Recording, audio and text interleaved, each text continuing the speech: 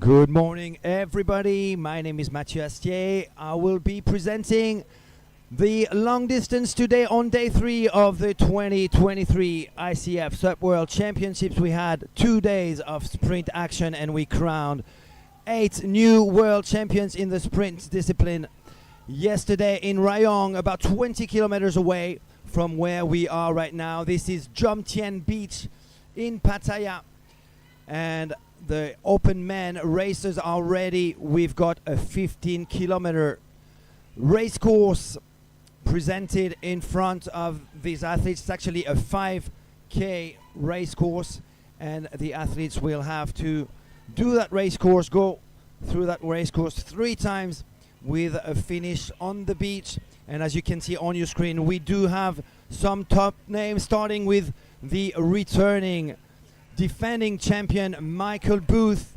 who had a clear win last year in Gdynia, Poland at the 2022 ICF SUP Worlds. We actually have the full podium from last year here on the beach of Pattaya with Titouan Pouillot, who is the 2021 ICF SUP World Champion. We also have Clément Colmas, who was 3rd last year. He was actually leading for a while, or actually 2nd for a while in that in the long distance race last year. So that full podium is here. We have the presence for the very first time at an ICF SUP World Championship of Shuri Araki, who is probably the pre-race favorite right now, the 17-year-old phenomenon from Japan. And I can see the athletes lifting their boards. We've got lots of top names. I actually have a list of more than 20 top names who could climb on the podium today. You can see Aaron Sanchez, the Spanish Tormenta is here. Aaron Sanchez at the top of your screen with Antonio Morillo. Blue Ewer in the middle of your screen. Johnny Hagen from Australia is here. Paolo Marconi, also a very experienced Italian racer. We have lots of new faces coming from Southeast Asia. Contingent of more than 20 Chinese racers, but also from Taipei, from Hong Kong, and a big team from Japan as well.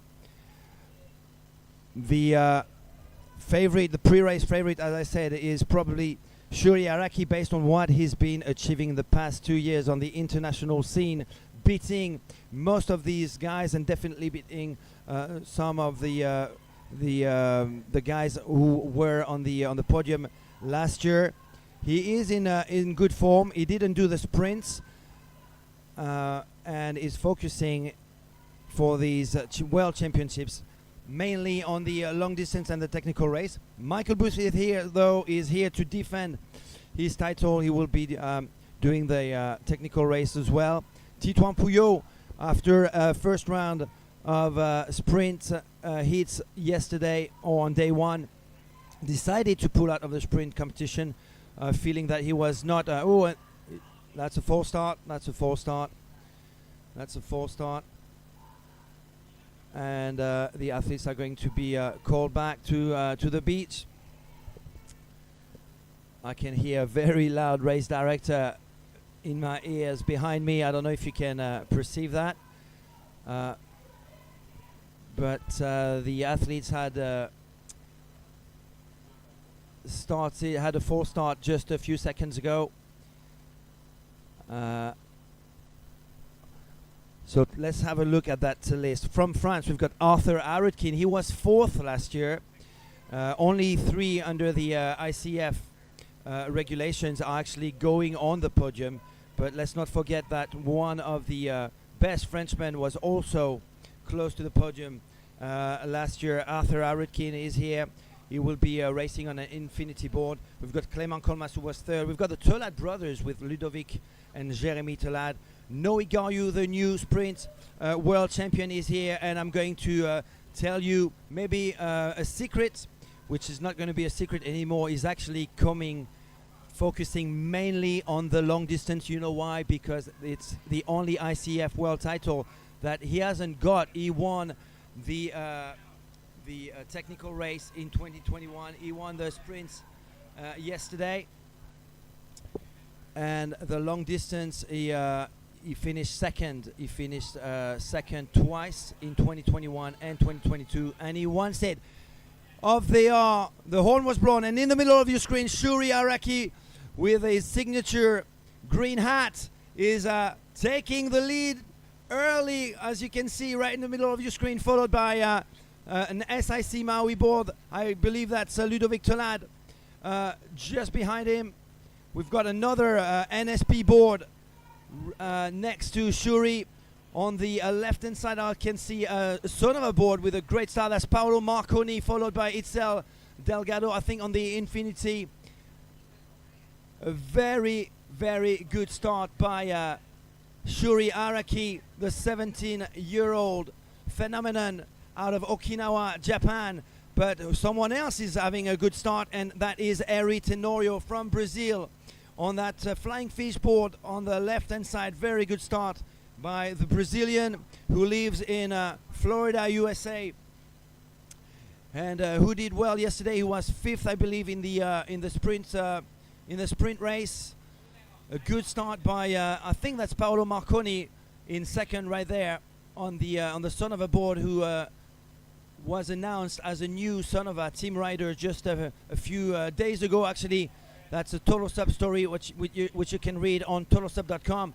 Shuri Araki now positioning himself in third. I believe it is Ludovic Tolad on the right, on his left-hand side, so that would be on the right of your screen with that Atlantis board by SIC Maui.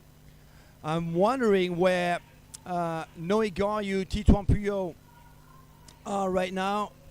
I can see Titouan right now in 5th place. That's slightly on the right-hand side of your screen. I think that's him on the NSP board right next to blue hat must be Noe Gayu, the new sprint world champion. He won yesterday ahead of Connor Baxter and an impressive Andrei Kreta from representing Bulgaria, who was leading for most of that sprint final until Connor Baxter and Noe Gayu surged in the last 50 meters, and Noe Gayu snatched that title, reclaimed that title since he was the 2021 sprint world champion already, but Connor Baxter won it in 2022, and that battle in the sprints has been going on between these two men, the Frenchman and the Maui athletes. Connor, since 2021, look at that field, an impressive field.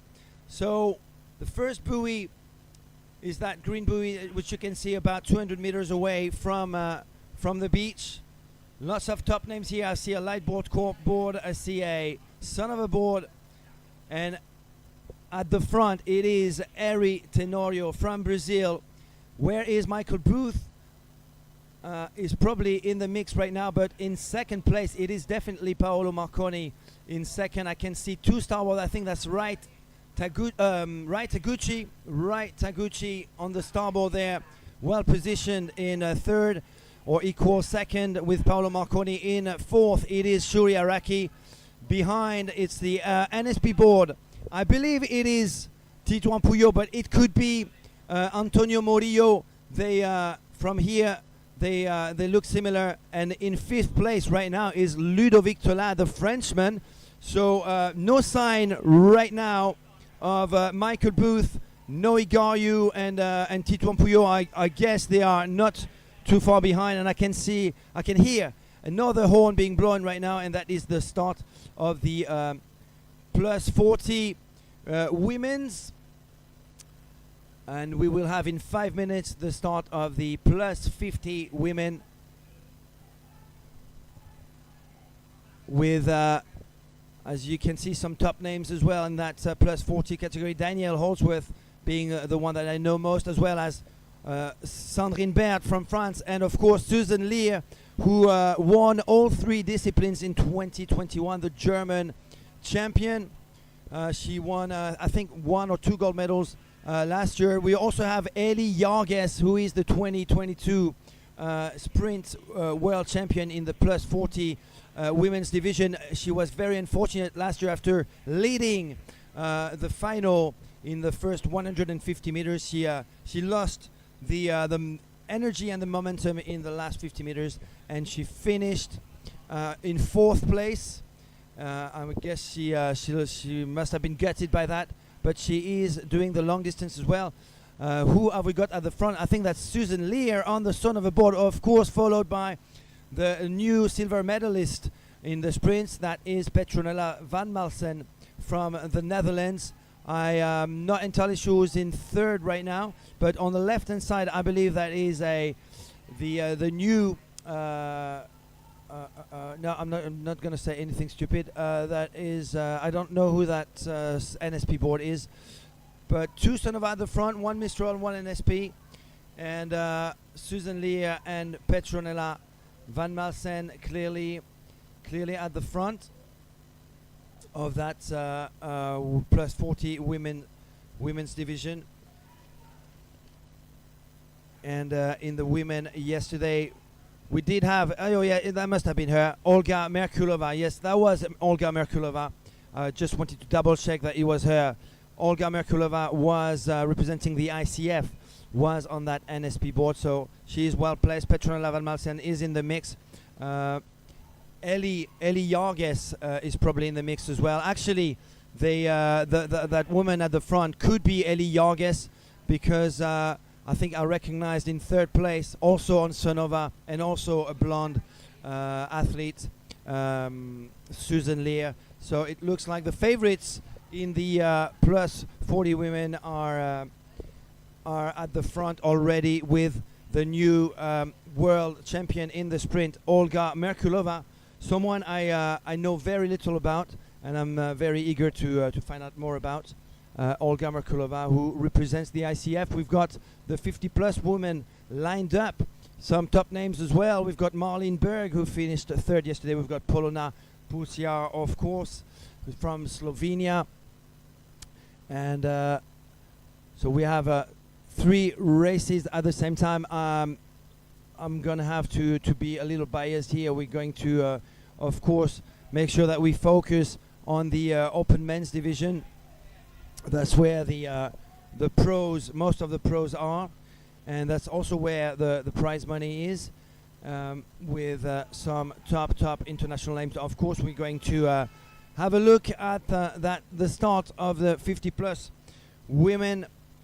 And I guess one of the favorites is the returning champion who snatched another gold medal yesterday. That is Penny Tsautu from Greece, and she will be racing on the NSP board. Who do I recognize here? I think it is Marlene Berg, right there in the middle of your screen, on the starboard from New Zealand.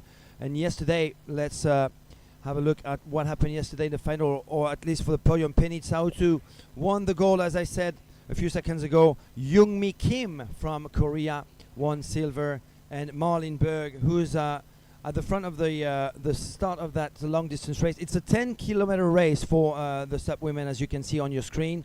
The open men are doing a 15K race, so 3 laps of that 5-kilometer course, and the 40-plus women are also doing 15K.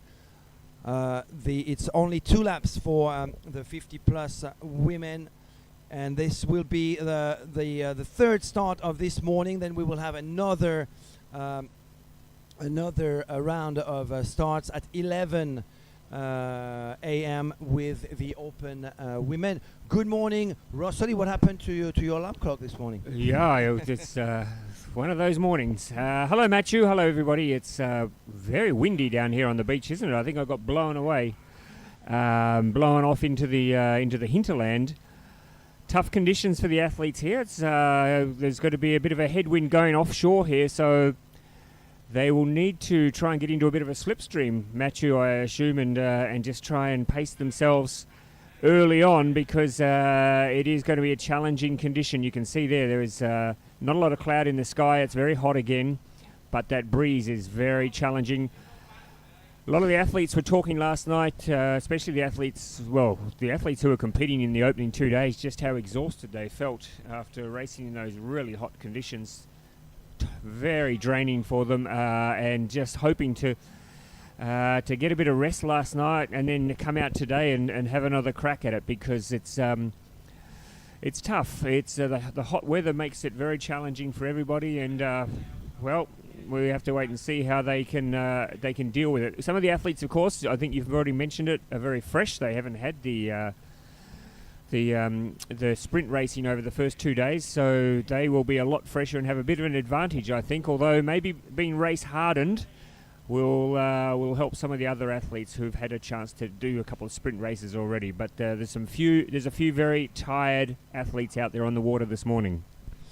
All right, we're back with the open men, and there's clearly a group of 5 athletes who are taking a different line from lots of other athletes who are spread out across the field. As you can see, who is leading? It is a starboard at the front, but we're against the light, so I can't tell really who that is. It is Rai Taguchi. So 2 Japanese at the front, Rai Taguchi and Shuri Araki.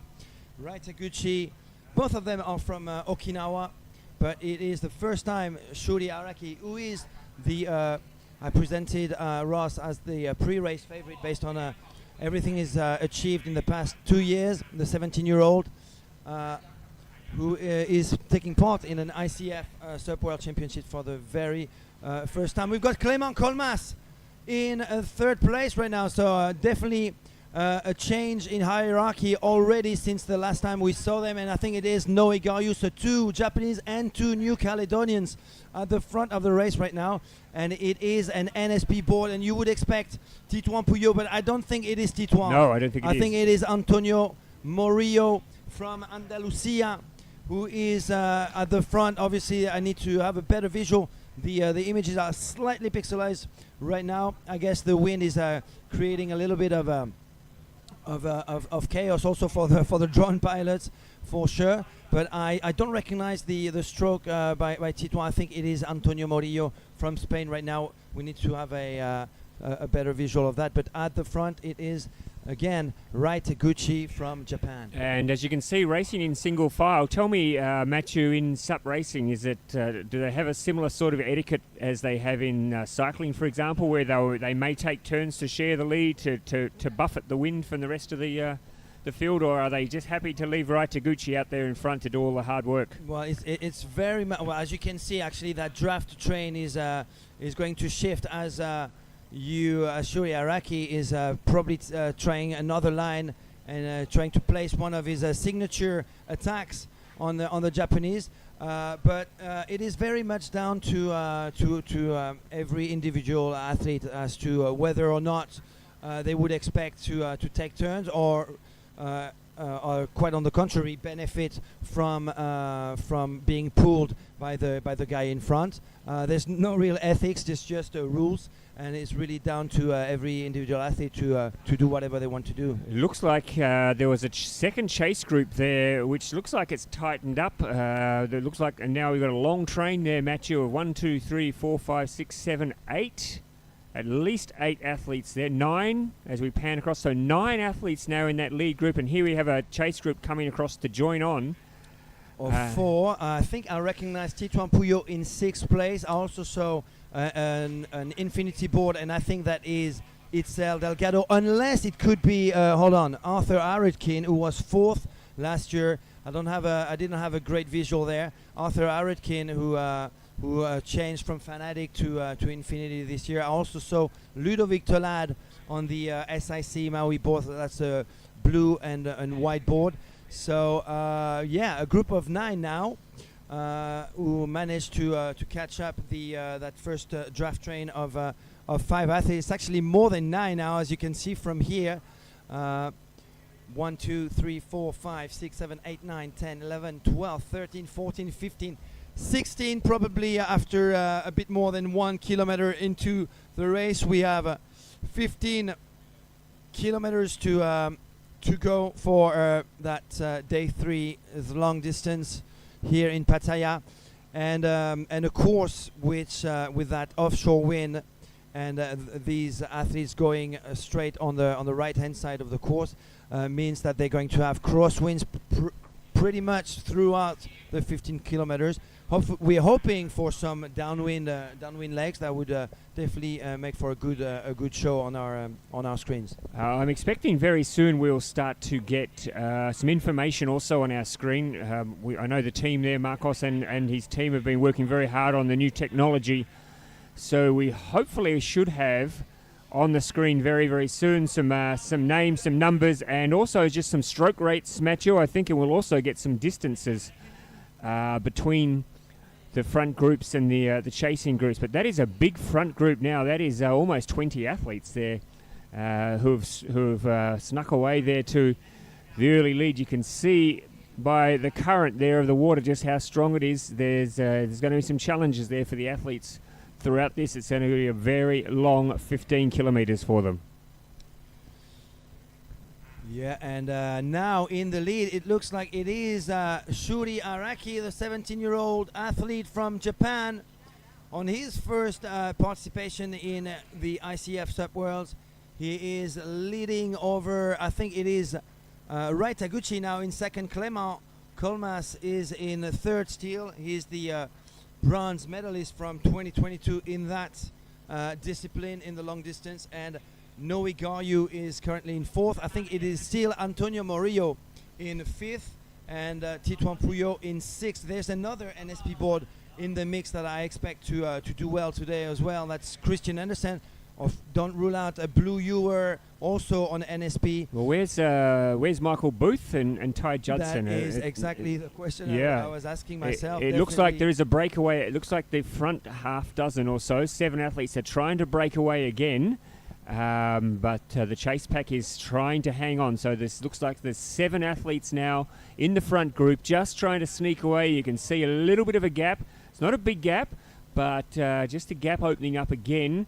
The second group had to work really hard to catch and to tail onto the front group. They look like they're trying to get across now. The angle is a little bit deceiving, but that is a very long train, Matthew. And yeah, I'm just trying to see. I'm looking for the Michael Booth trademark style there, and also Ty Judson. Great to have Ty Judson, the Australian, back again this year. You would expect he should be up there somewhere near the front group as well. I'm gonna try and guess. Behind that first group of 7 paddlers, there was a few seconds ago a starboard, and that could well be in 8th position. Michael Booth, really hard to tell from here. We are in the back, but I recognize the NSP board of Shuri Araki in Here we first go. place Now right now, and a change of cadence. Now we've got some information on the screen there, and look at that. Currently, according to our information, it's Taguchi in front, Murillo, Puyo Garui, Marconi. Paolo Marconi from Italy on the Sonova. Who's nice and fresh. He'll Arthur be Aretkin in the top 5. Okay, I don't see an infinity board, so hopefully that is correct. Ty Judson there. Daniel Hosulio is there. Of course, Ty and Daniel both didn't compete in the sprint, so they'll be fresh. They will be. Paolo Marconi, of course, he'll be fresh. So there's some fresh athletes. Daniel Hosulio was in the top 10 last year. He was 4th in 2021 in Lake Balaton. I saw Bruno actually out at the sprint. He's retired now. He has retired. There's a pretty good story to read on this on totalstuff.com, where he tells us why he decided at the age of 28, just quite earlier. Had enough, he said. He's just giving all he could to the sport, and he's ready for his next challenge. Yeah. As are you and I, Matthew. Huh? Yeah, I'm going for another 10 years. My challenge was just to get here sure. this morning, but so far to come. So there we have. Look at that now. That is a significant gap which has opened up there between that. There we have. There's Booth. Michael Booth's name has now appeared in that top 5, which is surprising because he's in the second group though. There's a 30-second gap between the front group and the next group. So there's according to our tracking, we have 4 in the top group. Let me just have it. I think I can count 5. So maybe one of those athletes has lost their tracker. But according to that information, there are 4 in that group. Then a gap of about 25 seconds to a chase group, which is now trying to get across to the lead group. Of course, this is still very early stage. In fact, that front group is a bit bigger than 5. That is, looks like there's 7 there, is there? There is. It's actually 1, 2, 3, 4, 5. Yes, 7. And Rai Taguchi, I think I recognize the hat of Rai Taguchi at the front.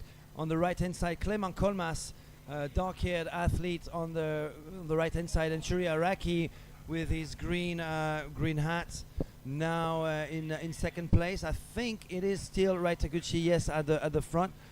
It would be great to have the drone over them to make sure we identify them.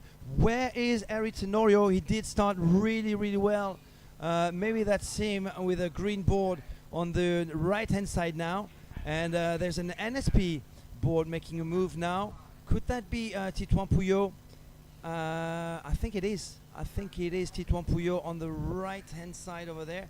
Well, hopefully we'll be able to get a drone out there very, very soon. It's challenging conditions for a drone. It's very windy here. You can't underestimate how strong that wind is, and it's causing a little bit of havoc with our technical equipment, but we're trying to bring you the best pictures we possibly can and the technology, but we are pretty convinced that Rai Taguchi is up there in that lead pack. He's been there since the start. Oh, different line being opened by Arthur Aretkin on the right-hand side on the Infinity Blackfish board. That's a 21.5 board, and someone is following him. I think that's Titouan Pouillot. I think that's Titouan, and you know what? These two French guys might even work together on different navigation line. That's definitely Arthur Aretkin there on the Infinity on the right-hand side. So different choices of navigation as we have, as you can see clearly, crosswind coming from the left-hand side of these athletes, and Titouan Pouillot making, or is it Titouan? I think, well, he's gone really wide there. So they're trying to get, they are, as I said the other day, and I'll use this saying again, Matthew, they're strung out like Brown's cows at the moment. Look at them. If you were a farmer and you looked out there and you thought, my God, I've got to get all those bloody cows into a paddock together somehow, and they're all strung out, there's no cattle dog in the world that can herd that lot together. They are really spread out now. Who has chosen the right line here? Who has chosen the best line? You have a big group on the left, you have a smaller group out to the right, and in the middle we've got a bunch of blokes who have no idea where they're going to go, left or right. They're just going to stick to the middle. Very hard now to get a bead on who's in front, because it's a bit like watching the America's Cup yacht race. You don't know until they get to the next buoy who will actually be in front when they come together and go around the next buoy. But I would say it looks like, according to our information on the screen, it's the same information that you're reading at home. It is still Raita Gucci in front. Noe Guru, Tituan Puyu, Mario, Booth, Judson, they're all there. But it's so strung out, you just would not know with any confidence who is leading at this stage. Well, the field is so spread apart. There's definitely something going on as to navigation choices right now. They're coming back to the beach, so we are 23 minutes into the race, which means that in a few minutes, in a few moments, we'll be able to find out at the end of lap number 1 who is actually in the lead. But Shuri Araki is leading that group with Raita Gucci, the 2 Japanese at the front of that That's group on the of left. 7. That's the group on the the left. left. With Clément Colmas, Ludovic Tolad is in the mix. We've got Noe Garyu also in there, and who is the 7th? I think it's Antonio Morillo. I think it's Antonio Morillo from Spain, who's the 7th. Actually, there's another NSP board, and that could be Christian Andersen or Blue Ewer. We will need a visual confirmation of that. Then there's another. Then there's a group of three right. starboards That's Michael there. Booth. There's That's Michael Booth. Yep. And I think Judson there as well, is it? So there's 3 starboards there together, I think, Matthew. Is it chasing across now? But they are definitely the chase pack. Yeah, in that second starboard could be Aaron Sanchez. Another. Might be. Someone is almost falling. That Clément Colmas on the left-hand side of your screen almost lost his balance and almost fell in the water. He recovered his balance just at the last second. So this is a big gap broken out. Now, where is the group that went to the far right? They really went on a totally different line. I'm half expecting to see them cross in front of our screen in just a moment. They must have seen something there that lead group did not see. And in the middle of your screen, or rather on the right-hand side, that's Michael Booth. Yes. With Aaron Sanchez, with Ty Judson and Paolo Marconi. So a group of 4 paddlers. Are they behind? It's a bit deceiving that what you see on the screen right now. It's hard to tell if that group on the left-hand side has got a big lead over that group on the right. Look at the flag in there, the buoy. That gives you an indication of how tough it is out there, how strong this wind is. One of the reasons I was a little bit late to the commentary this morning, I couldn't open my hotel door. The wind was blowing so strong, Matthew. I couldn't push it open, and I got a bit stuck. But look at now, this group here. Is that a tourist in the middle of surely not. Of the sea? No, that's probably someone operating a drone. I think it's a photographer. Okay. Fingers crossed. Fingers crossed, because otherwise I'm not quite sure what is going on there. He's having a nice old time anyway, sitting there just wondering what all the hubbub is about. But look at this lead group now. They have put a big distance between themselves and the rest of the field. Ooh, I feel that someone is losing a bit of momentum there. Is that Clément Colmas? No, he was at the back there. He was this 1, 2, 3, 4, 5, 6. The 6, and then the athlete. You know what? Clément Colmas, I think, is giving up. Look at him. He's not paddling anymore. He told me a few days ago, that's him at the back of that group. He told me that he pulled an abdominal muscle during training just a few days ago. That's why he didn't show up in the sprint competition on day 1. And this is heartbreaking. This is the bronze medalist from 2022 who is just... look at him. I think he's just giving up. So I'm still a bit confused. You won't be surprised to hear that, Matthew, but I'm a little bit surprised about the decision that a group took to go really wide out to the right. I don't know what they thought, I mean, maybe in a moment it'll all make sense to us, but it just seems like they really took a very different line and have made this, given this group, this lead group of 7, a really big gap here to the rest of the field. Well, it's either a mistake and thinking that there's a buoy somewhere to turn around which doesn't exist, or it is them trying to get a faster downwind leg going a little bit further up the course on the way back to the beach. But let's focus on that front group with There's a change in the lead now, I think, is it? Yes, it is. Right on the starboard, followed by another starboard. That's Noe Garyu, and you missed that, Ross. But Noe Garyu, I have some inside information from his dad, actually, that he's actually, despite winning the gold medal yesterday in the sprints, is actually focusing. He's been training for the long distance. You know why? Because it's the only gold medal that he doesn't have at an ICF SUP World Championships. He won the technical and the sprints in 2021. He won the sprints yesterday. He was silver medalist in 2021 and 2022 in the long distance. So he wants a gold medal in the long distance too. And that's why he's sticking up with Rai Taguchi, who is the pre-race favorite. So let's just, Matthew, let's run through now. We get a better idea now who's in that top group. If you can take us through it there from 1 to 6. So first place, Rai Taguchi, Japan.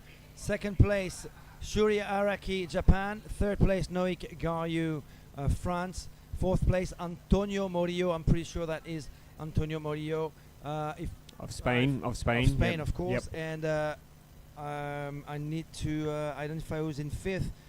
I don't know if it is Christian Andersen, Blue Yua, could be Ty Judson. I don't think it's Ty Judson. No, Ty Judson's back in the chase group, I think. I think Titouan Pouilleux chose another line. And is in 6th place, it is Ludovic Tolad. So definitely a dark horse to watch out for. He won the Glagla race at the beginning of the year. He's definitely strong in the long distance.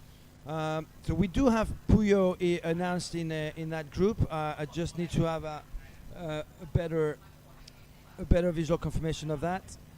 But it is definitely Antonio Morillo. And according to this information, the chase group, which includes Judson and Booth, they are 120 metres behind already before the end of the first lap. Just going on that information we have on the screen and looking to the naked eye, it's a pretty big gap already after less than a lap of this race. So a big gap between the lead pack and the chase pack. The chase pack about the same size, so we have 2 groups here, and the athletes who went really so ignore those 2 paddlers on the right. They are stragglers, I think. And you can see the cadence going a little bit faster there at the front with Shuri Araki trying to attack, but Rai Taguchi felt that and responded right away. So it's a higher cadence for these guys, and there's a tiny gap behind Noe Garyu, and Antonio Morillo will have no problem in catching up. Oh, hold on. There is definitely something going on there at the front. Look at that cadence now going up once more with Rai Taguchi. They're probably reaching the last buoy of the course, I suspect, buoy number 4. And I guess what's happening here? What's happening here? That what the heck? That odd yellow buoy is creating a bit of a havoc in there. Oh, that was totally confusing. I think Rai Taguchi. So that is Titouan. Titouan Pouilleux is in 5th. Titouan is in 5th. Ludovic Tolad is in 6th. So 2 NSP in that group of front group of 6 paddlers with Antonio Morillo from Barbate. Was that a mistake from Taguchi? I'd like to see that replay. He went to go between the 2 buoys and then changed his mind. It looked like he changed his mind at the last minute, and suddenly 2 or 3 athletes slipped under him, and he went from leading the pack to now he's sitting back there in around 3rd or 4th, I think, 3rd. Okay, well, the big upset of that first lap is to not find Michael Booth in that. He's in the chase pack. In that front group, it seems that he is in that chase group of 5 guys with a good 50-meter gap behind Ludovic Tolad. And I said buoy number 1. So we are definitely into lap number 2 for these top guys. Shuri Araki, now Noik Gayu, 3rd. Rai Taguchi, 4th. It is still Antonio Morillo, 5th. Titouan Puyot and Ludovic Telad on the SIC Maui board. That's the Atlantis model, the ocean model by SIC in 6th place. So three Frenchmen in that top 6. Yeah, and 2 Japanese. 2 Japanese. So will they work together? That's the big question. I mean, you know these athletes pretty well, Matthew. Are they likely to work together? There's not much they can do to help each other, I suppose. Just maybe take turns to try and provide a bit of a slipstream for their teammate. But it's a little bit each man for himself out there, isn't it? Really, when you get out there 1 lap into a 3-lap race. It is, and the pace is really high right now, but only a few of these athletes are capable of going into 7th or 8th gear in the throughout the course, actually, and one of them can do that a few times at a few moments during the race, and that is definitely Shuri Araki. That's the young athletes with a green hats in the middle of your screen. What they definitely will do, this group, they will work together to make sure that the chase group does not... there's a big news, big abandonment there in the women's race. Polona Polshar is out. Just confirmed. We're seeing a few athletes now come up as abandoned. So pulling the pin on this distance race. What I was going to say, Matthew, is that this front group, they will work together to try and make sure that the chase group don't get near them, because they don't want anyone else joining that group. They're very happy to be out there at the moment, having the race to themselves. They would have had a chance when they went around that buoy to have a look back over their shoulders, see where the rest of the athletes are, and know that there's a good gap there, and definitely do not want to give that group any chance, especially a group that contains athletes like Michael Booth and Ty Judson and others. You do not want to give them the opportunity to catch you up. I'm eager to find out, actually, if the production director is listening to us. It would be great to see who is actually in that chase pack, that group of 5 paddlers who are situated about 60 to 70 meters behind that group of that front group of 6 athletes. We suspect Michael Booth to be in there, as well as most likely Arthur Arukin, who had a pretty good start. Maybe Eri Tenorio as well from Brazil is in there, because he had such a great start. Probably the best one, actually, earlier on. And Kutong Ye, the Chinese paddler, he made the final yesterday of the men's sprint, and he's out. He's an early casualty. Li Yang also, another of the Chinese paddlers, he out as well. So it is testing conditions, and some of these athletes, although when we say testing conditions, Matt, you remember back to Gdynia last year, and it was incredibly testing, wasn't it? Remember that? It was we couldn't get a drone up, we couldn't get any cameras out on the water. It was so rough. We were basically sitting there in the commentary box with about 5 layers of clothing on, and we had no idea what was happening out on the water. For a moment there, I thought that was showing Rai Taguchi as abandoned, but no, he's not. He's in the lead. He's in the lead. Yeah, 2 Japanese. Yeah. Last year was tough. Was tough for the athletes, for sure. It was tough for us because of the crazy weather conditions. We only had a couple of camera angles. We didn't have the drone, which couldn't fly because of the rain and the wind. We even had a hole in the sand. Yes, we did. At the finish line, which created a bit of chaos for the commentators, especially, as well as for us, for sure. Yeah. Top 3, 2 Japanese. That is Rai Taguchi and Shuri Araki, 2 young men from Okinawa, Japan. In 3rd place, it is the man from Numea, New Caledonia, the new almost lost his balance there with that crosswind. And who is the new 2023 Sprint World Champion.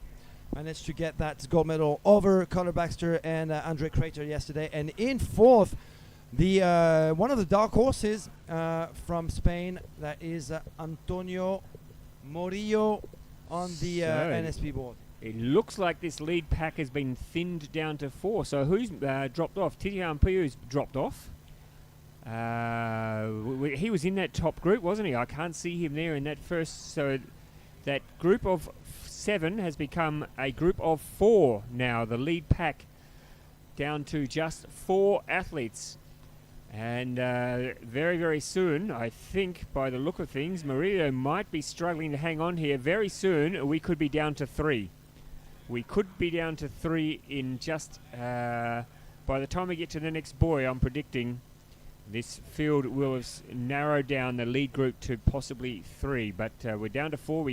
In a moment, we'll try and get a look of where the 5th and 6th athletes have fallen back. Maybe they're dropping back to join the chase group, but that chase group is falling a long way back. Hopefully we'll get some updates on the screen in just a moment of what the distance is between the again, Wow. Noit Guru just the wind, I think, giving him a little bit of trouble out there. But the 2 Japanese paddlers looking very strong. Look how static on the far back over there the women athletes are.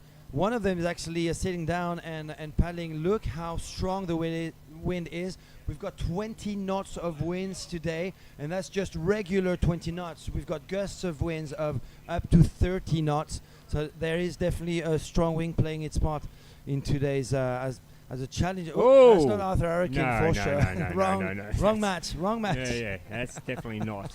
Unless he's... Well, you never know. Unless he spent too much time in Thailand. That's exactly. Yes, that's exactly. what you were going to say. Yep. All right, right to Gucci. It is 2023, so don't forget. Yeah, anything goes. Anything goes in 2023, but we're pretty certain that that's not Arthur. So a lead group of 7 is now down to a lead group of 4. So it's always awkward, I think, Matthew, when you have a group of 4, because it always means one of these paddlers is going to miss out on a medal. And that, I think, when you get down to 3, you sort of think, okay, I can get a medal here no matter what happens. When there's 4 of you, though, you have to have in the back of your mind that if you make a slight mistake, you might be the one that finishes 4th. And when you go out in a long distance race and you work your backside off for 15 kilometers and get to the end and you finish 4th and you don't get up on that podium, it can be heartbreak, absolute heartbreak. Yeah, talking about heartbreaks, you know that I have the feeling this is exactly what could happen to Rai Taguchi, leading so much in already throughout half of the race almost. Rai Taguchi has been leading pretty much from the start. That's a lot of energy, although he's got a bit of a lead for himself. He knows he's got the best long distance champs in the world behind him. So I think he should let go of that front position for a bit, just to rest a little, and in order to be able to potentially place a sprint attack later on, because obviously leading and pulling all these top athletes is definitely energy draining. So the latest information we just had on the screen is there's 140 metres now between the leader, Rai Taguchi, and the chase group of Michael Booth. But I'm not sure that that's up to date, because it also had Titian Puyu up there and Ludovic Tolad, and he's not in the front group. There's only 4 there. And we can't even see Puyo yet. He hasn't come up on the screen, so that gap is really widening now. The front 4 are going out hard. They're really trying to shake off the rest of the field, and it's been a pretty successful move, you've got to say. They so far and it seems it all happened at buoy number 1, entering the lap number 2 of the course. So there we have. Well, we've still got Puyo there in the front 4, but you're pretty certain he's not there, aren't you? Mathieu? Yeah, that's a bit. I mean, what I see on screen doesn't matter unless it is Titouan. I mean, obviously we had a change in camera angle, but no, Morio is there, so that's definitely the NSP we're seeing on the screen. And Titouan Puyo is marked as third. Well, according to that, there's only one Japanese paddler there in that front 4. Is that right? No, that is not right. We have a starboard, and that is Rai Taguchi at the front right now. For sure, Shuri Araki has got that green hat, and it's actually Shuri Araki who is not marked, who's not called. Because there's 4 athletes up there in that on the tracking, but he's not one of them. So anyway, we'll try. Maybe his tracker has fallen off. Some of the trackers fall off some of the athletes, and maybe he's lost his GPS, and that's why he's not appearing on the screen. So, look, I think the big change in this race came when they went downwind, and there was a group who decided to go very wide. And I think in hindsight they'll go back and look at that, Matthew, and that'll be where their race was lost, because it just let that front group get away. And ever since then, they've been playing catch-up, and they've now fallen right off the pace. Yeah, and that bears the question: why take chances when you have the world's top athletes in on the field? Why not just follow them and see where they go? And right now, it is pretty clear that Shuri Araki is the man of the hour. Although Michael Booth has had an amazing season. But we've hardly seen him so far in the race. I'd love to see the chasing pack, though. I'm eager to find out what's happening at the back of this front group of four paddlers. I do know Michael Booth has been doing a lot of ocean racing training. He's entered in for the ICF Ocean Racing World Championships in Perth in a couple of weeks' time, and maybe that's been his main focus over the past few weeks. But I mean, he's a professional. You would expect he would want to come here and be challenging for a medal. Yeah, well, slightly less races for Michael Booth on the sub scene, but still he had some pretty convincing wins. And we have a chase group coming across. Yes, and I recognize the Eri Tenorio in second. There's a starboard in first. Yeah, that is a starboard, but I'm not entirely sure that is. I don't recognize the paddle stroke there, the style. There's a Sonova as well. Now Manuel Oyuela, most likely on the Sonova.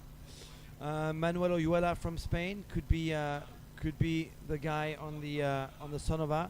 Yeah. So that would mean that Titouan Puyol, Ludovic Tolade might have abandoned. That would I guess that would have been announced on our screens. That is a bit odd. Where is Michael Booth, though, is the big question. Well, there's a reasonably sized. We haven't seen the whole chase group there. 1, 2, 3. There's 4 athletes there. Part of that is that Ty Judson at the back there? I think Ty Judson is wearing a white hat, so I would go maybe for Titouan. Actually, it might be Titouan right there. Now the angle is a little bit deceiving. It looks like they're making up a bit of ground, but I think there's still quite a significant gap there between the front group of 4 and the chase group of 4. But they are desperately trying to get across. They want to get across. There's still a long way to go. We're not halfway yet in this race, so there's still a lot of racing to happen. Now, someone's taking a different line there. Who's that, Mathieu? Can you see? I think that's Titouan. On the in the middle of your screen. So not following the chase pack of 3 paddlers, but going on his own in the middle. I think that's T2.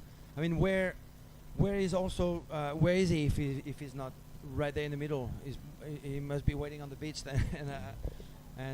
So I think that's him right in the middle. But my question right now is, where is Ludovic Tolade? He was.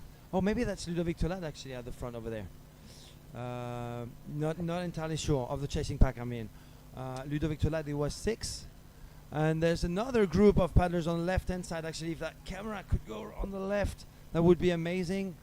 There's another group of paddlers in the chase on the left-hand side of on the left-hand side, but it's out of the screen right now.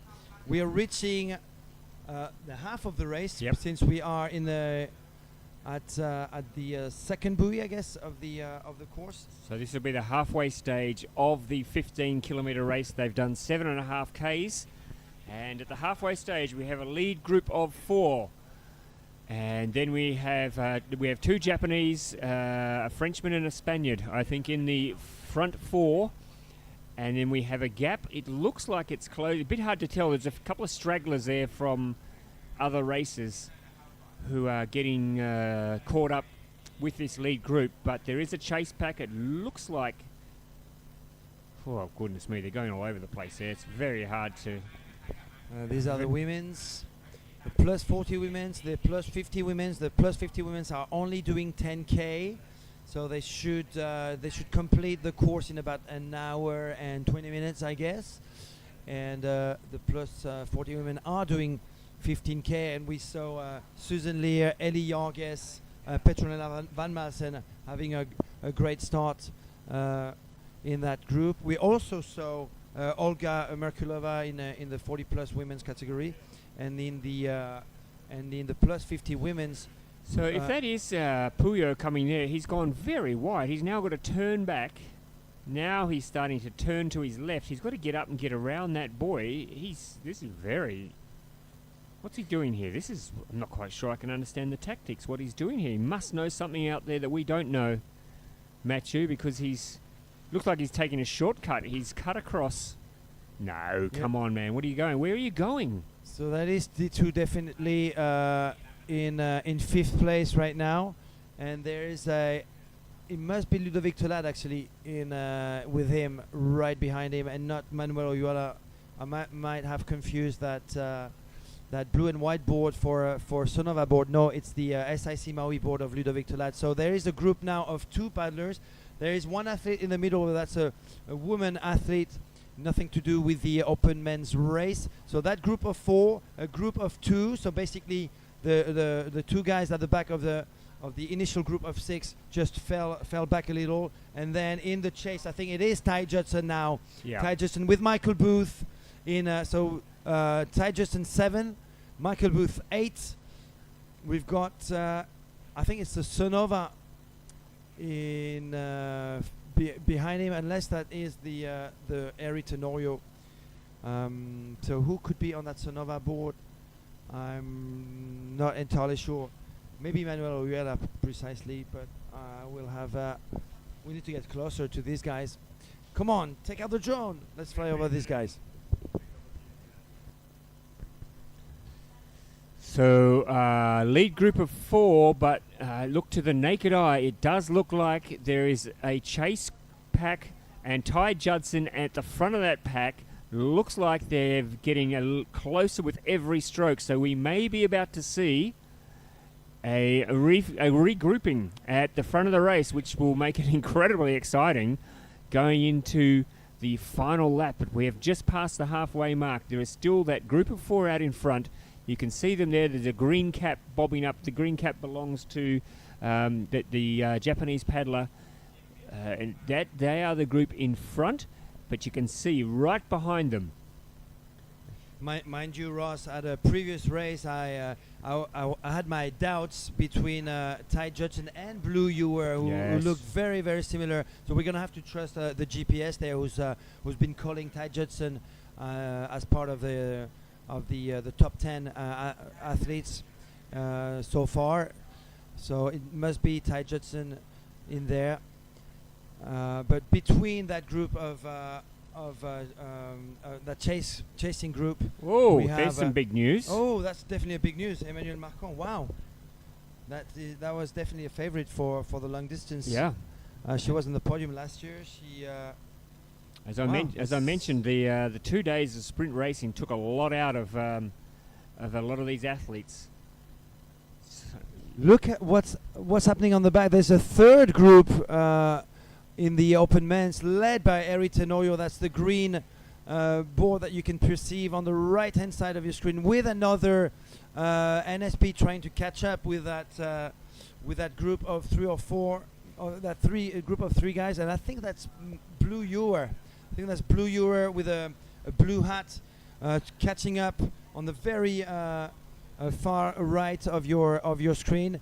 At the front, though, it is now Shuri Araki, unless Rai Taguchi is still at the front. Anyway, the 2 Japanese are at the front. Noe Garyu and Antonio Morio are still holding on to that draft train led by the 2 Japanese.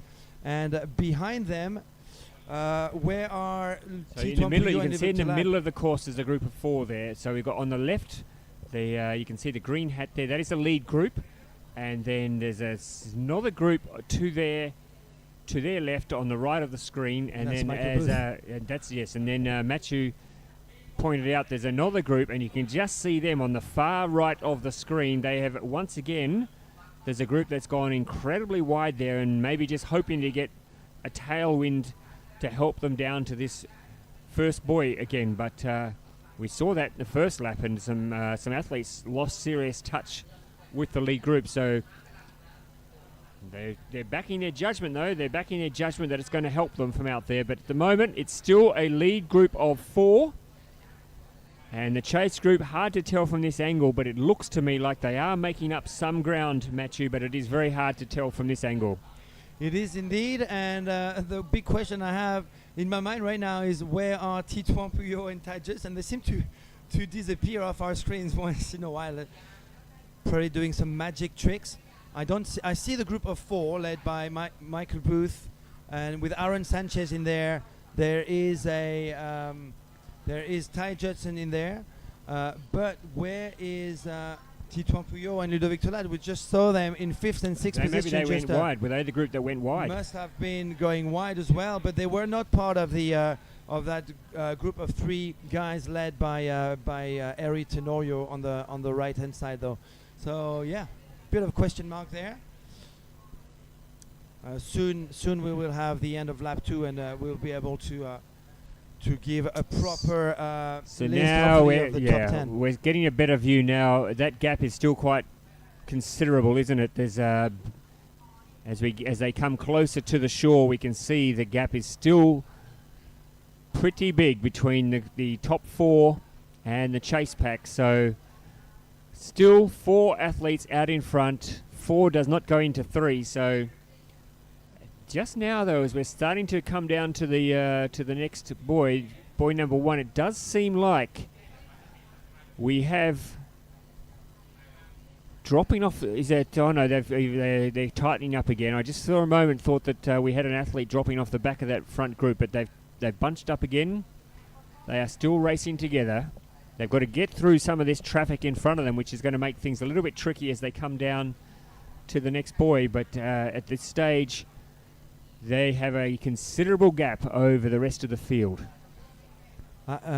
You have to be impressed also by the strategy by Noe Gayu. He's been quietly waiting for his moment, sitting in. Look at him, hydrating himself right there in 2nd or 3rd place with the Japanese in the lead. He's been calmly drafting either Shuri Araki or Rai Taguchi, and his whole strategy is to basically follow those leaders and hope for an opening and place an attack in the sprints. It could be in the last 300 meters, 200 meters, 100 meters of the race if that group of 4 stays like that. But I have the feeling that Shuri Araki is probably going to try and do something, probably entering lap number 3, if not even before. I can see him at the front of the pack right there. So we must be, we must be getting close now to the buoy down here, and we'll get a very good idea now. And maybe we can see something in the body language. We can, maybe you can cast your learned eye, Matthew, over the 4 of them, and give us your thoughts on who you think looks like they're travelling the best with 1 lap to go. But at the moment, this group of 4 have the race to themselves. The chase back, when we saw a different angle, it looked like they were getting closer, but absolutely they are not making much headwind at all on our lead group of 4, who really made a big move at the halfway stage of the first lap. And there we're getting on the screen now the speed of Rai Taguchi. Pretty good average speed, just under the 10 Ks. It's pretty good in these conditions. Well, absolutely, yep. With a very strong crosswind. But who's looking more comfortable? I'm gonna go for Noe Gayu. Look at him, just cruising. Is being pulled by the 2 guys in front of him. Antonio Murillo is also playing a pretty clever game right there. Yeah. None of these guys have led so far, so really keeping as much energy as possible for a potential sprint finish. Now it is Rai Taguchi now taking a quick pause just to get some water into his system. and it is Rai Taguchi now taking the lead. So I was looking at the start list, a very, very long start list, 143 men taking part Yeah, it's in this fantastic. long distance. And I was looking for who could be that guy in the chase pack on the Sonova. There's one guy I haven't identified yet. I think it is Paolo Marconi. He's been announced as a Sonova rider just a few days ago. He used to be on the RRD for years. And he had a great start, and he's definitely a long distance paddler. So from Italy, potentially Paolo Marconi in the top 10. So, yeah, it's if anyone, I suspect, I don't know, Matthew, but at the back of that quartet there, Morello, I think, might be the one who might struggle to hold on. When we get around the bottom buoy here, I expect that the two Japanese paddlers will make their move. And that could be where it will be very, very testing for the Spaniard to hold on there. But look, maybe he's just paddling within himself at the moment. But he looks like, of the four, he looks like the one who may be struggling the most. You can see there just not really getting the rhythm going as we head down towards the end of the second lap. And there's some paddlers getting in the way there. What has just happened? I think we had we have a group of 6 now. Well, where did they come from? We have a group of 6. No, but are they part of the... That's Titouan Puyot and Ludovic Tolade right there. So Where- they were, they disappeared. They appeared again. Magic trick. What Made in the- France. Titouan Puyot and Ludovic Tolade, who disappeared off screen, are back Where in the did they game. come It's a from? group of 6 paddlers My at goodness. the front of the race now. Surely those 4 athletes at the front knew what was going on, but obviously because we're limited with camera angles, we didn't know where Titouan Puyot and Ludovic Tolade went. But clearly, they chose a course which allowed them to stay at the front without us noticing them. Here we have our group of 6 paddlers back again. So it's basically a repeat of the finish of lap number 1 for lap number 2. So were they racing to the left? They must have been out to the left coming down there. But I think thought so. Titian Puyou had taken a different line to get around that second buoy. So, Well, I'm not sure. It definitely spices things up here in Pattaya, Thailand on day 3 of the 2023 ICF SUP World Championships. Wow. We've got the pre-race favorites, Shuri Araki clearly in the lead. The reigning champion from 2022, Michael Booth, is in the chase pack. We haven't seen much of him in that group of 6 paddlers at the front. We've got Shuri Araki now accelerating clearly. Look at making that a move. huge Look at here's the big acceleration. move. Here's the big move. I thought the 2 Japanese would go for it around this buoy, and now they're trying to shake off a couple of these paddlers because all of a sudden this group of 4 has become a group of 6, and they do not want 6 athletes as they head towards the end of this final lap. But they are strung out now. It's single file racing. Who has got the power? Who has got the stamina? Who's got the strength to hold on with 1 lap to go? It's been challenging conditions. I think you must be right, Matthew. The group of 4 must have known that those 2 athletes were out wide and we're going to join them at any stage, because all of a sudden they've turned around and there they are, breathing down their neck. And behind that group of 6 paddlers, about I would say 70 meters behind Ludovic Tolade, we have a group of 4 paddlers. We suspect Michael Booth is leading that train of 4 paddlers. I know there's a Sonova board in there. I think that's Paolo Marconi. We also saw Arthur Eritkin that who could potentially be in there. Eri Tenorio potentially be in there. Let's have that drone shot right here at that buoy number 1 of the course, just to make sure that we identify the group of 4 paddlers. So that would make it our top 10 actually, because we have a front group of 6 racers and a chasing group of 4. One of the big upset this morning is Clément Colmas. We saw it right in front of our eyes. Clément Colmas, who was one of the favorites also for the podium, the bronze medalist from last year, pulling out of the race due most likely to some pains in his abdominals. muscle. And yeah, we've got that group of 4 now coming up. Who is at the front? I think that's a red nose starboard, most likely Aaron Sanchez, I believe, from Mallorca, Spain, leading that group. Another starboard behind him, that is the 2022 world champion Michael Booth from Australia. Oh, and there's going to be someone getting in the way here. Somebody is going to get in the way. They need to watch out. They need to be aware of what's happening around them. So who's wearing that black hat? I think that's Paolo Marconi. Yes, Paolo Marconi in 9th, and the NSP, that is Ty Judson. So we've got our top 10 in this race. Lots of big names are missing in that top 10. Yeah, where is Daniel Hosulio? Daniel Hosulio, Itzel Delgado. Yeah. Arthur Aritkin, who was 4th last year. Lots of great names. Blue Ewer, we haven't seen him. He's not in the top 10. Yeah, Blue Ewer. Johnny Hagen, also from Australia, is missing in at the front of the race. So the question is, there is no doubt about the quality in that chase group of 4, but can they make up this sort of distance? Oh, there's a third group. There's a third group right here. Thank you, Mr. Drone Pilot. There is Eric Tenorio in there, so we've got our 11th, 12th, and 13th. So that's the starboard.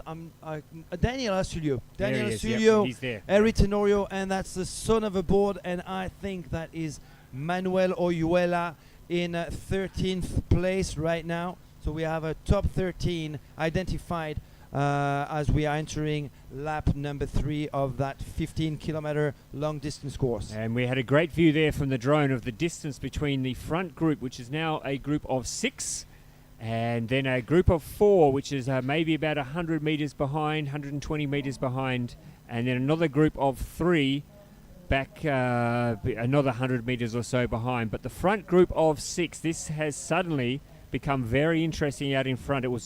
We were calling the group of 4, and then as they came down to the end of the second lap, appearing like magic, like a puff of sprinkled fairy dust, 2 athletes magically appeared and joined the front group, and quality athletes too, joining that group of 4 and really making it interesting, and I'm sure sending some shivers down the spines of our lead group. But 6 athletes now. I wonder if they'll stick together or whether they will choose to take a different line again. We've seen some different lines taken throughout this race. The wind out there is providing some challenges, so some different lines have been taken at different times, and we've seen that we thought Titian Puyu had made a misjudgment, but it turns out he knew exactly what he was doing. Yes, he does, and you know what? That is one of his strengths. I was actually thinking, what is going on right now in Tituan Puyo's mind? He is the 2021 world champion. He is a great strategist, and one of his key signature moves was to take the lead early in the race and impose his rhythm. He was unable. Oh, big move at the front. Yeah, with Rai Taguchi, yes, taking the lead. But Tituan Puyo has got a big question mark right now that he's probably asking himself, should he try and make a move now, because he's probably 100% sure that he's unable to match the speed in a sprint finish with some of these guys. Noe Garyu, Shuri Araki, Rai Taguchi, of course, are really fast finishers. So Tituan Puyo, if he wants to do something to place a podium in this race, he would have to make a move now or settle for a place outside of the podium, most likely. So the top 3 there, you can see that the lead 3, they've been together for this entire race, and then we've got the second 3 who have just been hanging along. As Matthew pointed out, they've not really taken their turn at the front. They've been sitting back off the pace, just letting everyone else do the hard work at the front. Really, it's been the 2 Japanese paddlers, Matthew, who have taken it in turns in the lead, and everybody else has just been happy to sit behind, maybe try and get in a slipstream, maybe get a little bit of protection when possible from the wind, but they've been quite happy to let the 2 Japanese paddlers do all the hard work at the front. Yeah, you know what? I wouldn't be bothered with Shuri Araki taking the lead, because we've seen him taking the lead early in front of top international racers and maintaining that lead all the way to the finish line, actually extending that lead in the last 3 or 4 kilometers of a long distance race. So that doesn't bother me too much. What I find a little bit intriguing is Rai Taguchi putting a big show at the front in the first two rounds. I haven't seen him winning a race after leading for so long. Of course, he's got the potential for it, but that hasn't happened yet, or at least I haven't seen it happen yet. So is he going to pay leading for so long at the front of the race? We'll see in a few minutes. So, Matthew, just take us through the lead six there in order so our viewers at home know who they're watching and maybe they can get a beat on their favourite athlete here. So, since the beginning, it's been two Japanese at the front. That is Rai Taguchi from Okinawa, Japan, followed by Shuri Araki, 17-year-old phenomenon from Okinawa as well. Noe Gayu has been in the third position almost from the beginning as well, followed by Antonio Morillo from Andalusia, Spain. Titouan Puyo is in fifth right now on the NSP, and on the SIC Maui board, another dark horse that is Ludovic Tolade from France. So three Frenchmen in that top six, two Japanese and one Spaniard. So Puyo and Ludovic are the two athletes who joined. We'd lost them off the screen. We didn't know where they were, and then suddenly they are the two athletes who reappeared coming down to the end of the second lap and joined this lead group of four. And now the question will be, when they go around this buoy in just a moment, will they stick together, or are they going to try and make a bit of a break for it, try and get a different line? By the way, we are keeping an eye on the women's 50 plus and the women's 40 plus. Both of those races now over the hour mark. And the women's 50 plus is, of course, 10 kilometres long. The 40 plus 15 kilometres long. We will, as soon as we get some word of the athletes crossing finishing lines or getting into the finish, we'll try and bring you some finishing shots of the finish. So I expect the top finishers in the women's 50 plus to finish in around an hour and 20 minutes. Yep. Maybe slightly. Oh, actually, yeah, an hour with the wind. It would probably be 1 hour 10, 1 hour and 15 minutes. I don't know if on a normal course, but there's a lot of wind today. If it's possible, if our people in central control are listening, if it's possible for them just to put up on the screen maybe just the standings in the women's 50 plus and 40 plus. They don't have the tracker. Okay, there's no tracker on the 50 plus or 40 plus. So sorry, we can't bring you that, but we will try and get some pictures as they get closer to the finish line. But all our attention at the moment is on a very, very interesting men's elite race, and this group of six, they are sticking together, and it is still Rai Taguchi in front. He is looking pretty strong. He's been there since the get-go,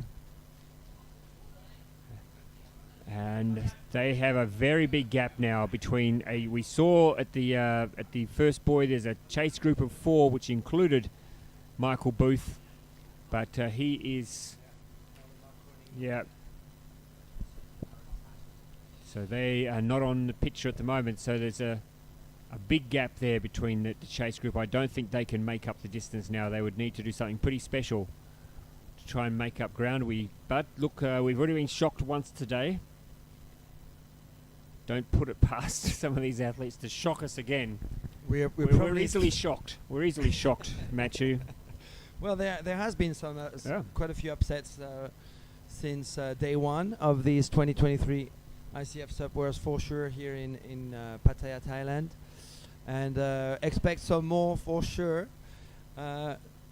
Some magic created by Titouan Puyo and Ludovic Tolade just a few minutes ago is just one of many interesting moments that we've had in this competition so far, and it's not over yet.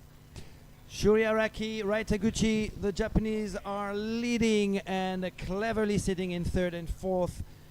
Noe Gayu and Antonio Morillo, Titouan Puyo, and Ludovic Tolade also from France, closing the march in that leading group of six. So we have three Frenchmen, two Japanese, and a Spaniard.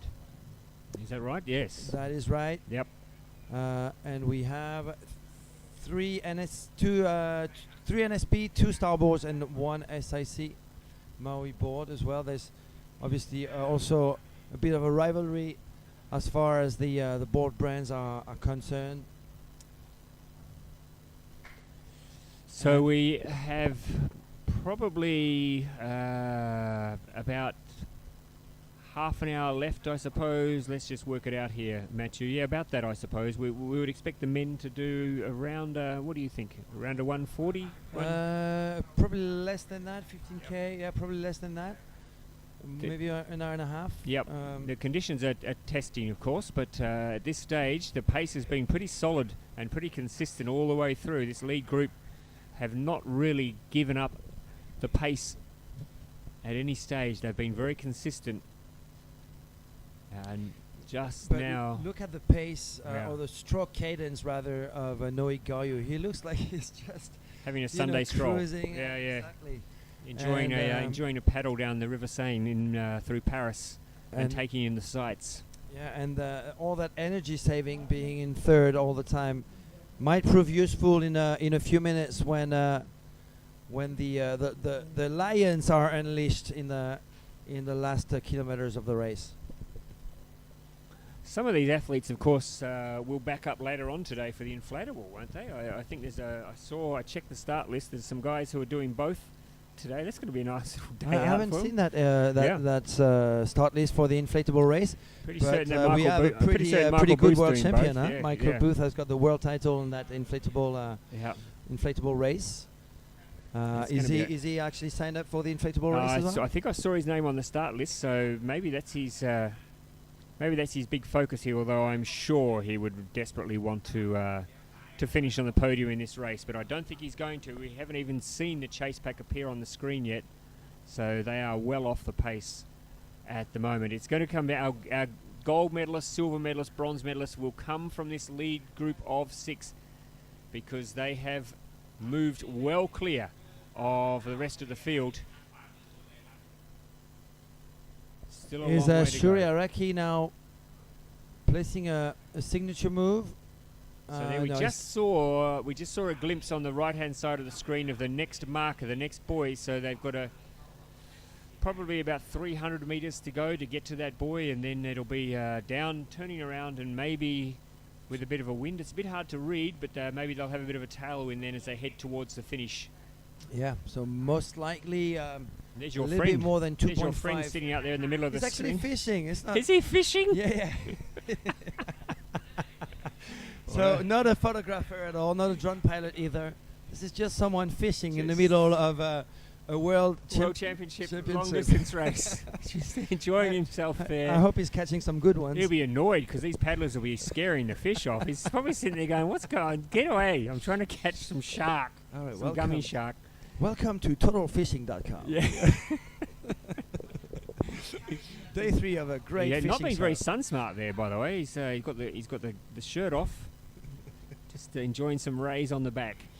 But now the athletes are heading towards that boat there you see, and the green buoy. They'll go around that buoy and then they'll head for home, and we'll soon see. I'm expecting we'll see somebody when they go around this buoy pin the ears back and make a move.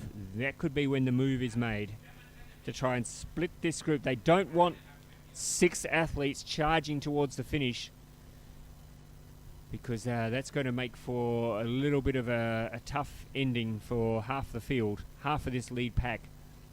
Yeah, so I reckon we are 15 to 20 minutes away from the finish, actually, if that buoy is indeed at half of the course, so 2.5 kilometer away from us.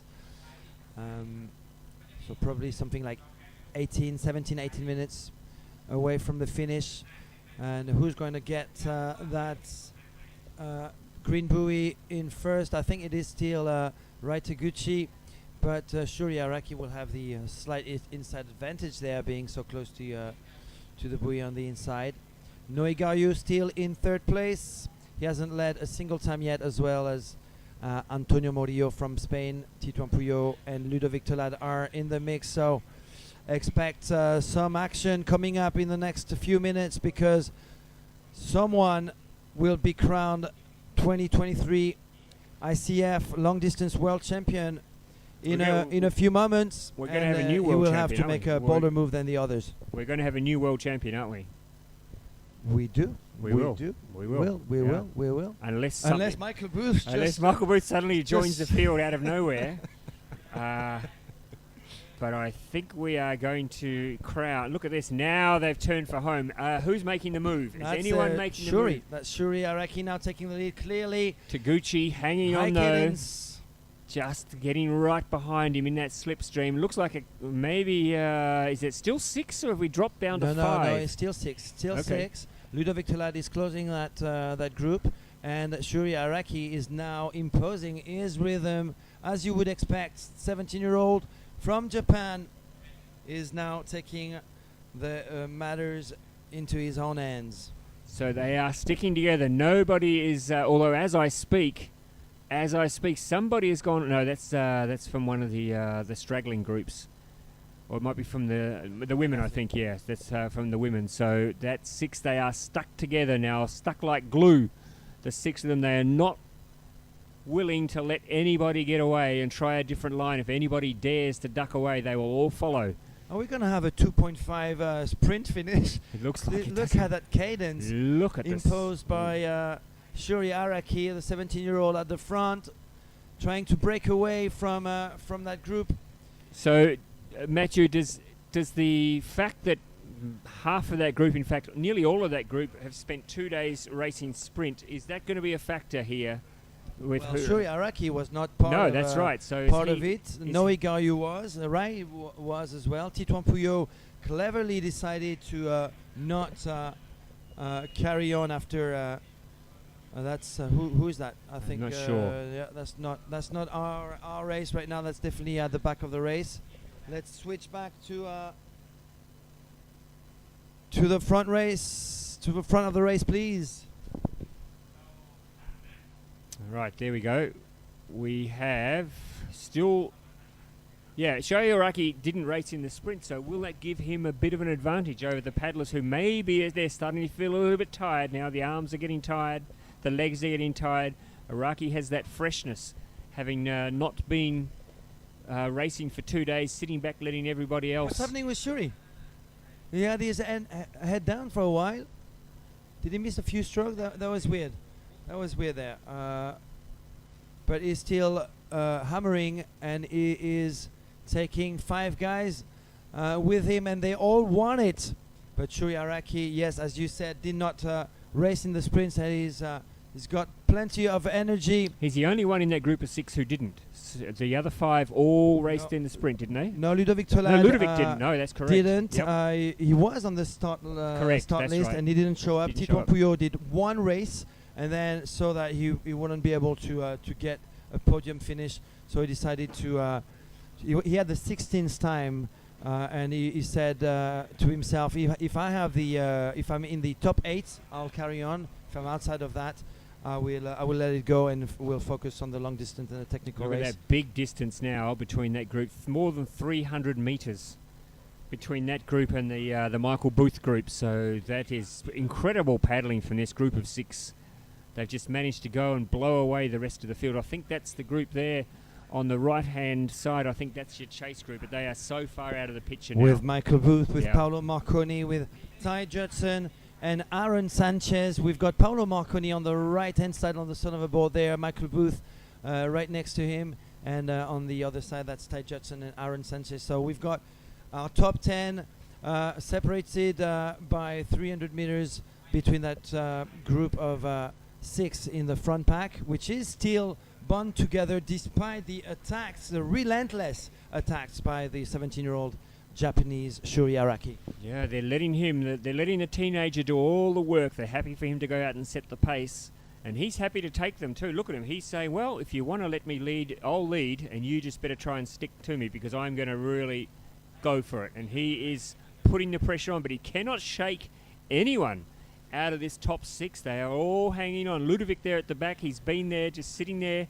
off the back since he and Pouillot joined this group of 4. They've just sat at the back, letting this group of 4 in front do all the work, but it is the youngster, the teenager from Japan, who's really tried to make his mark on this race. The question is, has he got enough petrol left in the tank? Because he's had to work really, really hard. And that's, I think, is that Taguchi on his left? Yes, it is. Right, Taguchi now making a move. Yeah, and Guru on his right. So, well, the question will be, Well, Matthew. Gayu still in strolling mode. Yeah, As you sure. can see, look at that.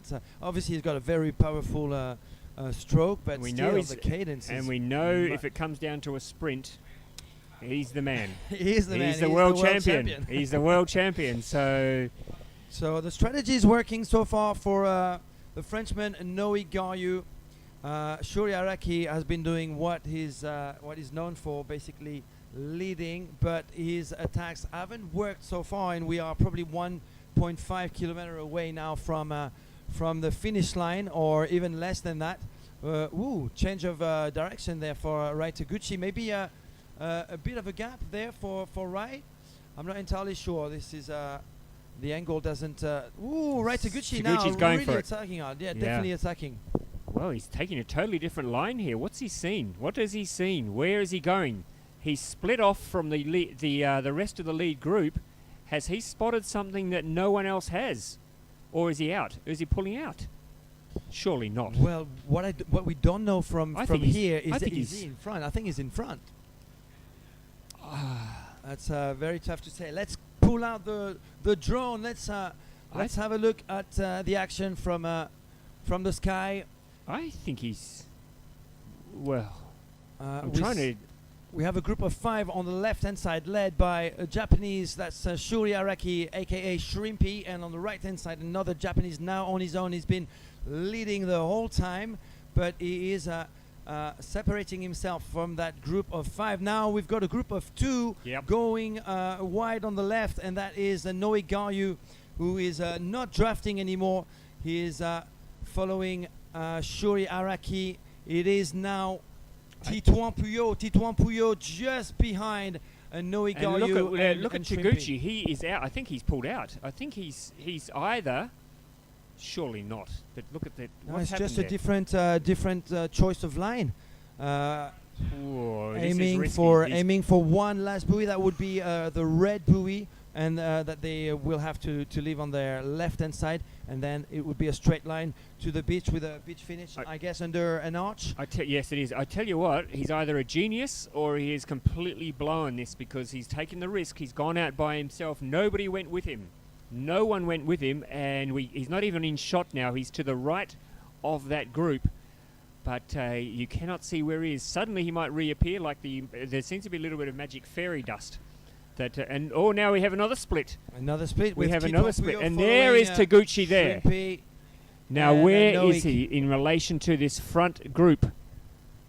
Whoa, this has all of a sudden become very interesting. We've got a split there. We've got Taguchi now coming across. We're going to get an idea as he comes across now to join the lead group. And in the middle, the 2 underdogs, that's Antonio Morillo and Ludovic Tolat. These 2 athletes, although they are very, very good in their home country, haven't had that much of a international exposure over the past few years. Although Antonio Morillo won a silver medal recently in a big event in Peniche, Portugal, in technical racing, so we'll see more of him for sure this week.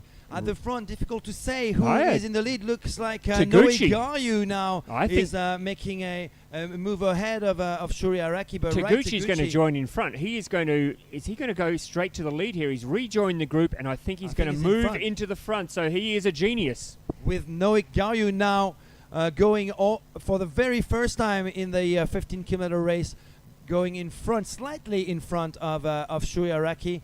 So suddenly, I think it's down to 4. I think the 2 at the back there, Murillo and I don't think that they can hang on.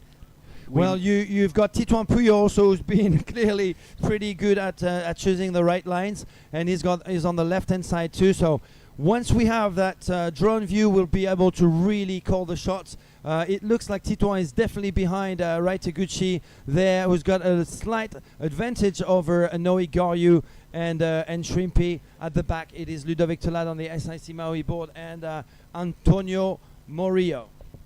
Taguchi making his move. This is where he's making his move. He went out by himself. He went wide. He left the other 5 to their own devices. He rejoined in front. And I think the casualty from all of that may be his Japanese teammate. He is struggling to hold on here to this lead group. But Taguchi looks full of running. He is really making a move now. There's a bit of a gap opening up. Is this a gold medal winning gap But look at Garou. He is not letting him get away. He is sticking with him. The two starboard paddle boats are right next to each other. And the Japanese teenager just trying to hold on there, Matthew. Great move by Noe Gayu there, who was able to catch up with Rai Taguchi and catch the train just behind the tail of the sprint board of Rai Taguchi. So it is Japan, France right now in the top four, with another Frenchman at the back, Ludovic Tolad, with Spaniard Antonio Morillo. What a clever move as well by Titouan Puyo. Oh, although is Titouan Puyo losing the plot right now? So. With Rai Taguchi still pushing hard. We've got that drone shots, and yes, indeed, there is a big gap between that group of that leading group of four now, and two guys at the back. That is Ludovic Tolad and Antonio Morillo, but it is now a group of three. I think Just Titouan Puyo on his own. Yeah, and, I think two guys at the back. he's in that no man's land at the moment. That is where you do not want to be. Just sat there stuck between two groups, and I think he's going to drop out now, which means that we'll have a race in three. And I've got to say, Taguchi at the front, he pulled a genius move and went out wide by himself. Matthew and I weren't sure whether he'd done the right thing, but when he rejoined in front, and now he's looking really strong. But I think Matthew, you've been calling it all along. Noe Garou, I think, has paddled a very smart race. I have to say I'm starting to have doubts about what I was saying earlier. You know, I was intrigued with Rai Taguchi leading for so long, but look at him at the front. He's still very much pushing hard, and he seems to be able to have an extra gear as we are probably entering the last 1 kilometer of the race. Noe Gayu, yes, being very clever. He hasn't led a single time. He was just pushed hard enough to be able to catch up with Rai Taguchi, and we are entering, it's less than 1 kilometer for sure, because it is now the sprint finish we've been waiting for. We've got Rai Taguchi, Noe Gayu in second. Woo! We're going to have a sprint finish between two Japanese and one Frenchman. Noe Gayu, the 2023 new sprint world champion, is definitely the fastest on paper anyway. We've lost them He behind. is in second place right now, but Rai Taguchi is holding on, losing his balance. The Frenchman going to take advantage of that. He is in second. We need to have a better shot of that finish. Here they come. We have two starboards on the left-hand side. That's Rai Taguchi and Noe Gayu now in the middle, taking the lead potentially. Rai Taguchi. Garou is going to be the one, Matthew. Look at the pace. He's just still looking like he's totally in control here. Taguchi going at 1,000,000 miles an hour. But we know how good Noe Garou is. He won the sprint world title yesterday, and now look at him go. Now Noe Gayu placing a signature move. He won gold yesterday in the sprints, a new world title. He's only 50 meters away from winning what he actually came for here in Pattaya, Thailand, a gold medal in the long distance. Maybe his first gold medal in the long distance at an ICF SUP World Championship. That's happening right in front of our eyes in 30 meters. Noe Gayu from Nouméa, New Caledonia, France, will be crowned the new long-distance world champion. Here is Noe Gayu for you, ladies and gentlemen. What a race. You called it. And the teenager from Japan gets silver, and Taguchi gets third. That's a medal, but there'd be a little bit of heartbreak there. They worked so hard together throughout that race. But Noe Garou, you called it, Matthew. He paddled the perfect race, never ever pushed himself harder than he needed to, content to sit back, let the two Japanese paddlers do all the hard work, and then backing his sprint abilities. We saw how fast he was yesterday. We were wondering how much that took out of him yesterday, but he managed to sprint over the top of the two Japanese paddlers to take two gold medals in 2 days. 2 gold medals in 2 days, and crossing the line in fourth. Titouan Puyo in fifth. We've just seen him go outside the screen. That's Antonio Morillo in fifth, and Ludovic Tolad, another Frenchman, a third Frenchman, in sixth place. What a great race also by these two gentlemen in front of our screen. And we've got a race for seventh right now between Ty Judson from Australia on the NSP board and Aaron Sanchez in eighth virtually right now. Michael Booth, what happened today with Michael Booth, the defending champion, who is sitting in ninth or even 10th position right now, and Paolo Marconi looking good there on the son of a board as well. In the top 10, he'll be pleased with that. Here's the sprint finish coming up for the 7th place between Aaron Sanchez on the right hand side on the starboard and Ty Judson with a white hat on the NSP from Australia. Aaron Sanchez, who didn't manage to get a grasp of that leading group at the front, but it's a great result for the young Spaniard from the island of Mallorca. 7th, Aaron Sanchez on the starboard, all-star, ahead of another great champion, the Australian Ty Judson, in 8th. I think we also saw, I didn't get a chance to catch the number. Did you see who, I think we had the first of the 40-plus women cross the line. Oh, no, it must have been the 50-plus women cross the line as well. I didn't see who that was. I think there was a tall blonde girl on the starboard. It might have been Merlin Berg. I'm not entirely sure. All right, I think we are going to cross down now to an interview with our gold medalist, with our world champion, back-to-back. 2 days, 2 gold medals. Here he is, our new world champion.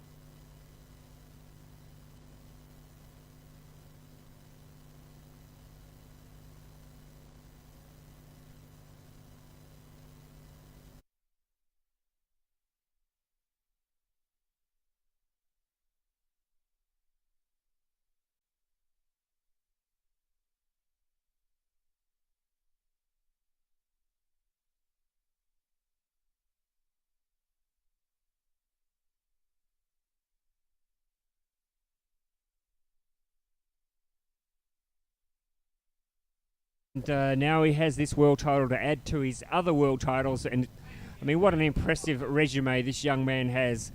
Just so strong. He had those 2 knee operations, Matthew, which he said yesterday he wasn't sure whether he'd ever get back to his very, very best. And well, I think we've seen yesterday and today, not only is he back to his best, but he is probably as strong as he's ever been. And now Daniel Studio crossing the line. We've got on the infinity board, that's Itzel Delgado, I'm pretty sure.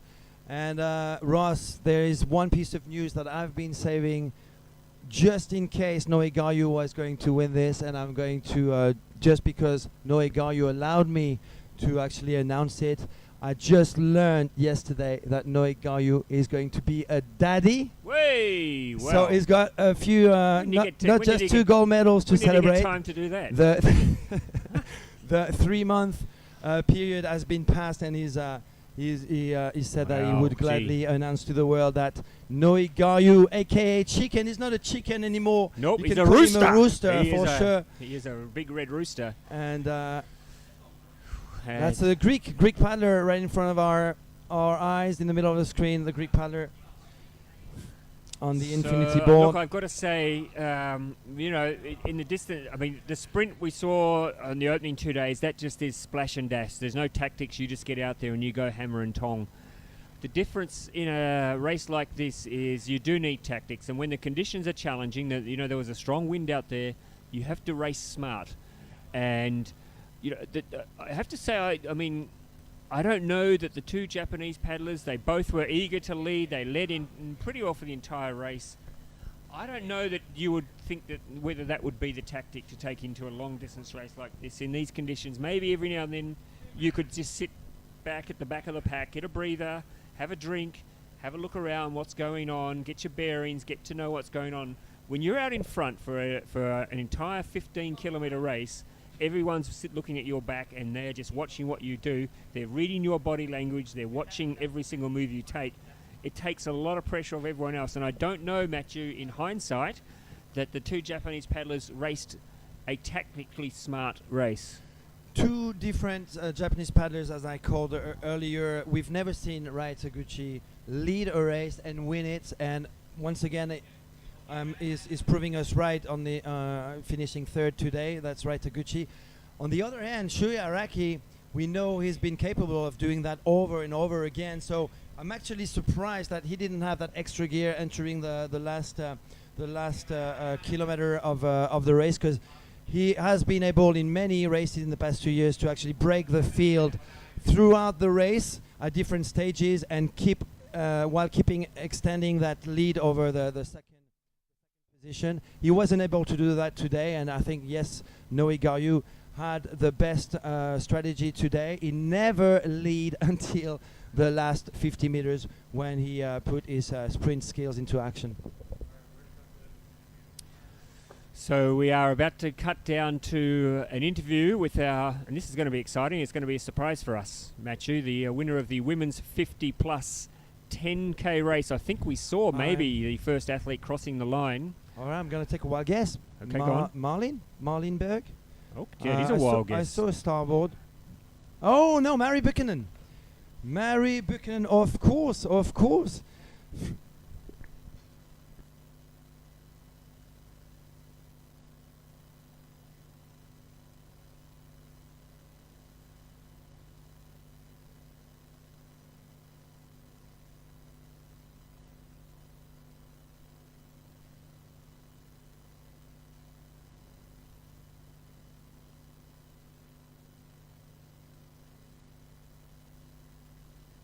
So I used my tactical head and kept inshore, stayed out of the wind as much as I could. My all-star was absolutely perfect.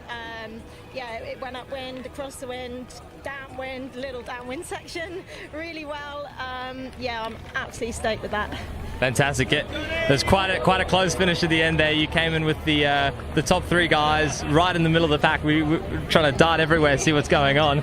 How was it to have everyone out in the field at the same time? It must have been pretty cool. Yeah, no, it actually gave me made me put a wiggle on, because I saw another girl.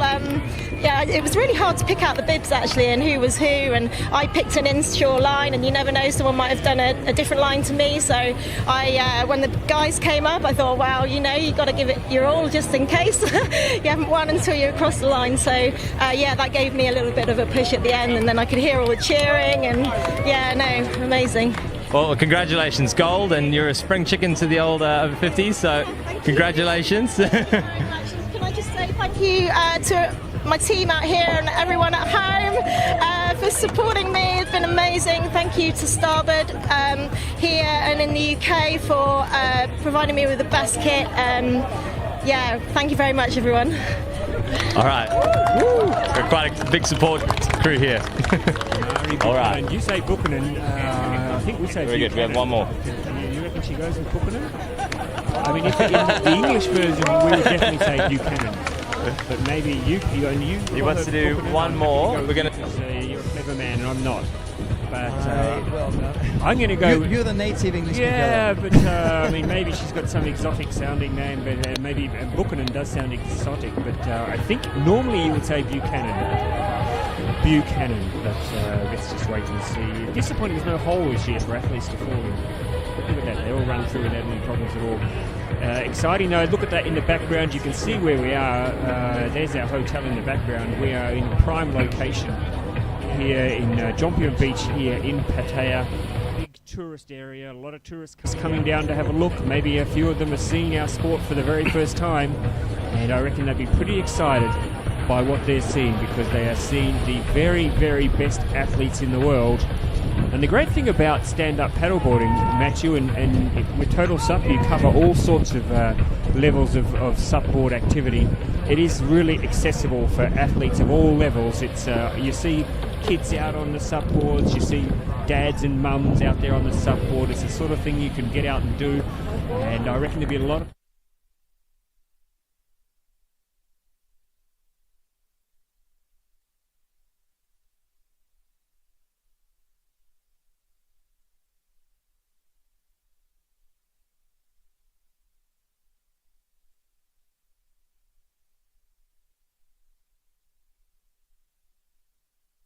Find out that they can actually do miles on a paddleboard, and it's actually a great exercise for the entire body and mind. And obviously now we are probably into the 15th year of SUP being a sport, and it's a throughout the world with local competitions pretty much every weekend in the practicing countries, and yeah, make sure you join a canoe club in your local region to discover stand-up paddling.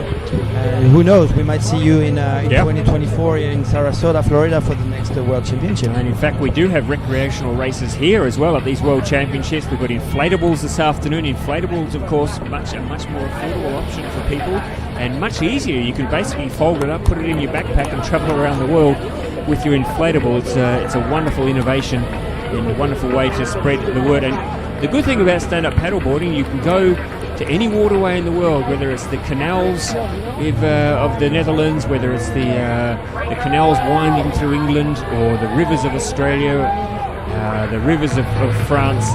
You can see people on a stand-up paddleboard just having some fun, getting out there. What a beautiful way to connect with nature. It is a really, really enjoyable activity.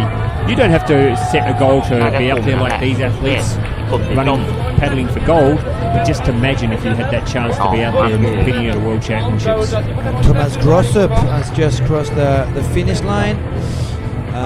He lives in Mallorca. I think he's from the Czech Republic. And Majdan, also the athlete from Poland, has just finished his race. We have our top 10. So Noe Garyu in the men's won a second gold medal back-to-back after winning the sprints yesterday. He was able to get that gold medal that he so wanted in the long distance. Shuri Araki got second from Japan. Rai Taguchi was third. Titouan Pouillot, another Frenchman, in fourth. Well, great result for Titouan.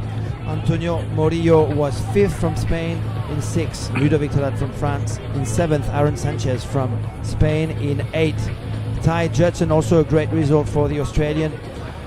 In ninth, Paolo Marconi from Italy. And in 10th, the 2022 defending champion finished in 10th position. That is a surprising result for someone who's had a pretty good season this year. Well, I do think we'll see him in the inflatable race this afternoon, though. He is the defending champion in that as well.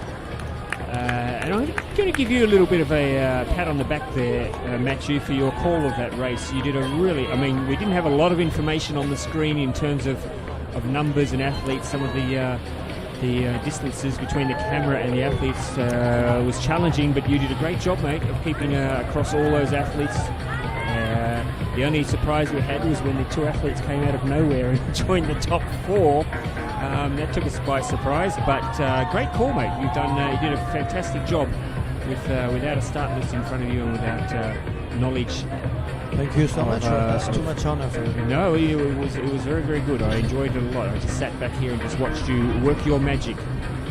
Well, let's do it again, because you've got an open women's race coming at 11 a.m. 45 minutes. Here are the top 10 I was mentioning earlier on. So 3 Frenchmen in that top 10. We've got 2 Japanese, we've got 2 Spaniards, and 2 Australians. So SUP racing is not dead in Australia. No. Some as what we've heard sometime on the beach, and an Italian manages to sneak in that top 10, and that is Paolo Marconi. I was impressed by another Italian yesterday. He finished 4th yesterday, and we don't know much about him.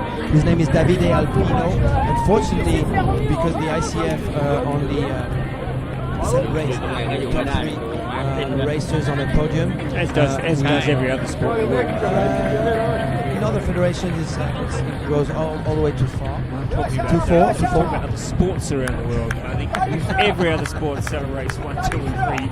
Gold, silver, and bronze. You don't have gold, silver, bronze, and tin. You have gold, silver, and bronze. I wanted to give a shout out to Davide Alpino. He's pretty new to the international SUP racing scene. He's been having a great tournament competition here in Pattaya, Thailand. There's that right now from Puerto Rico, Mr. Cornier. I think it's Edwin, who's just crossing the line. So I'm going to leave you for a couple of minutes. I'm going to go down and do some interviews with our gold medalists. I think we've got a bit of a break anyway before the. When are we expecting the first of the 40 plus women? They'll be a little while yet, I would imagine. 141, 15 kilometres. They're on their last lap. Now, hang on, who's this coming in now? Exactly, that's exactly what I was saying. Are we actually seeing the finish of the... We might... I mean, it probably makes sense in terms of... I think it's a little bit early, but they're definitely going left. So it's either a 50 plus woman finishing the 50... the 10 kilometer course, or it is one of the first 40 plus. I think we still have a few minutes to wait. Based on the wind conditions, they would probably go slower than usual. I'll wander down there and I'll be back shortly, but you can rest up maybe for the big women's race. Thank you very much. Obviously, if I see something on the screen, Indeed, I will come back on the mic to commentate the finish of the Master 40 plus women finishing their 15 kilometer course.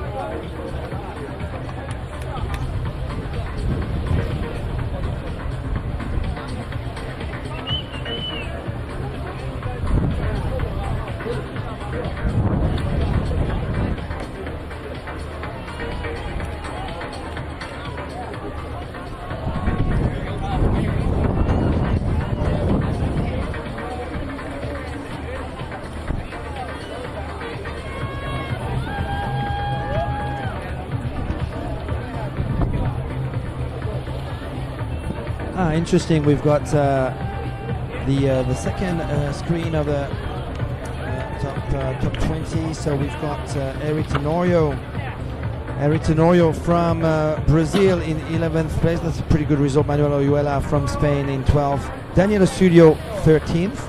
So that group of three in the third chasing group did manage to stay together. And the first Infinity board is not Arthur Aretkin, but Itzel Delgado in 14th place. We saw the finish of Anastasios Tsouris in 15th place. Finishing 16, we've got Blue Ewer from Great Britain. Great Britain has just scored a gold medal in the 50 plus women category with Mary Buchanan. In 17th place, Fernando Perez. I expected slightly better from that guy, Fernando Perez, who's had some great international races, and in front of our eyes right now we've got the top finishers. So we've got Mary Buchanan, gold medalist in the 50 plus women's. We've got Anna Occhiogrosso from Italy. Penny Tsautu picks a second medal this week after her gold medal yesterday in the sprint. She finishes in third place, so bronze medal for Penny Tsautu from Greece. And we interviewed Penny Tsautu just a few weeks ago, or a couple of months ago, ahead of the Agios Nikolaos ICF SUP World Cup organized in Europe. The second one weeks ago in Florida. And that's it. We have our podium for the 50 plus women. So Great Britain, Italy, and Greece on that 50 plus women. I'm just going to finish what I was saying about the top 20 in the men's, and that is, I stopped at Fernando Perez. We have Linus Carlson from Sweden, a new international Tiki team member in 18th place. We have Jonathan Hagen, or Johnny Hagen, from Australia, so another Australian in that top 20. And in 20th place, someone we thought he was in the sprints the other day, but he didn't. Decided to pull out just to focus to accommodate to the local hot and steamy weather conditions, and also to recover from a heavy jet lag coming from Oregon, USA.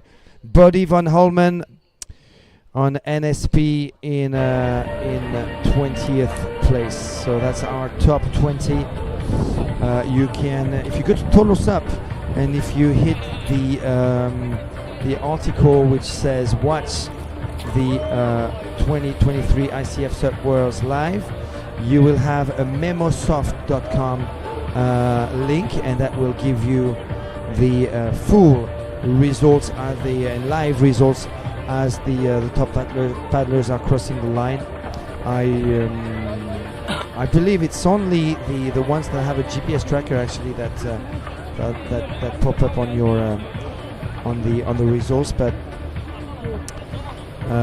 which are unofficial anyway. But obviously we will be publishing the full results very soon on social media and on tolosup.com. Of course, we're still waiting for the finish of the plus 40 women, open women. We're probably not very far away from the first finisher, the gold medalist. I suspect Susan Lee or Ellie Yarges to be in the leading group because they did so well last year. But expect also some surprises. We did have a surprise name snatching the gold medal yesterday. That was Olga Merkulova from the ICF. But let's not forget that we have in the plus 40 women's field the presence of Petronella van Malsen, who is competing in the now in the plus 40 category, and also Takayo Yokoyama from Japan, who's a regular on the ICF SUP Worlds podium. That's coming, I guess, in a few minutes on our screen. So bear with us just a few moments.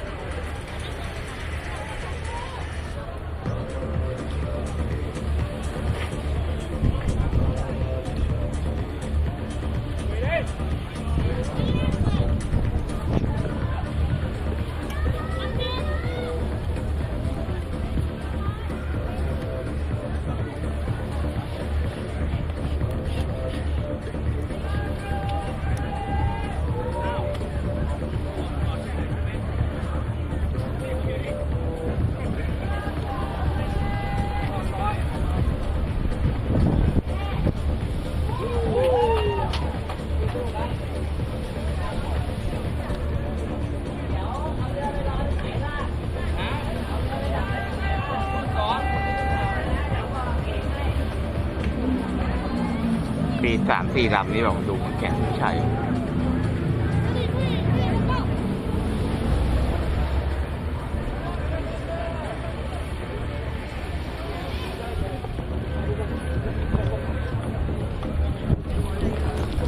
ผู้หญิงนั่นแหละมีผู้หญิง2 รุ่น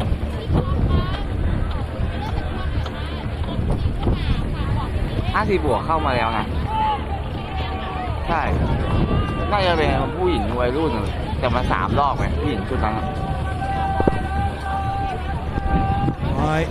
I think we have our finish for the 40 plus women. Welcome back everyone. This is Mathieu speaking. I think we have a sprint finish in the women's. We have Petronella Van Malsen in the lead. I haven't identified that athlete on the left hand side though, but Petronella Van Malsen, I think that's her right. Yeah, I'm pretty sure it is. I think there's is there 3 athletes here or just the 2? Well, we've got the 50 plus and 50 and 40 plus women arriving together, but I think it is the new definitely 2023 world champion right there in front of our screen. She hasn't crossed the line yet, but we can probably call it because she's got definitely a lead over the other women. 592 is Takayo Yokoyama, of course. Petronella Van Malsen is the 2023 plus 40 women long distance world champion. Petronella Van Malsen in first. Takayo Yokoyama, Japan in second.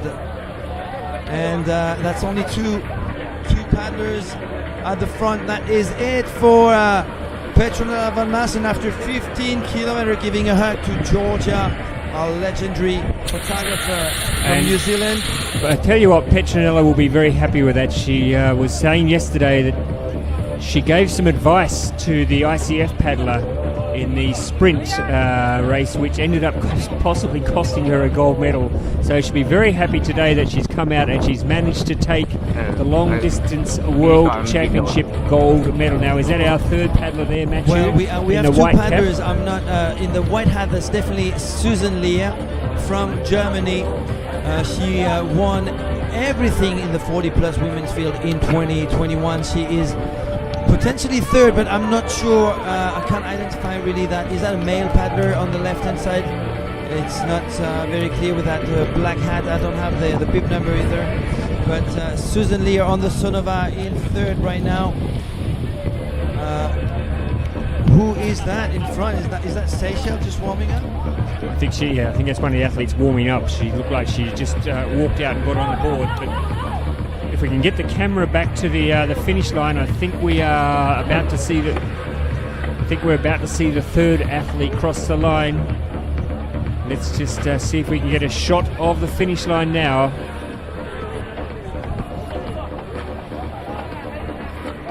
Where did you come yesterday?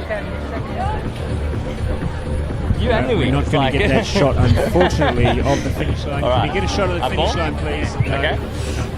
So Petronella Van Malsen Yeah, great. won silver yesterday, is the new world champion in the 40 plus women's category in long distance. So 2 medals for the athletes from the Netherlands. Petronella, who has the support of Ricardo Haverschmidt, of course, her companion, who is also taking part in this competition. Sounds okay. We are going to see. I think we're having an interview now. I think we're crossing down for an interview now with our gold medalist Petronella Van Malsen. Let's have a listen to our champion. We have with us the over 40s winner, Petronella from the Netherlands. She claimed gold today. She got a silver yesterday. How was your race out there, and how are you getting all these medals? The first round I was doing pretty well, and then in the second round I made one mistake. I was too much close by the beach, and then I saw the ladies more on the left, so I forgot almost one buoy. So I had to sprint and then catch up again with them. And then in the third round I had the draft again by the Japanese girl, and then at the end sprinting. Wow. Yeah, so it was a bit an interval. A full showdown, and you guys had 3 laps, so it was quite a long competition, 15 Ks. I know the over 50s did 2 laps, so 10. But how was it out there? I know it was really windy from here. How were the conditions? Yeah, the first part it was choppy, and then at the end at the buoy you can go upwind, so that is good for me. And then when you're close by the beach, it was okay. Awesome. Well, congratulations on your gold. You got 2 medals now, and then tech race tomorrow. Yeah, I'm gonna do the tech race tomorrow. All right, good luck. That's Petronella for you guys.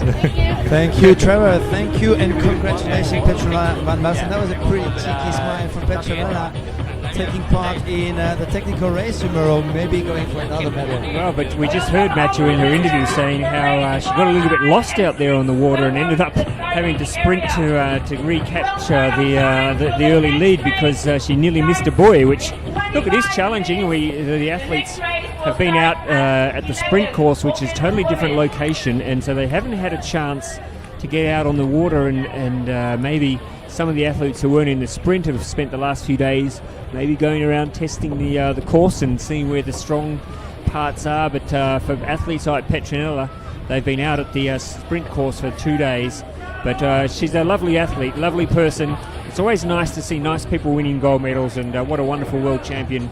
Super excited to see her take the world title. I'm going to go down and catch her for an interview, Matthew, and you can wax lyrical about what you're seeing in front of you right now, because we're not far away from the start of the women's elite race. Yes, as you can see on the beach, the open women's are warming up. We are 25 minutes away from the start of the next race, and in the middle of your screen, actually, Petronella van Malsen's companion with the white visor hat and shirtless, that is Ricardo Haverschmidt, who I'm sure is chuffed with that gold medal picked up by his wife or girlfriend, Petronella van Malsen, her second medal this week after a silver medal yesterday.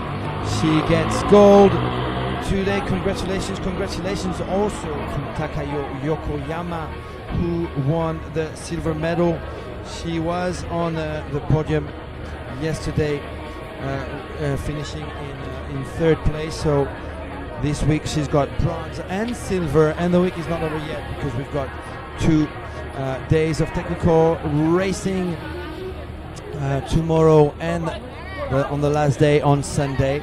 And congratulations as well to Susan Lear from Germany, who was on the son of a board, and that I might have confused with Ellie Yarges at the very start of that long distance race. I think it was Ellie Yarges who took the best start, and Susan Lear was sitting in third position, just a few seconds into the race. So Susan Lear finishing third in this long distance competition. We will be back in a few minutes now that we have all our podiums and even more for the men's. I announced the top 20 athletes earlier on, but you can find all the results and the live results announced on the memosoft.spotfocus.com. That link is available on tolosup.com. Just hit that watch the 2023 ICF SUP World live article on tolosup.com, and you will find at the beginning of at the top of the article a link with a live start list, schedules and results, and you can follow all the action thanks to that, as well as this webcast. We'll be back in a few minutes. Thank you for watching. Make sure you share that webcast to the world on social media, on your personal pages, on your group forums and so on. Let's make it big. Let's have a big audience. There's an open women long distance race coming up.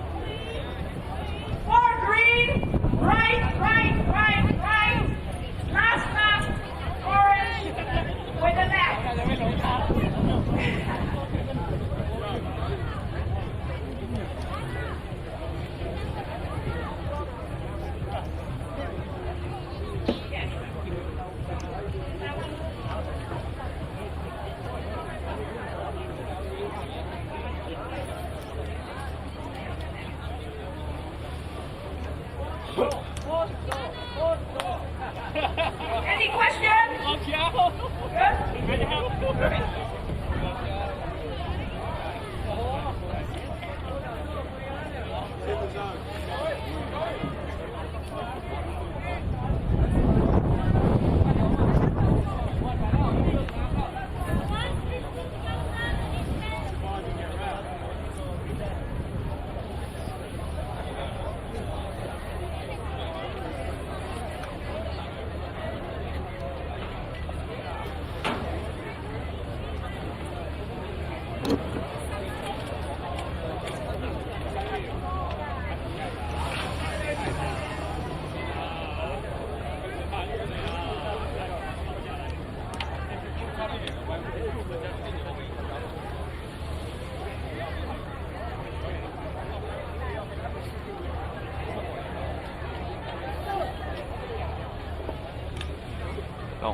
ตรงเขาบอกอีก10 นาทีเมื่อกี้เขาบอก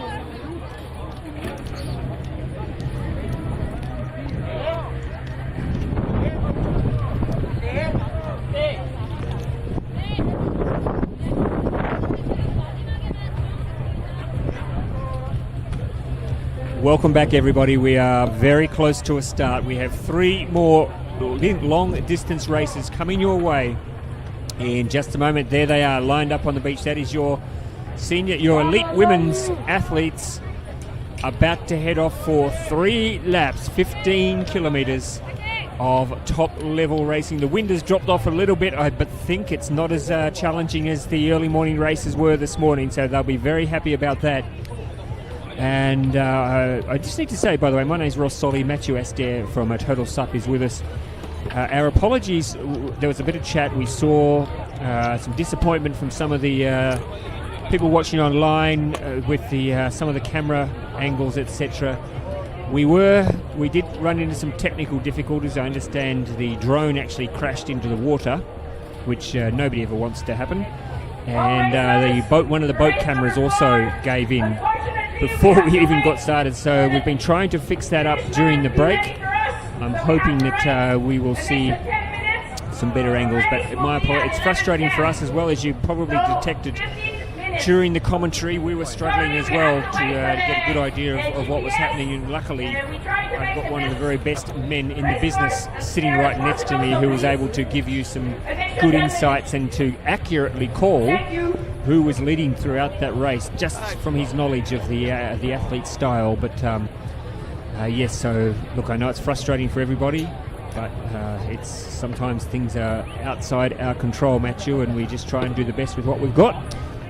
Well, exactly. Despite the technical difficulties, we were able to call the right shot at the right time. So you didn't miss a thing.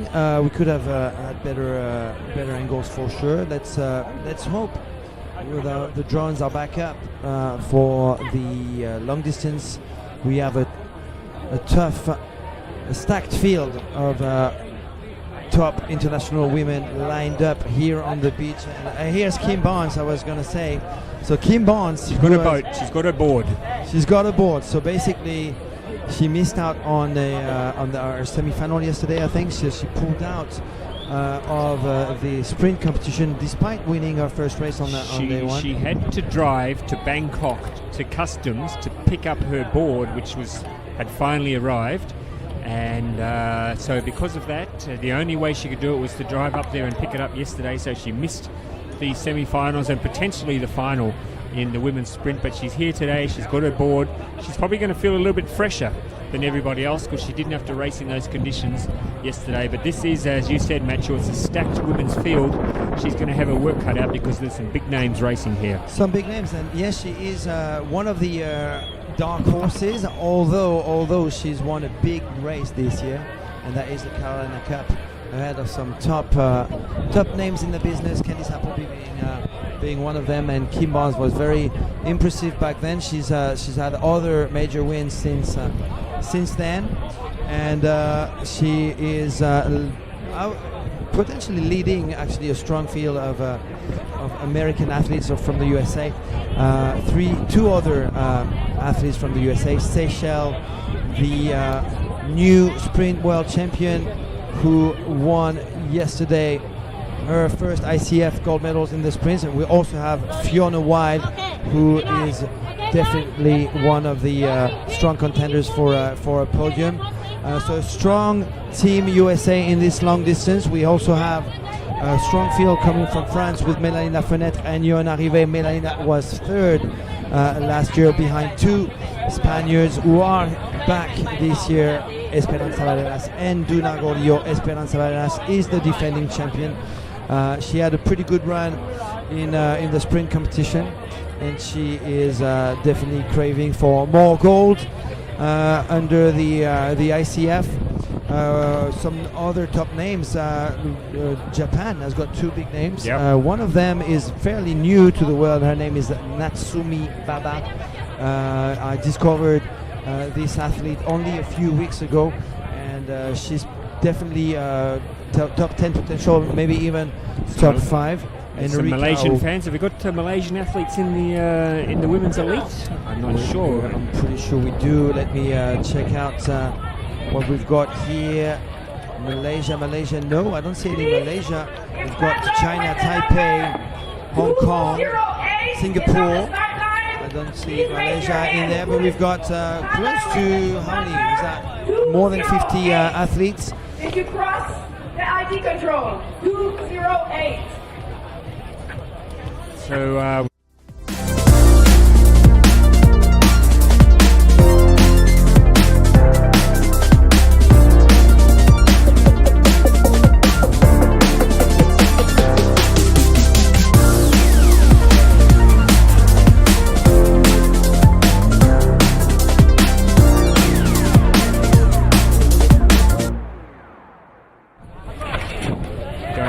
don't think we're going to see the map of the course, so apologies for that. But we are now just minutes away. I think the race is due to start at 11, but did I just see them saying now 11:10? Have they put this back by 10 minutes?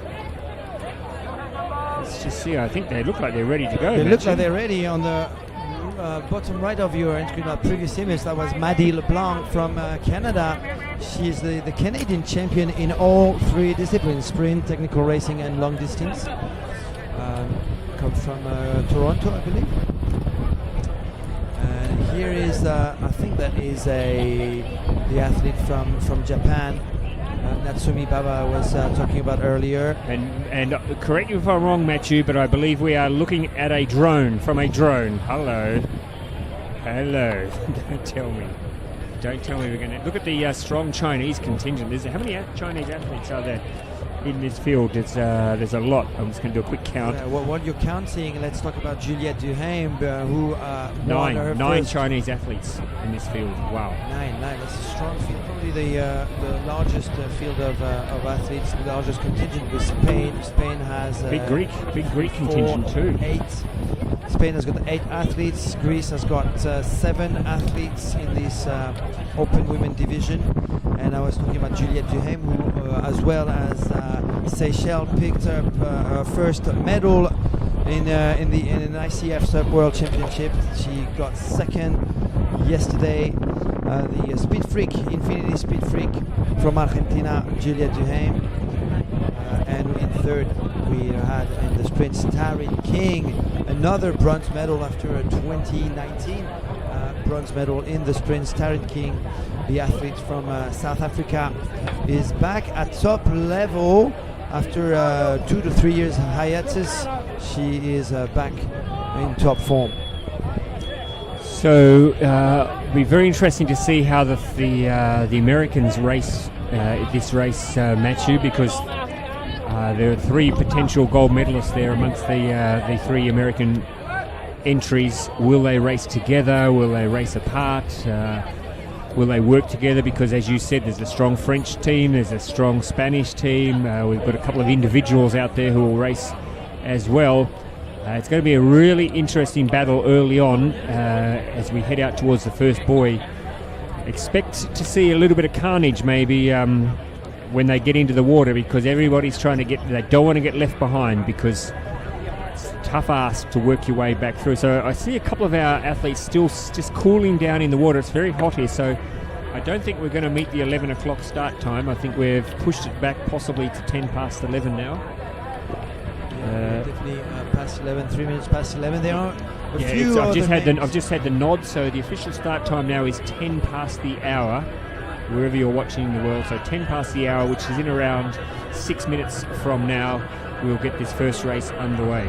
Well, that's plenty of time for us then to look at the entire field. There are a few names that I would like to drop. Anna Cherki from Switzerland, definitely a favorite for at the very least the top 10. She's more of a technical racer, but we saw her win a few long distance races.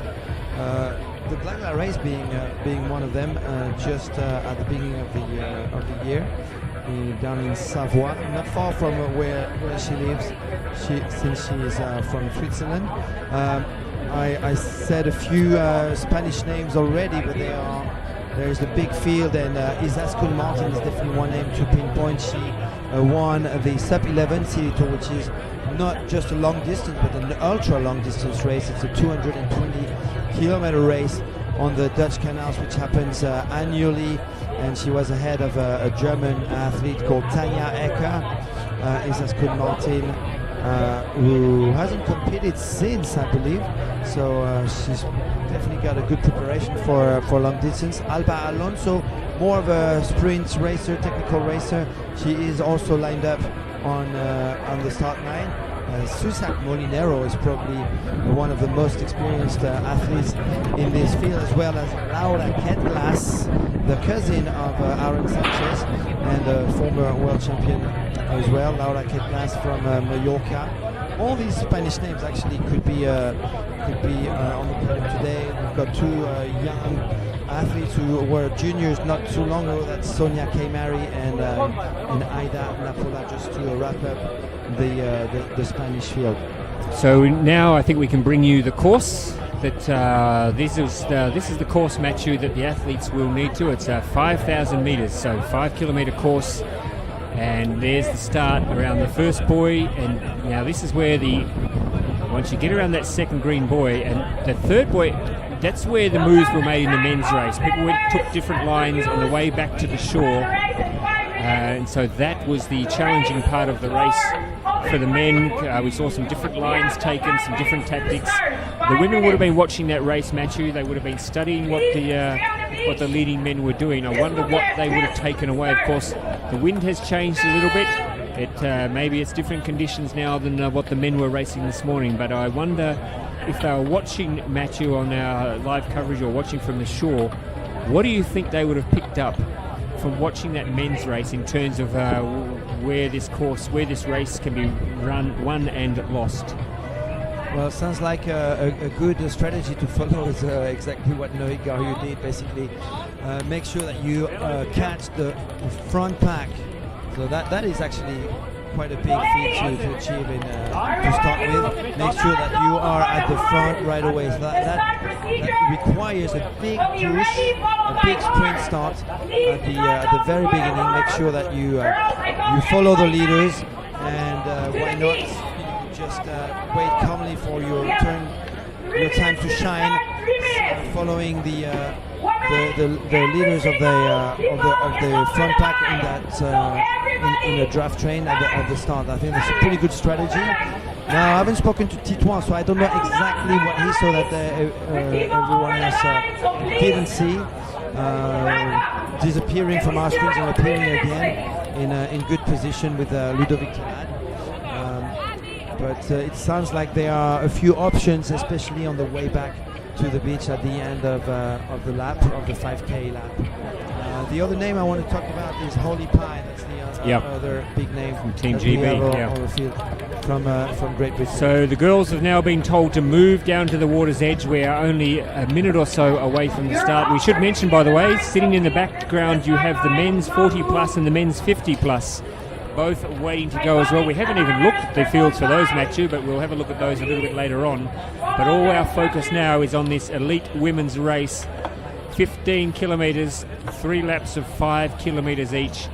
And these girls have been biding their time, ready to go. We've had the start's been delayed by just a couple of minutes. So I think there were some athletes still coming in from the previous races, so they didn't want to have any of the athletes who in their starting positions being hampered by the athletes. You can see there from that shot some of the athletes from the earlier races still finishing, but we are about to get underway for our women's long distance race.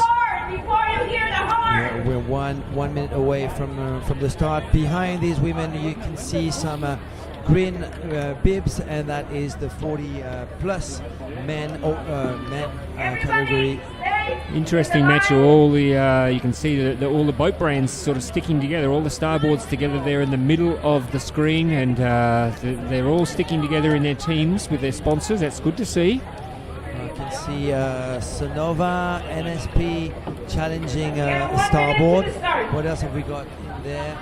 There's a plastic board, I think, on the very extreme right of the screen. That's the whiteboard over there. All right. Unless it's a flying fish board, that could be Kim Barnes as well. I'm expecting to see some carnage here. Look at this. They are packed in there like a jam sandwich. I expect to see some damage here. I hope we can get the drone shot for the start. Let's go to the drone shot for the start, because it's going to be pretty spectacular to watch from above. You can see Rekta Sleta from Hungary. Here we go. Oh, and already the best start. My goodness, already we've seen. It is Kim Barnes. Kim Barnes on the flying fish board right in the middle. That's Kim Barnes from the USA in front. We've got the starboard challenging her. There's another best starter on the NSP. That's Duna Gordillo from Spain. Early in the lead. She was second last year behind Esperanza Barrera. So she's going to take the lead. And what's going on behind? The fish board of Kim Barnes is catching that draft. A bit of chaos just behind them with Yona Rive taking third place on the NSP. Someone is attacking on the right hand side. That's Esperanza Barreras from Spain. And I think Fiona Wild nearly went into the water there. She got into a bit of a jostle there, but managed to stay on board. She's managed to get herself into a good position as well. So I think at first glance here, Matthew, all the favourites are out there in that lead group. They've all managed to get off the shore in one piece. There's a little bit of a squeeze. Oh, look at that squeeze going on behind there. So we've got an SIC Maui board in there. I'm not sure this is Seychelles. It could be Seychelles, but it could also be Rika Okuaki from Japan. We have Esperanza Barreras now taking the lead with Duna Gordillo. So two Spaniards at the front. I think it is Rika Okuaki on the SIC Maui board there. There's a white board. I'm not sure who that is. We need to figure out who is that on the whiteboard. But in third place, it is Kim Barnes from Florida, USA. Is that the Chinese athlete on the whiteboard there? Might be, what's the number? I'm just trying to get a number there. So the 186. That is Natsumi Baba. She's on the Kaneko board. I did mention her name earlier. She's definitely top 5 potential. And Esperanza Barreras on the starboard after an early lead by her compatriot from Spain, Duna Gordillo. Esperanza Barreras is now taking things into her own hands. So everything is starting to fall into place now after a madcap start with athletes going all over the place, lots of athletes being squeezed out, and just emphasising you do not want to get left behind in the rush. But now we're seeing confirmation Espi Barreras is in front. Looks like Kimberly Barnes second, Fiona Wilde third, Suzak Molinero is sitting in fourth, and we have Seychelle Webster as well, but it is quite a big group at the moment, as you would expect. We are only minutes into this race, and there's a bit of a train forming now at the front of the course. Esperanza Barreras on the starboard, Duna Gordillo on the NSP as we're reaching the first buoy of the course. In third place, Kim Barnes from Florida, USA. In fourth place, that's the SIC Maui now there's a bit of a traffic Seychelles, jam apparently, and not Rika Okwaki. It is Natsumi Baba from Japan in fifth place, right next to Seychelles, and behind Natsumi, that is Fiona Wilde from the USA. In seventh place, we've got 2 NSB boards behind them. I think we've got Itzaskun Martin. I did mention her name. She is from Spain, and she is in the mix. I'm not sure. Yona Rive is probably the other NSB board. We'll have a better visual very soon. So now we're starting to see a bit of normality returning to this race. We have 7 athletes in a straight line there, then a bit of a traffic jam there with 5 athletes across the course just jostling to get themselves into good position. Probably the best thing they could do now is maybe just get in a line here and make sure that they are not going to get into any trouble. They don't want to do any extra work than they need to do, because it's a long race and there's some very challenging conditions out there. So just to bide their time, Matthew, and make sure that they stay in touch with the leader, but while there's that single file of racing going on there, not too much damage can be done. So we have 7 athletes in a line, and that group of about 4 athletes racing cheek by jowl at the moment, and then a little bit of a gap opening up. There is a big name missing in that top 10, Ross, and that is Mélanie Lafenette, to the point that I'm actually wondering if she's actually taking part in the long distance. I saw her by the pool yesterday after an intense 2 day of sprint competition, and she was tired, and she's got the world title in the technical race, so she might be focusing just on that. We'll find out in a few minutes, but I don't see the 4 to 5 pro board of the French athlete Mélanie Lafenette. Well, the interesting takeaway from that, besides Mélanie Lafenette, is that did you have time to go and sit by the pool yesterday afternoon? Did you? After I was even twisting by the pool. Were you? Yes. We really. Do you have a couple of daiquiris there, celebrating your long day, a great day behind the microphone? I see, just before a great medal ceremony, actually, and a great opening ceremony How good following was that. the fireworks last night? How good was the singing? My goodness me! It was like if you closed your eyes, you were almost at an Adele concert. And look at what's coming up next. Now that we've had the Open Women's Race underway, we are going to focus on the 40-plus long distance men's race. Obviously, the 2 favorites, Olivier Dario-Merlou and Pierre-Alain Dubois, they were second and first last year. Pierre-Alain Dubois took everyone by surprise, another Frenchman, which literally exploded on the international scene in the 40-plus men's category last year, winning ahead of the 2021 world champion. That was Olivier Dario-Merlou, who finished second yesterday. So Olivier Dario-Merlou is used also to some international podiums under the ICF guidance. Who have we got? We've got Tim Oliver from Canada, who's having a great start. In the middle of your screen, there's an SIC Maui board. That could be Tommy Boudet right next to him, another Canadian.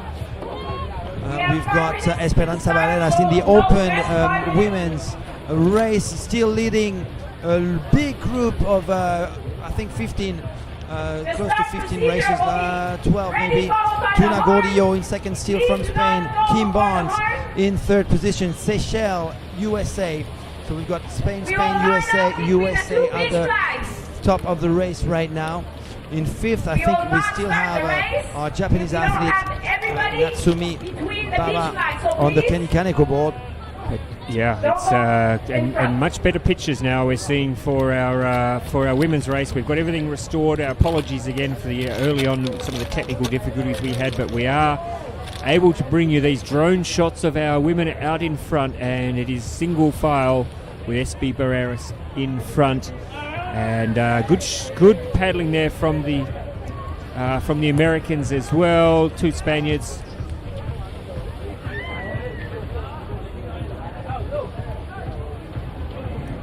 The race course will be 2 laps.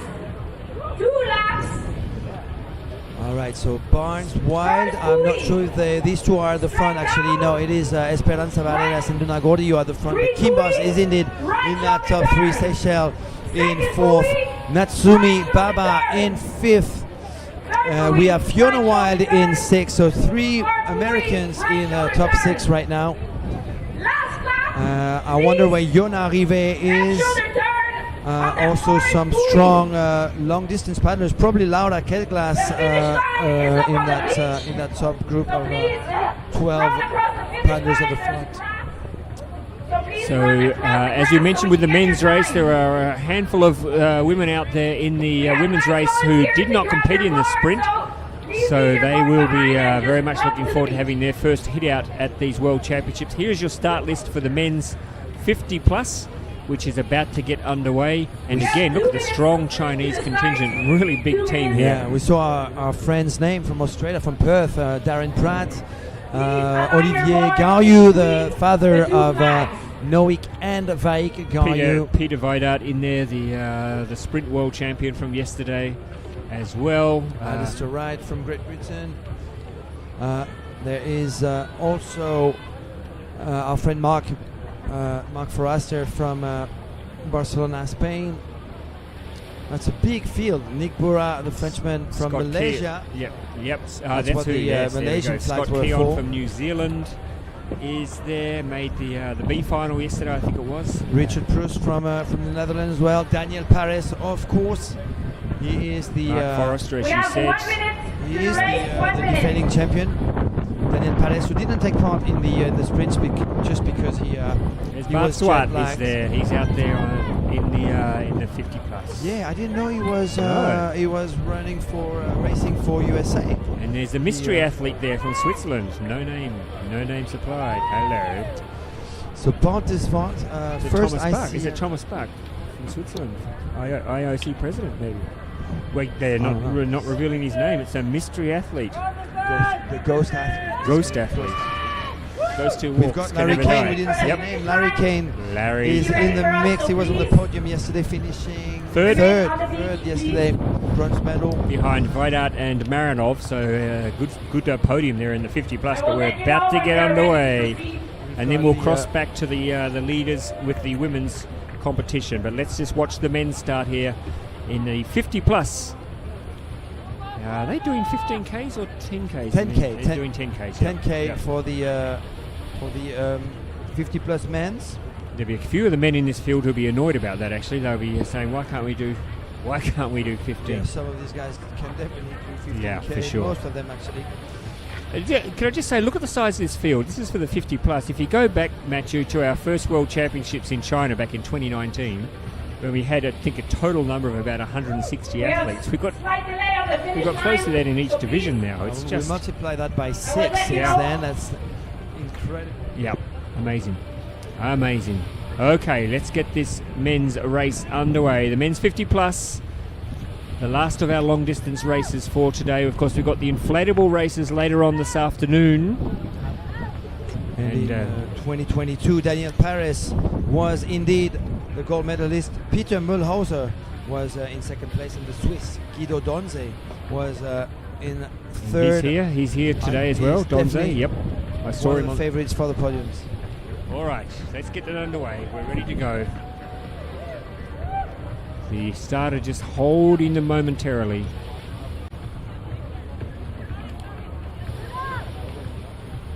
I can see there's still some officials in the water on the left-hand side of the screen, so until they get out of the way, we won't be starting now. They're moving. Are they out of the way? We're ready to go.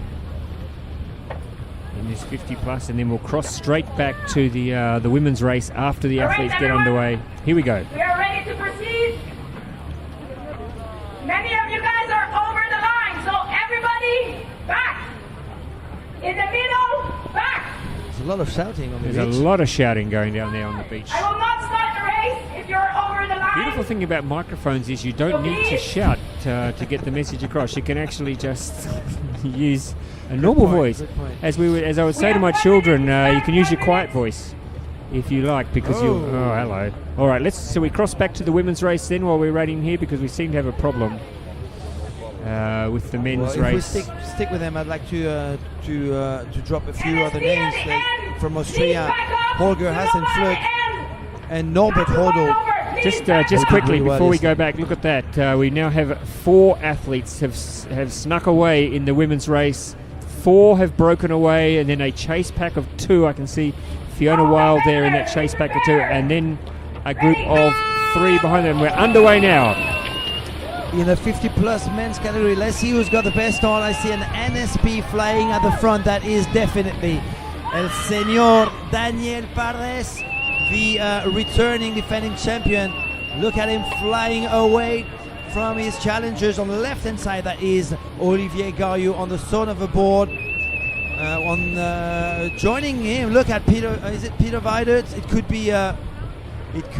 No, it is Peter Weidert. Peter Weidert now taking the second place behind Daniel Pares right now. Who have we got on the left hand side who's starting well? That's a NSP board. I'm not entirely sure. Olivier Gaillou now switching his course to try and regroup with Daniel Pares and Peter Weidert on the Lightboard Corp board right there. Olivier Gaillou on the Sonova. So it is NSP, Lightboard Corp and Sonova at the front of the 50 plus men's race right now with Daniel Pares, Peter Weidert, and Olivier Gaillou is losing a bit of a space for to the advantage of that NSP rider. Let's have his bib number. Maybe we can identify him and I wonder where Mark Forrester. That's him appearing on the extreme left of your Coming screen. across now, Mark he's- Forrester, who's definitely a candidate for the podium today from Barcelona, Spain, on the starboard with a blue hat. So they are spread out at the moment. There's no single file operating here. They're just making their own lines as they head down towards the first buoy. But yes, Daniel Pares gone out as he did in last year in Gdynia, and making an early mark on this field, and he's going to be the man that they'll all be watching closely to see what his tactics are going to be. There's a couple of athletes gone into the water in the background, but I think we're going to start bringing the athletes together in just a moment, because they are still spread out quite wide on this course. And two different trains which are shaping up. Daniel Pares leading on one side and Mark Forrester leading on the other side. I did identify that NSP board. It belongs to Ilya Netyagin from the ICF behind Olivier Gaillou, not Olivier Daimel, Olivier Gaillou, who is currently in third place. Mark Forrester. I think these guys are actually going to regroup as we are reaching buoy number 1 of the course. Here it comes. Daniel Pares We in might the just lead, divided in second. Mark Forrester might be able to snatch that third position right now. Yes, that's exactly what he's doing. What a slow turn for Olivier Gaillou there, losing a bit of space and time. And Mark Forrester is going to have to push hard to be able, if he wants to be able to catch up with the two men at the front. That is Daniel Pares from Spain and Peter Weidert from Germany. So the men's 50 plus are starting to form into a line. Let's cross now back to the start of the head of the women's race, because while this start was happening, there were some very significant moves being made. We saw in the last shot there was now a breakaway group of 4. Let's cross back to the start of the women's race and see what's happening.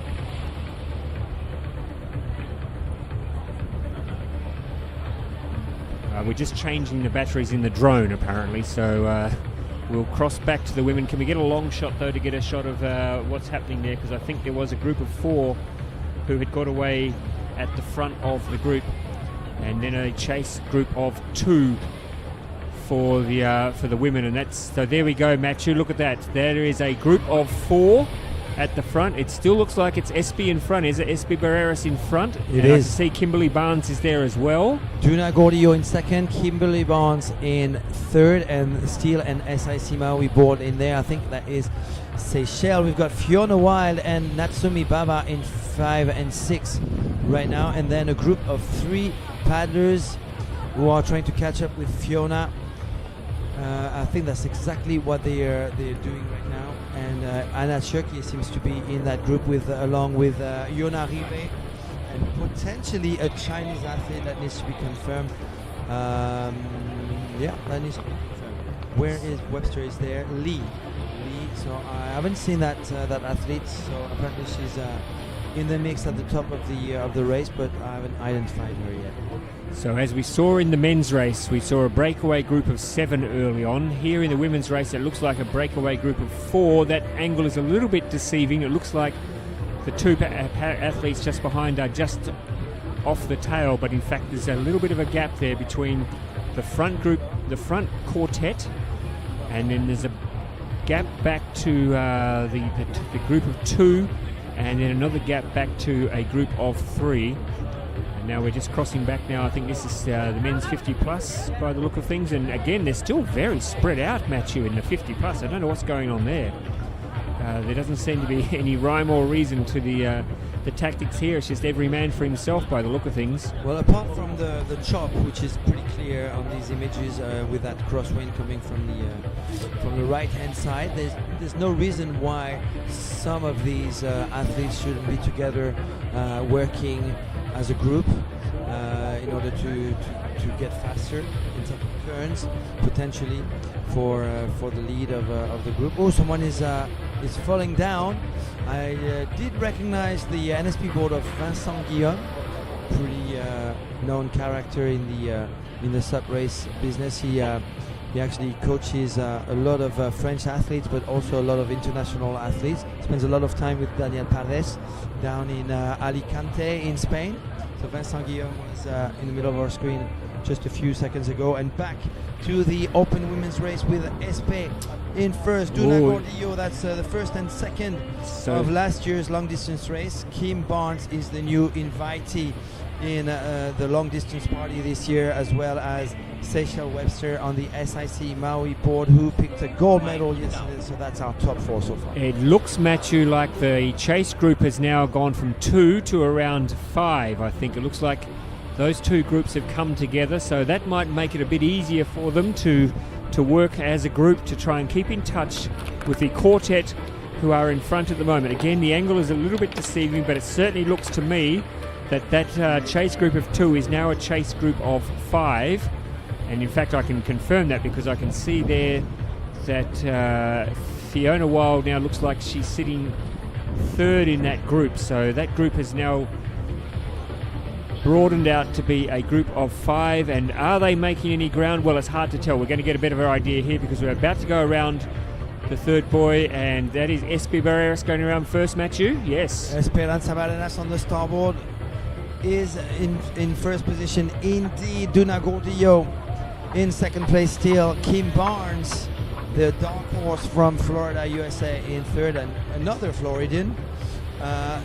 Miss Seychelles Webster in fourth right now. There's a bit of a gap, as you said. It's not as big a gap as we thought, though. It looks like that Fiona Wild is leading. Look at that. She's really trying to put in some yards here and bridge that gap.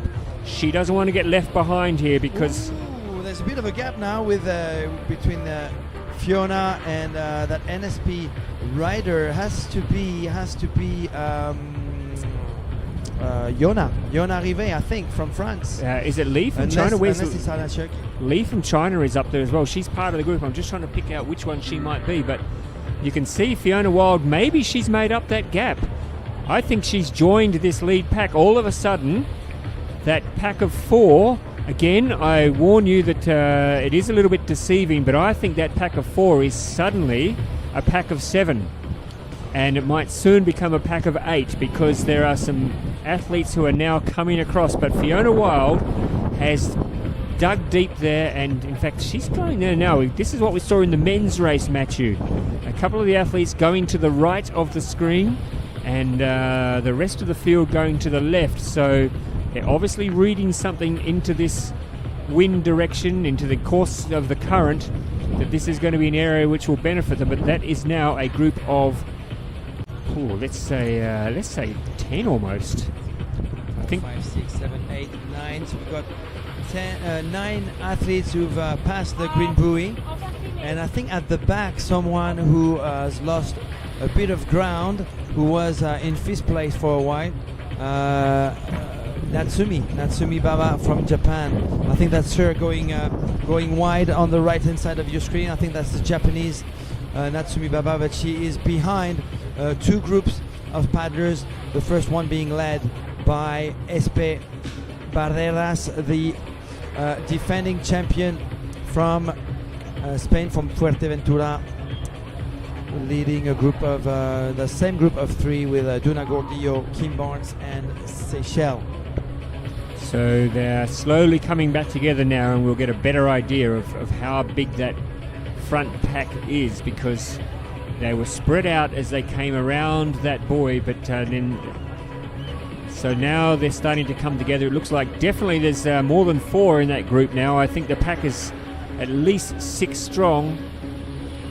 Difficult to tell from this angle, but I think from what I'm seeing there, Matthew, that Fiona Wild has joined that front group, which will make everybody in that group a little bit nervous. Then when they look over their shoulder and suddenly see she's there breathing down their neck, because we know what she's capable of. She's been a world champion before. She didn't race in the first 2 days in the sprint. She's been saving herself up for today and the technical race. And now that she's joined that group, although she's just on the back of the group at the moment, so it looks like there's at least, I'm going to say 6 in that group, Matthew, and there's a few gone wide, so I'm not quite sure where they are in relation to everybody else. There's definitely a group of 4 grouped together. Then there's Yona Rive with Fiona Wild behind, and between 2 big groups we've got Anna Cherky in the middle. She's wearing white. She's on an NSP board. That's her right now, just passing past Yona Rive on the right hand side of your screen, before that group of 5 paddlers on the extreme right hand side of your screen. But at the front, Esperanza Barreras is doing what she's used to doing, basically imposing her own rhythm at the front of the race.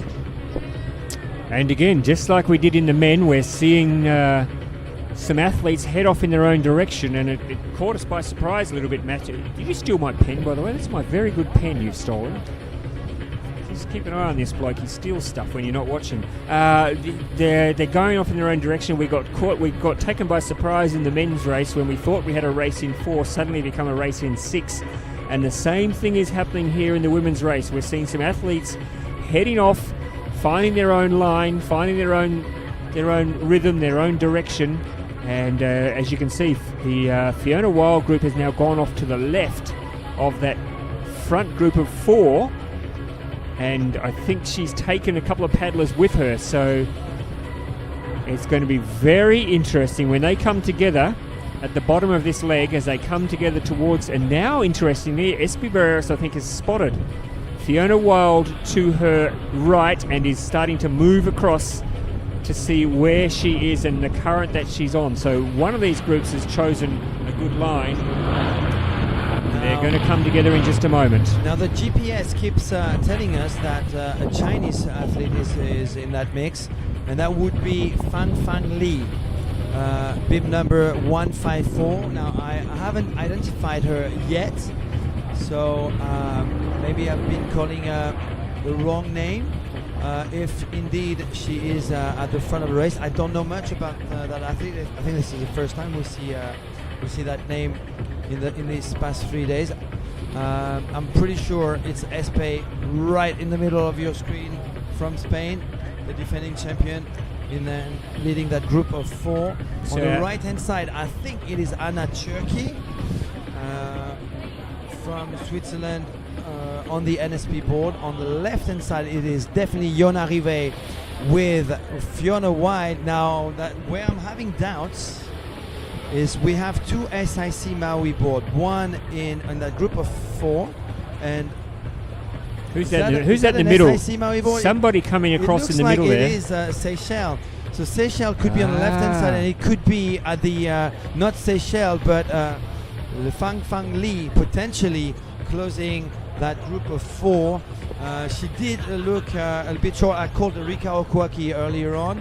It could be Fang Li on an SIC Maui board. We're going to need a visual confirmation of that, but it looks like on the left hand side that SIC Maui board, that tall figure is belongs to the new Sprint World Champion, Seychelles. Yep. So very hard at this stage to get an idea. We just saw in the GPS tracking telling us that, here we go, and according to that we have Barreras and Gordilla in front, Barnes.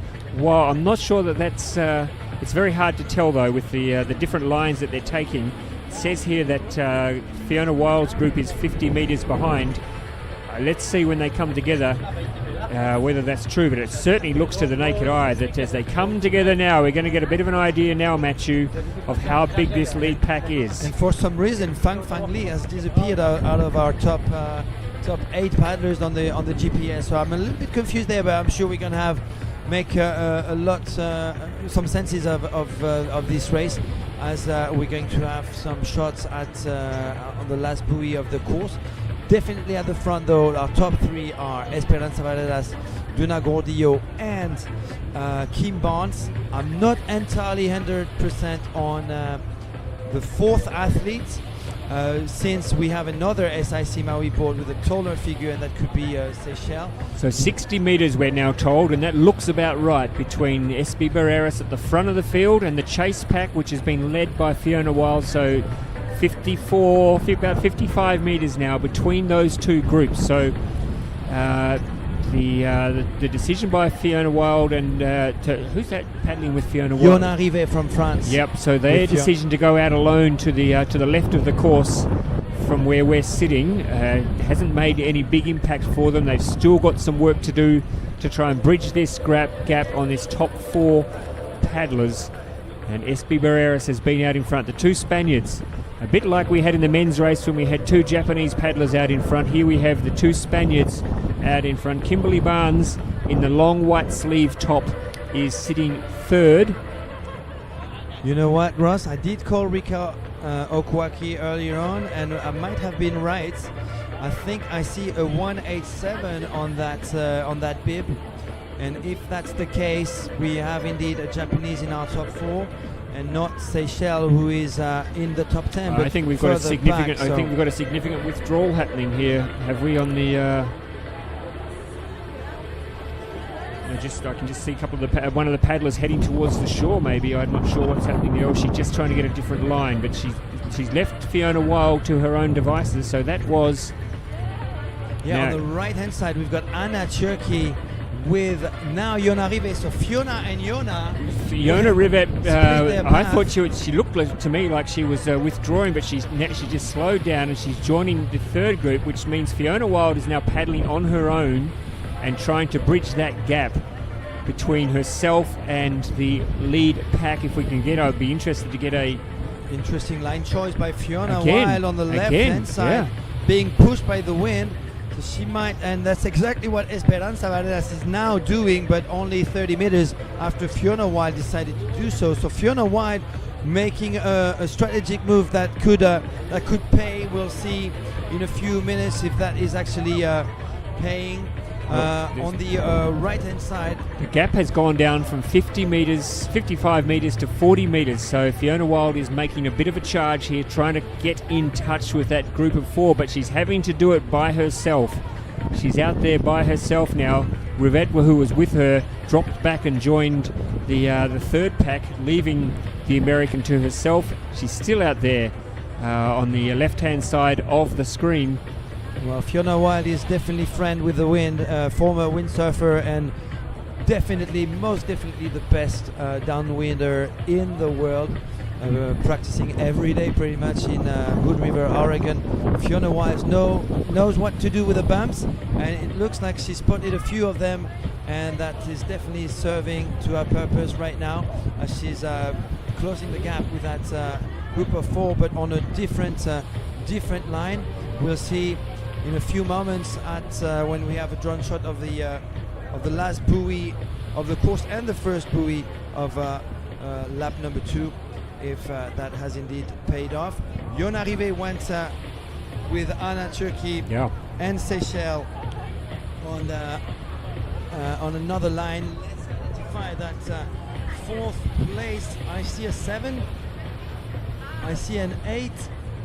I think we've got Rika Okwaki, ladies and gentlemen, from Japan in our top 4. I don't know why the GPS didn't say it. Not all the athletes have the GPS on. Some of the athletes might have lost their GPS early on, but so Seychelles is 216, so that's definitely not a 216. We've got Rika Okwaki in our top 4. So now we're Japan. getting to see Wild coming across there. Her tactic now, what a great shot that is from the drone. So yes, the distance quite significant now, and that would be heartbreaking for Fiona Wild. She took her own line there, and she'd look up and she'd see she's still got more work to do to get across to this top 4 who have been there since almost the start, since the first buoy really.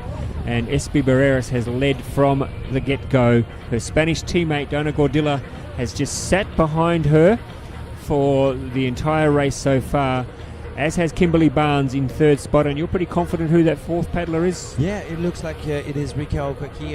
The 2 last number of her bib do match the 187 that I can see on my start list, and it's the first person I called for at the very start of the race. So I'm going with my guts. It is Rika Okwaki in 4th place right now. So we've got USA, Spain, USA, and Japan at the top of the race right now, with another American, Fiona Wild, chasing in a no woman's land. No woman's land. Look between another group between the front group of 4 and another group of 3, with Yona Rive, Anna Turkey, and Seychelles in closing that group of 3. And we've got, I believe we have Suzak Molinero in a 4th group of 2 paddlers at the back. I'm not, and Natsumi Baba, the other Japanese. So we've got 1, 2, 3, 4, 5, 6, 7, 8, 9, 10.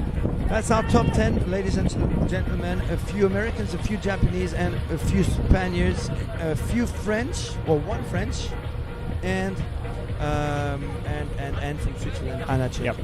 Yep. So we go around. We're heading towards the end of the first lap, and at the moment it is a race in 4 with this quartet. They've been out there pretty well by themselves for most of the first lap. And then a bit of a gap, quite a big gap actually, between this group of 4 and Fiona Wild, who is by herself. There she is, trying to bridge the gap. How much energy will she need to expend, though, to try and get up on the tail of that group of 4? She'll just be hoping that at some stage they might take a bit of a breather. And but Espi Pereiras is a very experienced paddler, and she will know where Fiona Wild is right now, and will be very happy just to keep her at arm's length, at a distance between herself, this top 4, and the former world champion Fiona Wild. But there's a long way to go, Matthew. We are only in the first lap, and there's going to be a lot happen between here as we go around now. This is the end of the first lap, and looks like everyone's going to get around safely. A couple of tricky moves there from Dona Gordilla, but happy to sit there in 2nd. Kimberly Barnes around in 3rd. Rika Okwaki in 4th on the SIC Maui board. Fiona Wild on the starboard in 5th place right now. And the Seychelles has taken the lead of that group of 3 chasing Fiona, with along with Yona Rive. Look at Dula Gordio looking over her shoulder, just to identify it in a 90-degree angle where the chasers are. Actually, with Anna Turkey going with Seychelles and Yona Rive in a tough spot right now. She's just lost the draft train led by Seychelles, so she is now sitting 10 meters behind Anna Turkey and Seychelles, who are 50 meters behind Fiona Wild. And then there's that group of two SUP racers, Natsumi Baba on the mechanical board with Susak Molinero from Spain in 10th place on the Sonova board. So of this group of four, the front two, of course, the two Spaniards both did the sprint. You have Kimberly Barnes, who missed yesterday because she had to go to Bangkok to pick up her board through customs. So she will be relatively fresh compared to our two leaders.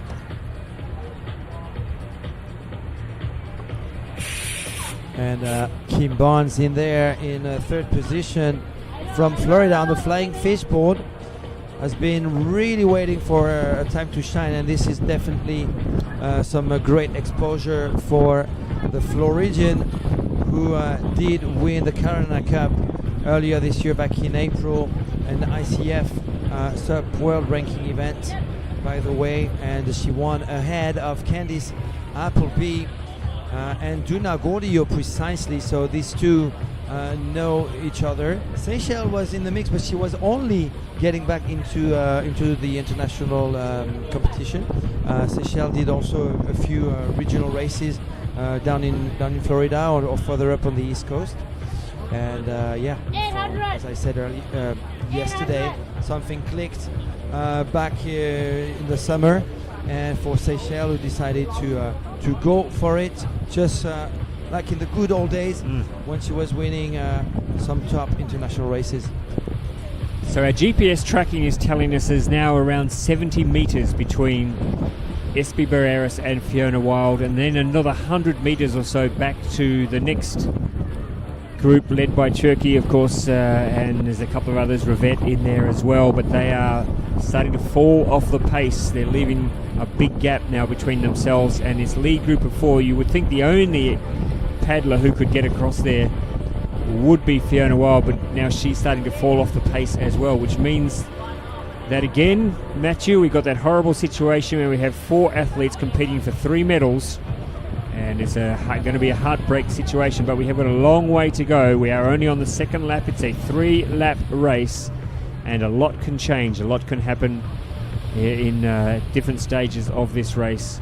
Well, if we follow what happened in the men's with Noe Gayu sitting comfortably, I said that quite lightheartedly, comfortably in third position behind the two Japanese earlier on. We have two Spaniards in this women's race in the lead, with now Duna Gordio taking the lead over Esperanza Barreras. And we have Kim Barnes, who's been in third place the whole time. Actually, Duna Gordio now placing a bit of an acceleration, which leaves a little bit Rika Okwaki, the Japanese, behind. She manages, though, to catch up with the train, to be back on the train. So it is now a change of leader for that group of 4 paddlers, and that is Duna Gordio from Spain. In second place, Esperanza Barreras. Kim Barnes is might be playing it just as cleverly as Noe Gayu early on, as well as Rika Okwaki. Well, I asked Noe Guru whether that was his tactic, whether he was just happy throughout the race to sit behind the two Japanese. He said it was no tactic, he was just trying to hang on. He said they were going so hard and so fast, he was just trying to hang on for dear life to not lose touch with them, so he wasn't planning to sit there behind them. He just wanted to make sure they didn't leave him behind, and in the end backing his sprint credentials over theirs, and showing that if you're fast over the water in that last sprint, if you've got a bit of petrol left in the tank, then you're going to have the advantage. But this group of 4 are looking very, very strong at the moment. We have had a change in the leadership. It is Gordillo from Spain now moving across, giving Barreras a little bit of a breather. Maybe this was her choice.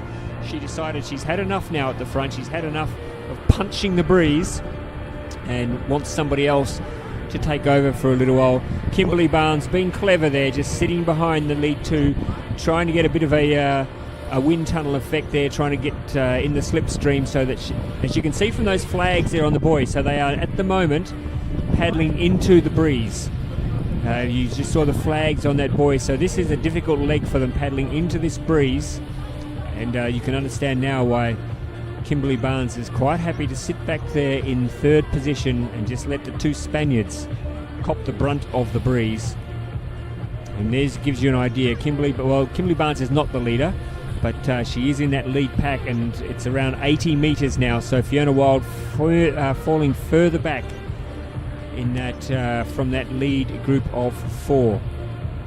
Well, you were asking whether or not the women's had learned anything from watching the men's race, and that's exactly what you were saying. Esperanza Barreras decided to step down a little, giving so much energy away, putting a group of four paddlers, and she gladly let another Spaniard, Duna Gordillo, take the lead. And I have to say I'm impressed with Kim Barnes and Rika Okwaki. We haven't seen Rika that much on the international scene. She's in good position there for a potential podium. Obviously, some action is going to, and sprinting action is going to unfold at some point, whether during the race or at the finish line, just like for the men's. But right now, it's two strong women at the front. Yep, it's a tough race. We're not even at the halfway stage yet of this women's long distance final. But judging by how comfortable this quartet look at the front, that they are going to be the ones who are going to be there at the finish. Possibly at the back of the field, the Japanese paddler. She's been there at the back of this quartet throughout, so just happy to bide her time. Maybe she learned a little bit from watching her two Japanese colleagues in the men's race, who both went out and almost cut each other's throats at the front of the field, and just left it wide open for Nui Guru to come through and win his first long distance title.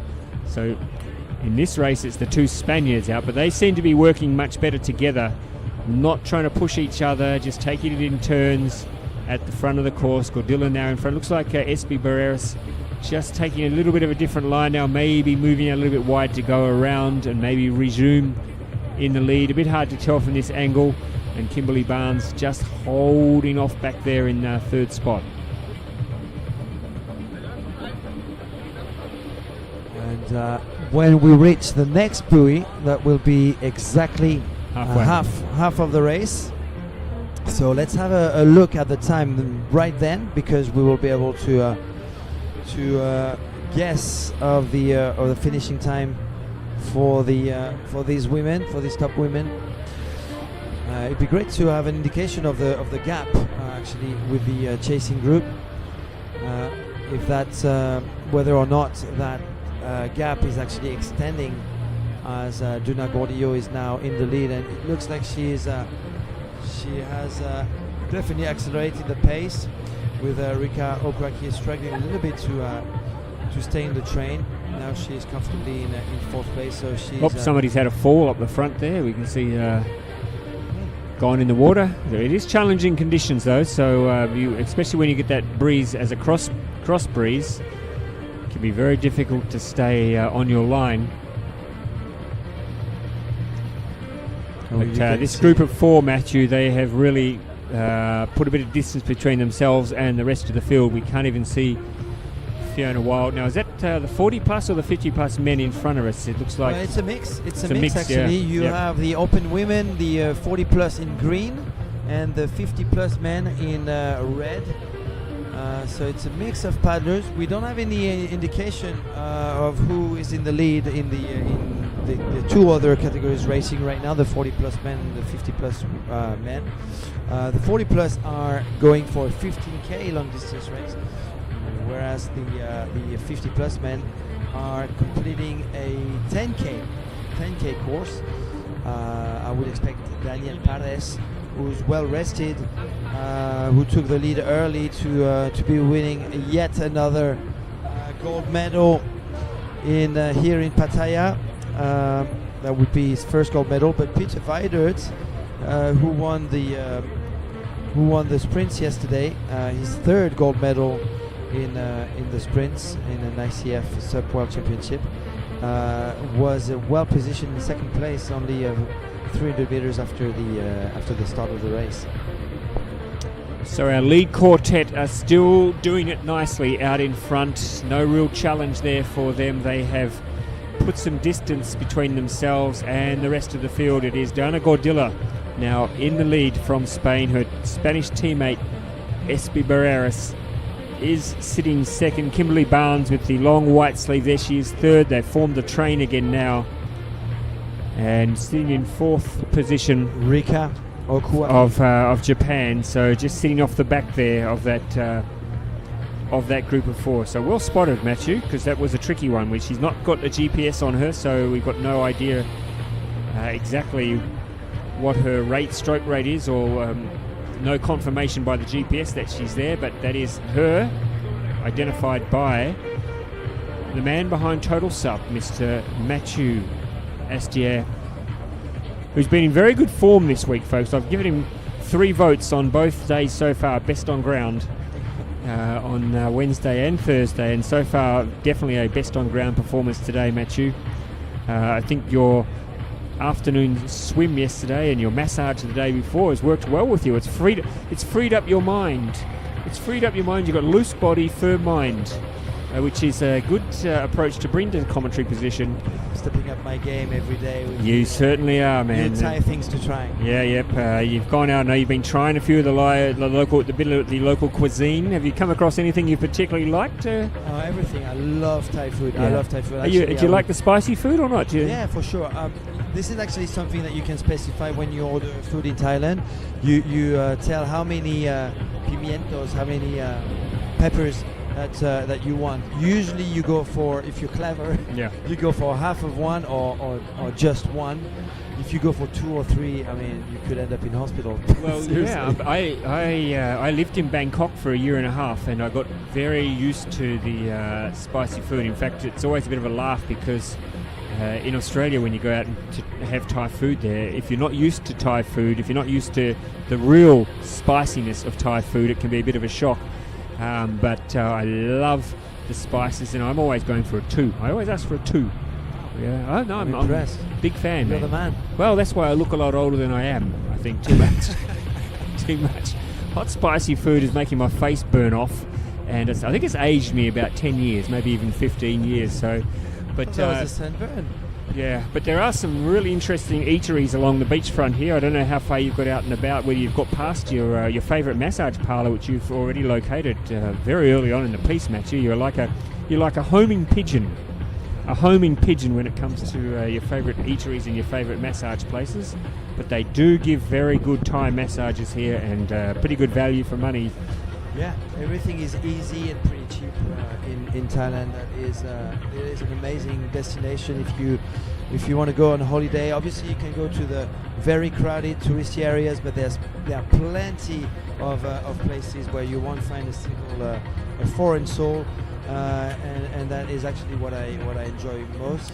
And it's a cliche. It is a cliche to say that the Thai people are very, very friendly and very, but they are. They really, really are. I mean, nothing is too much trouble. They're always making sure that you're happy, that you are getting what you need. The service has been fantastic, and the staff, the volunteers working here at our World Championships. I mean, we were talking at the sprint competition with the start boy there out in the middle of the water, and Matthew and I were sitting in the shade in a commentary box, and we were saying how hot it was. Those folk were sitting out there on the start buoy, and it was scorching, and they sat out there all day and did their job, and it was absolutely fantastic. Now look at this drone shot now, Matthew. It's giving us a pretty good idea of the gap between this front 4 group. We can't even see the chase pack, whether Fiona Wild is still by herself or whether she's dropped back and joined the other 3 paddlers who are just behind her. We'll get a bit of an idea when we go around the buoy. You can see at the top of your screen, which will be the halfway mark, Matthew, of this race, and then we'll get a bit of an idea how big the group is behind and how far behind they are. But this quartet in front, they're doing it to the beat of their own drum at the moment, and they're going to take a a lot of running down if anybody else wants to try and get in there in a mix for the medals. Yeah, and as we've seen on those beautiful drone shots, the pace imposed by Duna Gordio is definitely harming the rest of the field with that gap extending between that group of four and the chasing pack. We don't know who is in the chase now, because these athletes, these top four athletes, have been at the front for so long and extending their lead clearly. So I wonder where Fiona Wild, Yona Rive, Anna Cherky, Seychelles, Suzak Molinero, Natsumi Baba are. These were our top 10 athletes a few minutes ago. Hopefully we will have an indication of that very soon with perhaps a different camera angle, unless that drone can actually see what's happening south of that quartet in the lead. And now we can get an idea. So it's now 150 meters between the front group and the chase group, and looks like Seychelles Webster is there maybe at the front of that chase group, trying to make up a bit of ground. Maybe she's now decided at the halfway stage, because that would be a good time to make your move. Maybe she's decided that now is the time to try and get across and bridge that gap. I think if you're going to do it, Matthew, coming downwind is the time to do it, because if you can get a good line, you can actually pick up a bit of time and a bit of ground. But wow, it's a big gap to make up though, 150 meters. I mean, calling it downwind would be a little bit far-fetched. I think so, yeah. You can see the cross swell coming from the right-hand side of your screen. Obviously, they're going to be angled further to the bottom right of your screen, so they could benefit definitely from a bit of bumps. What I was going to say, the Duna Gordillo still in the lead, reaching now the half mark of the race, definitely imposing a good rhythm ahead of Espe. Kim Barnes in third place still, Rika Okuaki. So Spain, USA and Japan still in our top four. Someone's going to have to make a move soon. Yeah, they're all going out wide now. You can see they've gone around the buoy at the front and trying to get an idea here of that chase group. They are. This angle is a bit hard to tell, but they're quite a distance between them, and they're going very wide now, the girls, and they're following Gordilla. Gordilla's going wide, Barrera's just sitting on her back, and also Kimberly Barnes. And the chase group have still not gone around the buoy at the top of the course, so that is the distance, quite a big distance. It's coming, so if we could have at least that green buoy in our frame, that would be amazing. I might be able to identify who's leading that chasing group of a crowded group. I think 4 or 5 women athletes, pretty far now from Rika Okuaki, who was currently sitting in fourth. If we could turn that camera to the left, that would be amazing. We would be able to see who's now reaching the buoy. I had an interesting quick chat with Seychelles just before the race. She said, "Don't talk to me, I'm in the zone, I'm trying to focus, get away from me, you crazy French man." And then after that she said, and after that she said, "Go get me some water." She said, "Stop." She said, "You problem with you Frenchman, you talk too much. That, go get me some water and maybe a hat and an umbrella, and could you just stand there and keep me cool, please?" And then you said, and then I said, "Wow, you're actually focusing on the long distance. I'm very surprised after winning the sprints. I was expecting her to focus after a win yesterday in the sprints on the technical race." She said, "You know what? In the long distance, at least I'm on my own. You know, it's the type of race where what you do is controlled by you. It's not in the technical race. Anything can happen because there's so much chaos around you, especially obviously at the buoy turns. So that's a pretty good indication of a Seychelles state of mind. You know, when she controls things, just like she was feeling throughout the first 2 days of the sprint competition, she was in total control. She was feeling strong. She knew exactly what to do and when to do it, and you know, she had that very ultra comprehensive win of the sprint women's competition. So the GPS tracker is telling us there is now 150 meters between the front group and the chase group, although now down to 120 metres. So that's the gap between the front group and the chase group. It's still a significant gap, as the front group now, as Matthew said, it's a bit cheeky to call it a downwind, but certainly they've got a chance here to put a bit of distance between themselves, a bit more distance between themselves and the rest of the field. But they're all just happy now to sit behind Donna Godilla. When you're in front, Matthew, I suppose you can choose the line, and if everybody else wants to go with you, then well and good. Now, is that... Ross, have we got a change at the front? Is it Esperanza Barena's back? Just be careful with that angle. I'm not sure. Oh, yeah. I'm not sure with that angle. We've been caught out a couple of times already with the distance. And there's our friend, the fisherman, just sitting there. He's put a shirt on now. He heard us before. I said that it's all well and good to sit out there and try and catch fish in the middle of a World Championship field, but he's sitting there. Put your hand up, mate. Have you caught anything today? What are you catching? Oh, he's got some snapper apparently or something. Right, so we do have a visual on who's at the back, and that is Anna Cherky leading over two American, Seychelles and Fiona Wild. So that's a group of three, and then there's another group of three on the left hand side of your screen. I think that is Natsumi Baba from Japan with Yona Rive. Yona Rive's really fallen back through the field, hasn't she? She's, and Suzak Molinero on the Sonora. Who's caught up to... somebody's gone in the water. That's not part of the lead group, is it? Four, no. A group of three, and then a group of three, so that's 10. That's 10, so still our top 10 women. Oh no! Holly Pye. I'm very disappointed by that for her, obviously. Holly Pye had to leave. I mean, she admitted she wasn't feeling that great. Might have suffered from food poisoning. We're talking about food, hopefully. Well, I went for my first swim of the morning this morning, and I'm still okay. So I can safely report that the ocean is okay if you keep your mouth shut. Don't swallow too much of the ocean. So wherever you're watching around the world, we are very happy to have you as part of our team today, as part of our stand-up paddling family, global family. We do apologise. We've had some technical issues with some of the cameras, etc., but we are doing our best to bring you what we can from this race. There is a group of 4 in front, and then a chase group which includes the Swiss paddler Shirky, Webster and Wild, so 2 Americans in there. And they have now, although it looks like as Fiona Wild drops back even further, we'll get some idea in just a moment of maybe we're seeing a move being made here by, I said it before, by Seychelles Webster. Maybe she's starting to try and bridge that gap.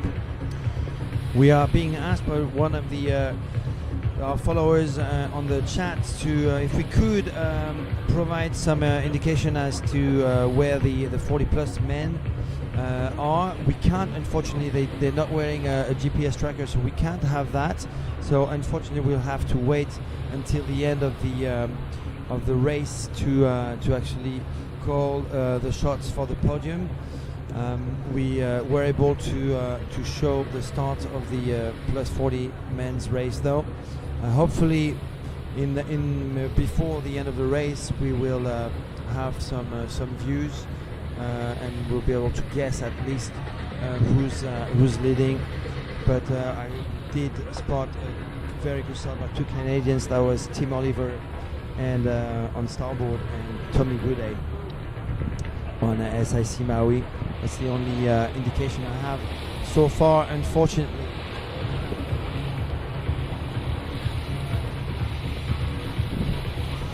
So, a couple of people just asking for updates. We can't give you an update just yet, but we have got our man down on the beach there, and if we get an indication that the 50 plus men are coming into a finish, then we will let you know. But I don't think they haven't gone past the front group of women here, so there's no way they've finished 2 laps yet. So no worries about that. They'll be a bit off yet crossing the finish line.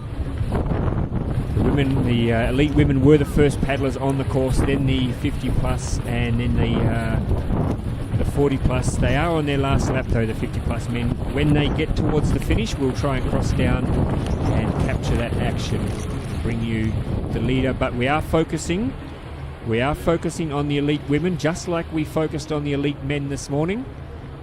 We're focusing on the elite women. That is our main goal here, to keep an eye on our top women and how they're going. We did the same thing for the men earlier this morning. Of course, we do know there are other races underway, but we just feel that we need to keep an eye on what is happening with our elite athletes in both the men and the women. So there's the distance between Espe Barreras and Anna Turkey, who is leading the chase back. It's 160 metres, which is pretty considerable.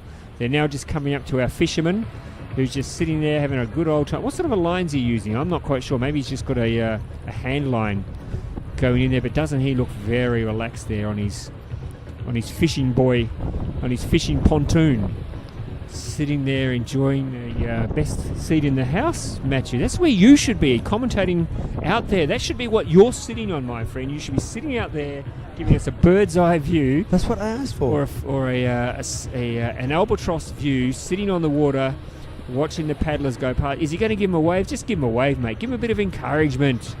Let them know that you're there for them, giving them some support. No acknowledgement at all. None at all. He's just sitting there. Oh, there we go. There you go. He's lifted his arm up. Hello, how are you, folks? Good. Stop scaring my fish. Sorry.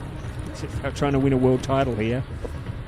So who's in front now? It looks like it is Espe. Espe still at the front, and well, still Gordilla was in front there for a little bit, so it's been a change. I'm pondering whether or not it's the right thing to do. Just like Shuri Araki, who is capable of leading and then attacking and then extending his lead, and all of a sudden being on his own in the lead, maybe for the last 5 or even 10 kilometers of a long distance race. Esperanza Barreras, we know she's capable of doing that, but today, just like Shuri, she's not doing it. Is that because of the heat? Is that because of the condition? Is that because the level of paddling of the challengers is very high? It's the big question I have.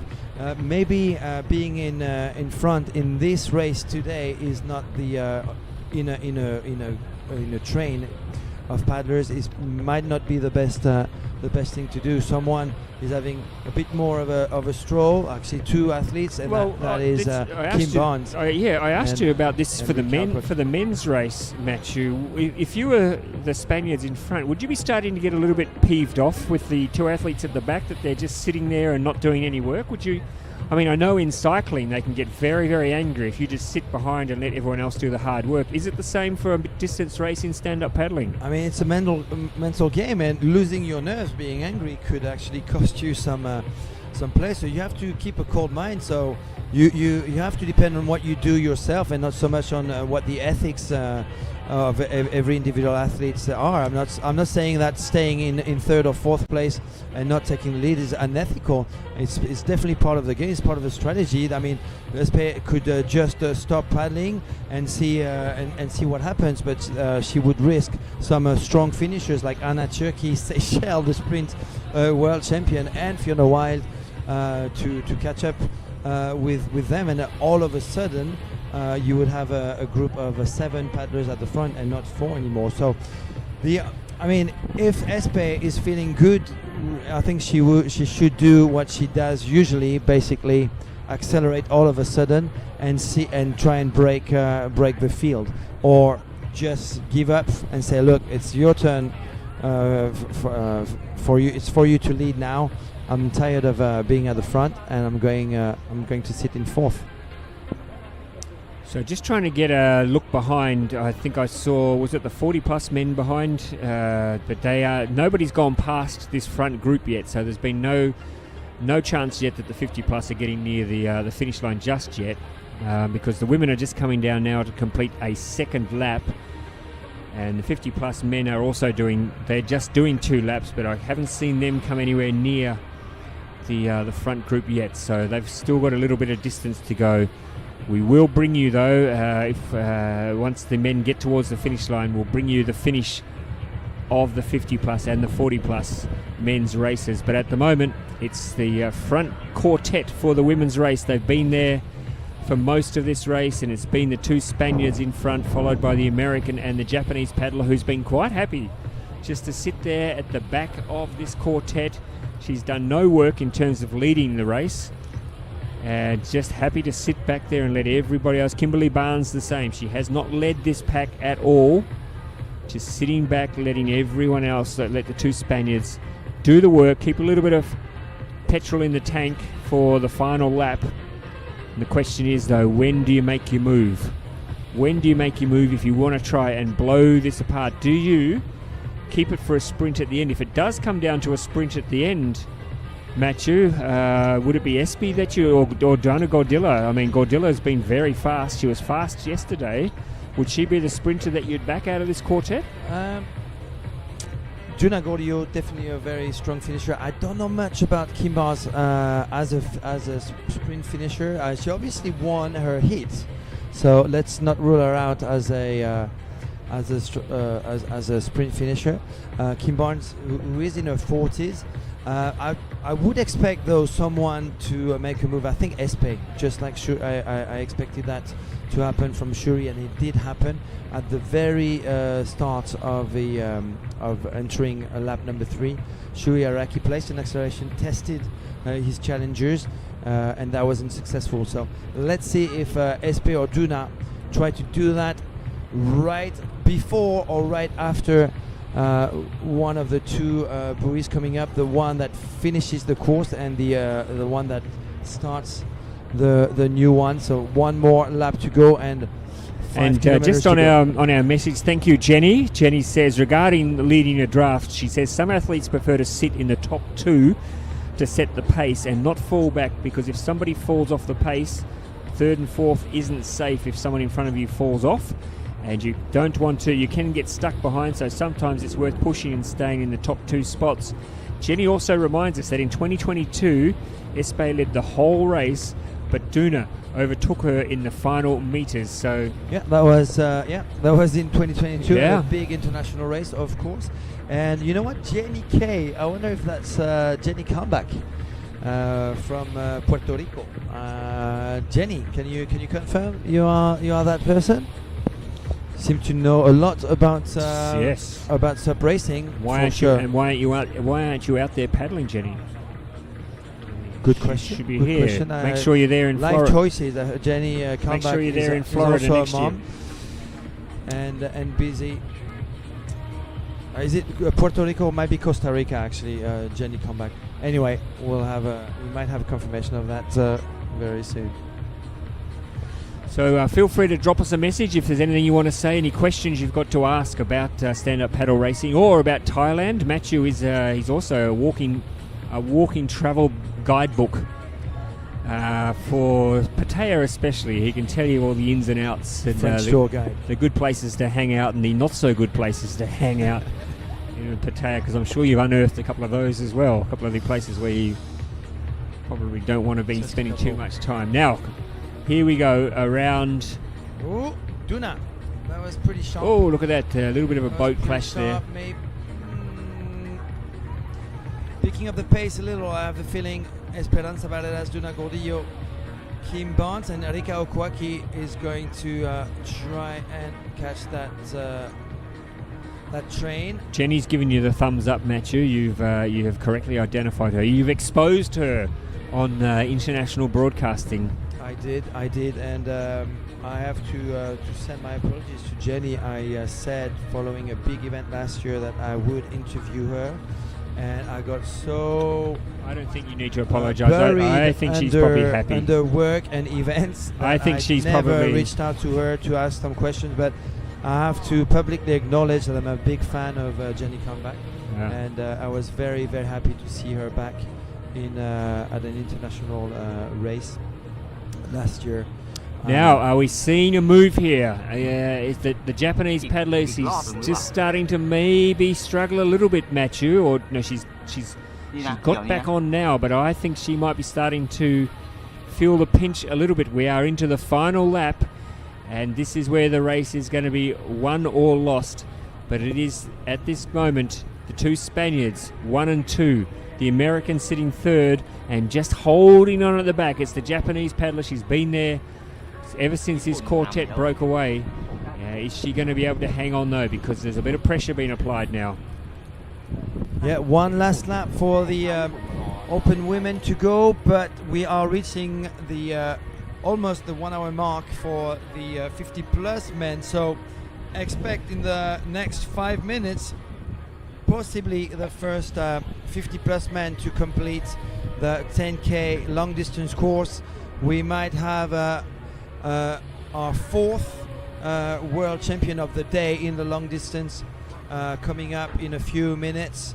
I definitely think if it's a straight 10k course, I definitely think the winner will win in under 105, and I expect Daniel Pares, if nothing bad happened to him in the last hour, to be at the front of the race, likely with Peter Weidert, who's more of a sprinter than a long distance racer, but I expect also some good things coming out of Barcelona, Spain, with Mark Forrester, who was on the podium last year. So no sign yet of the chase pack, but they are well and truly behind. There's no danger at all to these front four. The only question that remains now is, of this quartet, which one of these paddlers is going to miss out on a medal? It's going to be heartbreak, absolute heartbreak for one of these paddlers who's done all the hard work. They've been there since the get-go, and they're now staring down the barrel, one of them, of going home empty-handed. Of course, there's nothing wrong, Matthew, with finishing top 4 in the world. Nothing wrong at all, but let me tell you, a medal I think looks much better on the wardrobe than a certificate, and that's not to take anything away from certificates. But I guess that's the sister of Marta. Abandoning. Getting fourth place means that you don't get to go on the stage in front of huge crowd. Wow, that was a big crowd. It was good last night, for the medal wasn't it? ceremony. It was excellent, and a very impressive stage as well, with a huge screen behind the athletes on the podium. Ooh, is Rika Okuaki going to be able to stay with that? I've got my doubts. With that group, as Esperanza Barreras seems to be accelerating at the front of the race now. We still haven't reached the half of the course. We're actually far from it. Probably still in the first kilometer and a half of the 5 kilometer course. But it is Esperanza Barreras. I think we're going to have a group of 3 in just a moment. I think we're going to be down to 3. The Japanese paddler is desperately trying to hang on, but she's having to work really, really hard, because Espi Barreras is starting to put the pressure on now. She's decided that she doesn't want to be part of this 4. She'd rather be a group of 3. But now she tacks back on to the back of this quartet. But it looks like she's working a lot harder, Matthew, than the other 3 paddlers. So, and I can see the cadence of Kim Barnes right now is accelerating a little bit. Is Kim Barnes going to try and overtake Duna Gordillo, or is she just struggling to stay in tune with Duna Gordillo in front of her? Rika Okuaki is also struggling a little bit to stay with that rhythm. With that rhythm. So. Definitely something going on right now, as they are clearly into the headwind. So no change at the front though, and it is still Espi Barreras who is in front of this race. Duna Gordillo, her Spanish teammates, sitting in second. And those two have been in the top 2 position. In fact, there's been no change, has there, Matthew? But actually, that's wrong. The Spaniards have swapped around a couple of times. But in terms of 3rd and 4th, they've been there for the entire race since they've been a quartet. And now are we seeing, finally are we seeing 4 become 3? Because there's a little bit of a gap there, Matthew, opening up between 3rd and 4th. And again, she's having to work hard to get across, to get on Kimberly Barnes's tail. Is she going to get there this time, or is that it? I wouldn't say it's over yet for Rika Okweki. I think she's just realized that she needs to do something about this distance being extended behind Kim Barnes' board. So she's just managed to push hard enough to be able to stick with the top 3 paddlers right there. But it is definitely an indication of her form right now, or at least of her mental state. Obviously, you get tired, and your brain might be playing tricks on you as well. So you don't want to lose the plot for sure. You miss a couple of strokes, and all of a sudden, everybody is really far ahead of you, and you're in a tough spot in a no man's land behind them. But yeah, once again, Rika Okweki. That elastic band between the 3rd and 4th paddler is being stretched. It really has been stretched, and you would think it's only a matter of time before that elastic band snaps, and the 4th paddler will drop off. But having said that, Matthew, she'll probably go out and win now, and you and I will look very, very silly. She's going to, because here we are, all this lap we've been calling her that she's going to drop off here, but she's hanging in there. She is hanging in there, not wanting to throw this race away yet. She's worked so hard to be part of this quartet, and she's not going to want to give up without a fight. Now, we are getting very close, I think, to the end of the men's 50 plus, the 10K. As soon as we start seeing the athletes starting to turn towards the finish, we will cross down and bring you the end of the men's 50 plus. But they're a little bit off the finish line just yet, so we are keeping an eye on things. We've got our best people on the job. An excellent comment from Jenny Kalmbach actually on the chat. We're saying that strategically Kim should make a move just to distance herself away from Rika Okweki, so creating that gap artificially in order to then have a big gap and make sure that she does have a top 3 I suspect position. though, Matthew, she wouldn't know, would she? She's not got eyes in the back of her head. She wouldn't know that the Japanese paddler is struggling a little bit, so she's assuming that she's just sitting on her tail as she has been. But I think now the move is being made, is it? I think the move maybe is being made now, Matthew, and I think maybe we're starting to see. Well, I've said it again, but now look, she's moved across. There's definitely something going on there. There's clearly struggling with direction. You can see the angle of the blade of the paddle. Clearly, they're struggling against the wind. So it's also the wind creating a bit of chaos in those among those 3 paddlers. It's interesting also to see them paddling from time to time on the right hand side, so that would definitely push them on the left. Okay, so we have we've just been given word that the 50 plus men have just gone around the final finish point. Here we go. Peter Viders, back-to-back gold medals. When I say back-to-back, gold medalists yesterday, and sitting in second, Matthew? Daniel Pares was not able to keep his first place. Peter Vidert on the light board board, a German athlete with a German board, who is going to win a second gold medal in these 2023 ICF SUP World Championships after the sprint. Yeah, sprint gold medalist yesterday. He looked pretty relaxed last night at the medal ceremony, and I asked him how he was feeling for the rest of the week. He said, we'll just see how it goes tomorrow, and look how it's going tomorrow. It is a big blade. It is obviously a tall and very strong athlete. That is a huge blade. This is like archery or canoe paddling for Peter Vidert. Excellent result once again for the giant from Germany, Peter Vidert, who is able, there's still 40 meters to go for the German champion to get ahead of Daniel Pares. It's a short, long distance course. 10K is pretty short.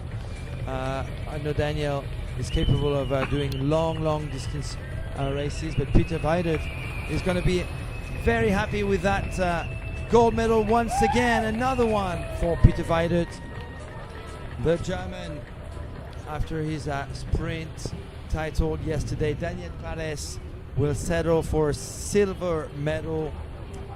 That's pretty certain that's Peter Vidart's first distance medal, gold medal. I'm pretty sure it is. Yes, it is, because the last two Daniel were Paris. won by Daniel Paris, who is now crossing the line, or reaching the beach rather. He looks tired. He can barely walk up the sand there. It's a tough course. It's a long race. Even though for some of these athletes, I'm sure Peter and Daniel would both be quite comfortable doing 15 Ks. But for Daniel, second place, it's a silver medal. But you never like losing your world title, Matthew. I assume you don't. I've never held one. No, you've never held one. Have you held a world title in anything besides talking? In pole dancing. In pole dancing, yes. Well. Oh, another Spaniard to go on the podium, and that is Marc Forrester from Barcelona, Spain, who is now sprinting for that bronze medal, claiming that bronze medal. Third place for Spain. So it is Germany, Spain on the 50 plus men's podium in the long distance. And Daniel Paris, I wanted to say a few words about Daniel Paris. He's probably the most active athlete, coach, entrepreneur in the SUP race world in Spain. He is the organizer of the World SUP Festival Costa Blanca, which has been hugely successful over the past 2 years. Unfortunately, because it's such a big enterprise to put together, the 2024 event of the World SUP Festival Costa Blanca is not going to happen. So it's going to Daniel Paris is going to save all that money and energy for a 2025 edition. But just a few days before the event, Daniel Paris was organizing a regional event called the Gran Carrera del Mediterráneo in Santa Pola, Alicante, Spain, where he resides, and where he actually coaches probably the biggest SUP race youth group, not just of Spain but in the world. We're talking about a club of more than 200 SUP members who are all SUP racers, stand-up paddle racers.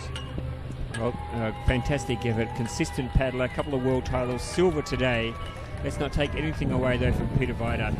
He was a level above the rest of the field in the sprint competition, just so super impressive. And now today following up with a distance gold medal as well. And I think we're going to cross down now to hear from our world champion Peter Vidart. 2 gold medals in 2 days, 2-time world champion already in 2023. Let's have a listen to our gold medalist Peter Vidart.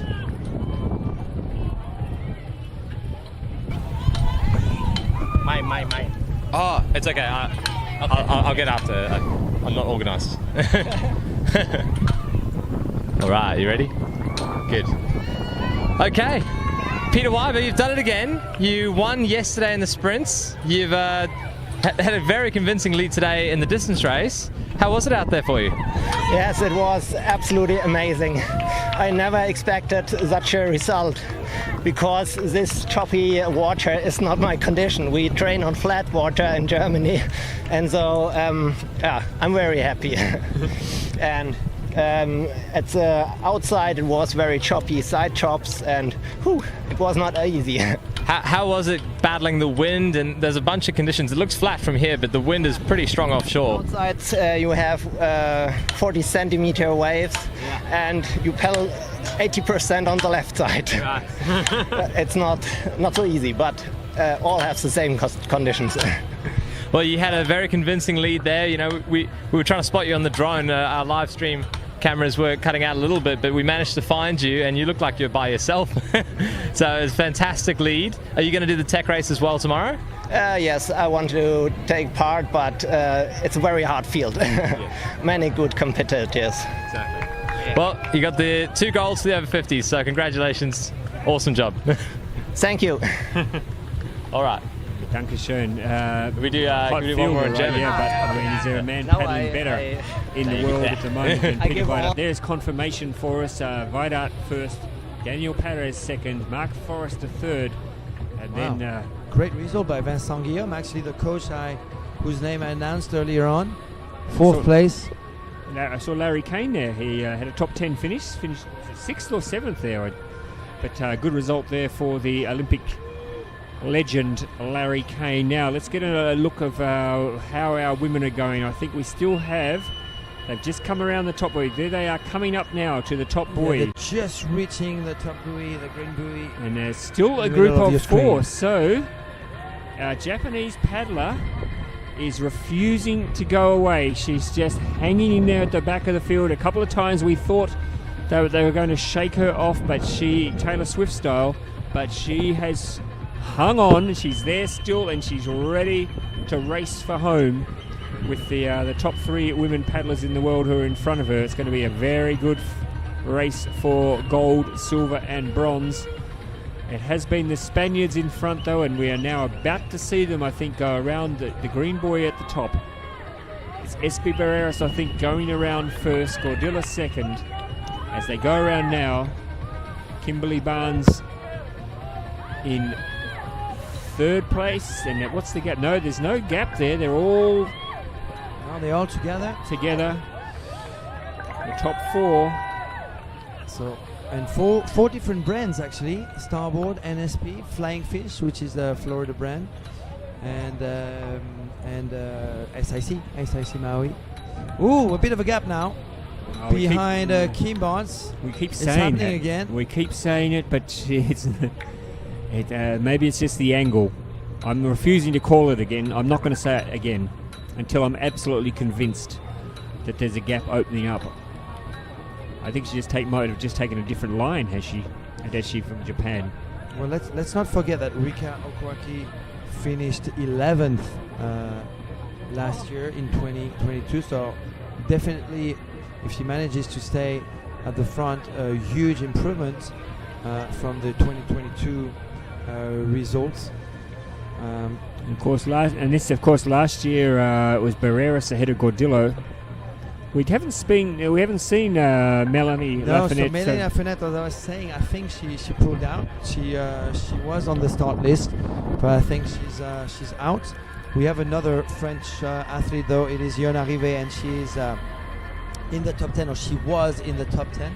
I don't know if she did manage to stay with Seychelles and Fiona Wild.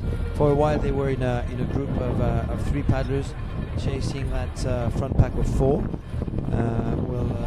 We don't have any visuals yet, but we'll see towards the end of the race, which is fast approaching now. We are 1 hour and 28 minutes into the competition. So in about 15 minutes now, we will have our new Open Women Long Distance champion for 2023.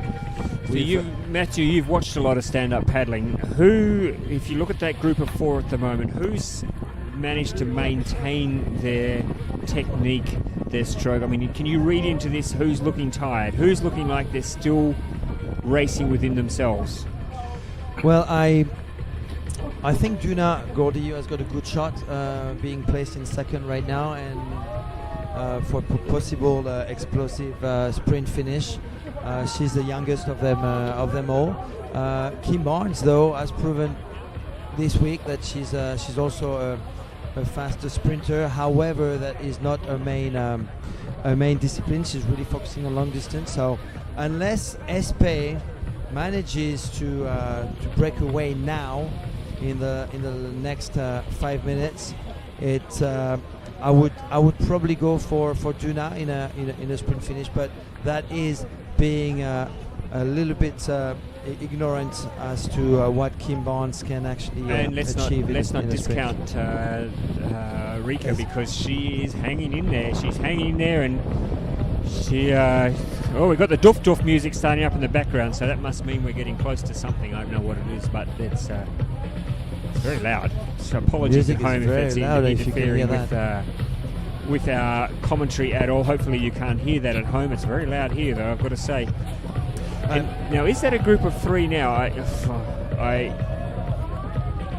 It looks to me like Espy's putting a bit of a question mark now. She's asking the question of the rest of the field.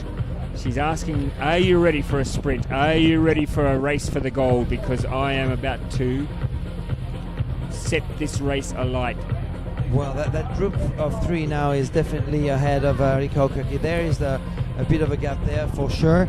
I would just want to slightly correct what I was saying. Let's not rule out Espe Barreras, who is also a good sprinter and a strong finisher. So she also has the experience with Dunagorio. Obviously, at last year at a very important race, she did lose to Dunagorio, but there were waves involved in that race. So if Espe is not trying harder to really place high cadence attacks on her challengers, it's also that she might think that she is capable of holding on to that with just a steady acceleration towards the end, keep that lead over Dunagorio and Kim Barnes. So it may well not have been that there was a big gap there between the front three and Rika, because I think she was just taking a different line. Very hard to tell from this angle if there is a gap between third and fourth. Maybe I wonder if we can get the drone up and send it out there to our lead four. There we go. Now can we bring the drone down, folks, to the yep, look at that gap.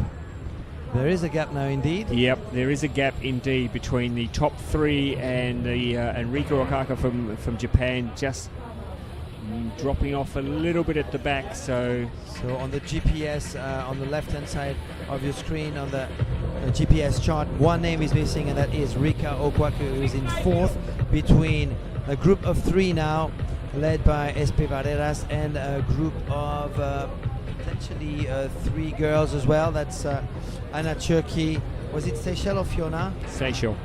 Fiona's dropped right back. And then Susak Molinero, who was in sixth position. So four has suddenly become three. Rika has.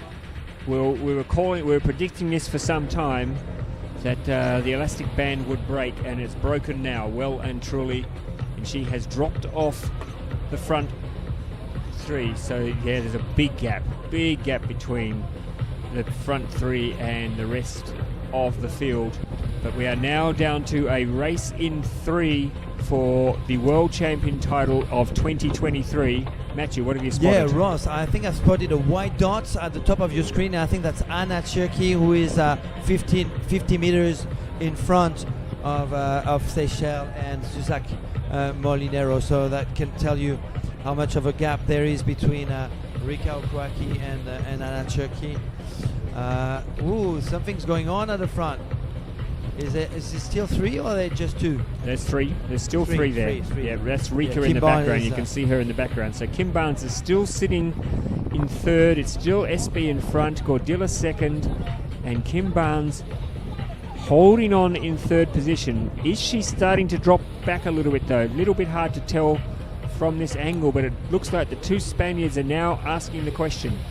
They've decided to make their move, and look at Espy. She's really starting to dig deep here.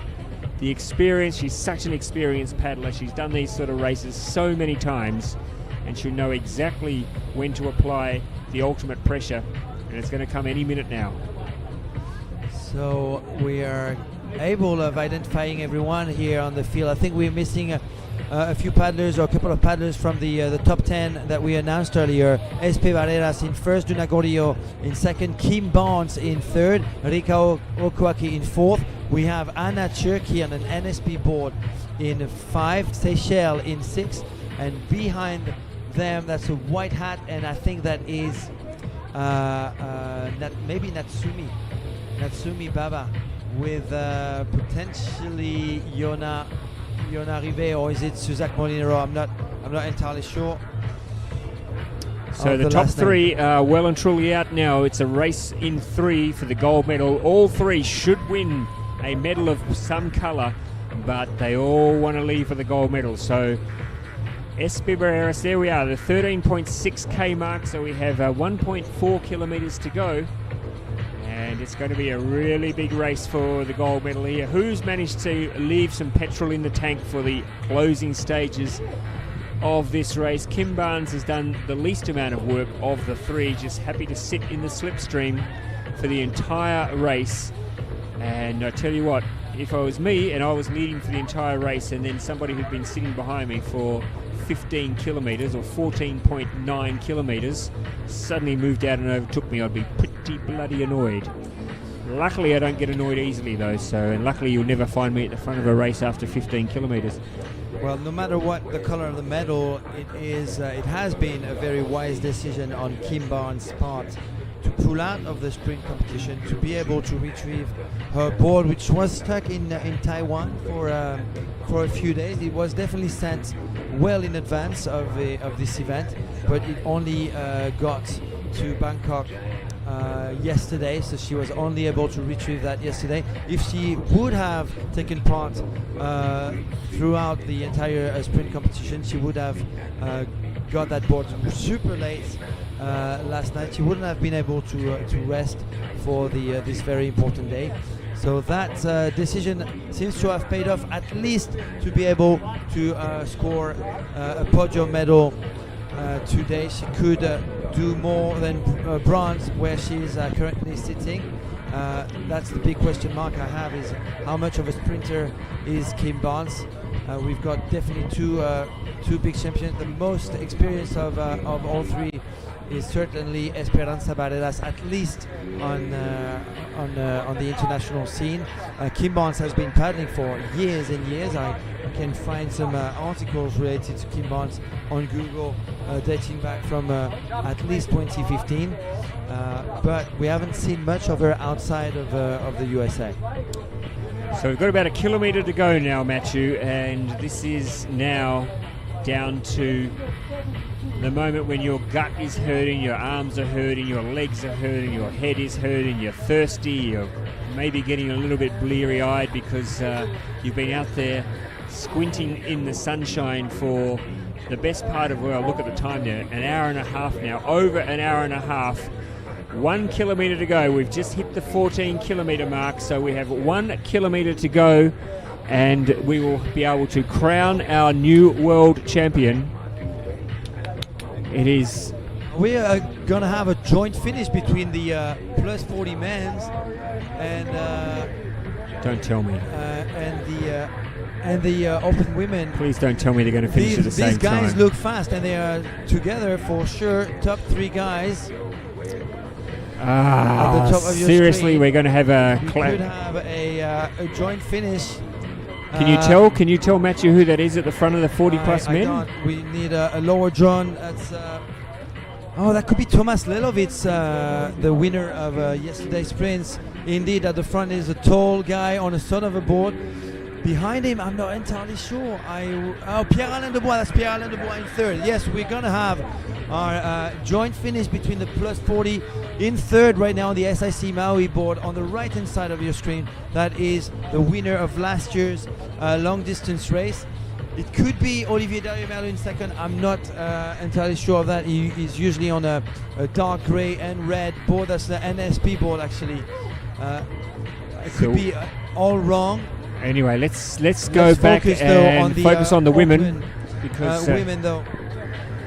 We can see, we can bring you both finishes at the same time, although I think the men are going to get there first. They've come on a different line down this final leg, and they've moved into the front position.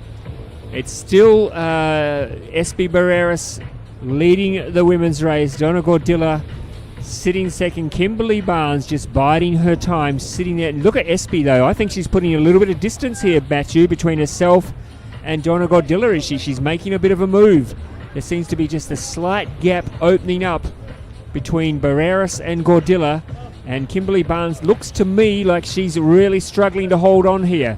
I don't think Kimberly Barnes has got much more to give, but looks like the women are going past the men now. Get out of our way, they're saying. Actually, on the left-hand side, it's not Tomas Lelovic, but Joop van Bakkel. So I don't know if these are the leading men for the plus 40 category, but that is definitely Joop van Bakkel from the Netherlands on that sort of a board. But we are going to focus on the women, of course, with Esperanza Barreras still in the lead and still pushing hard. I'd like to, if I was a gambling man, I'd like to have my money on Espy at the moment. I think she's looking strong. She's looking in control.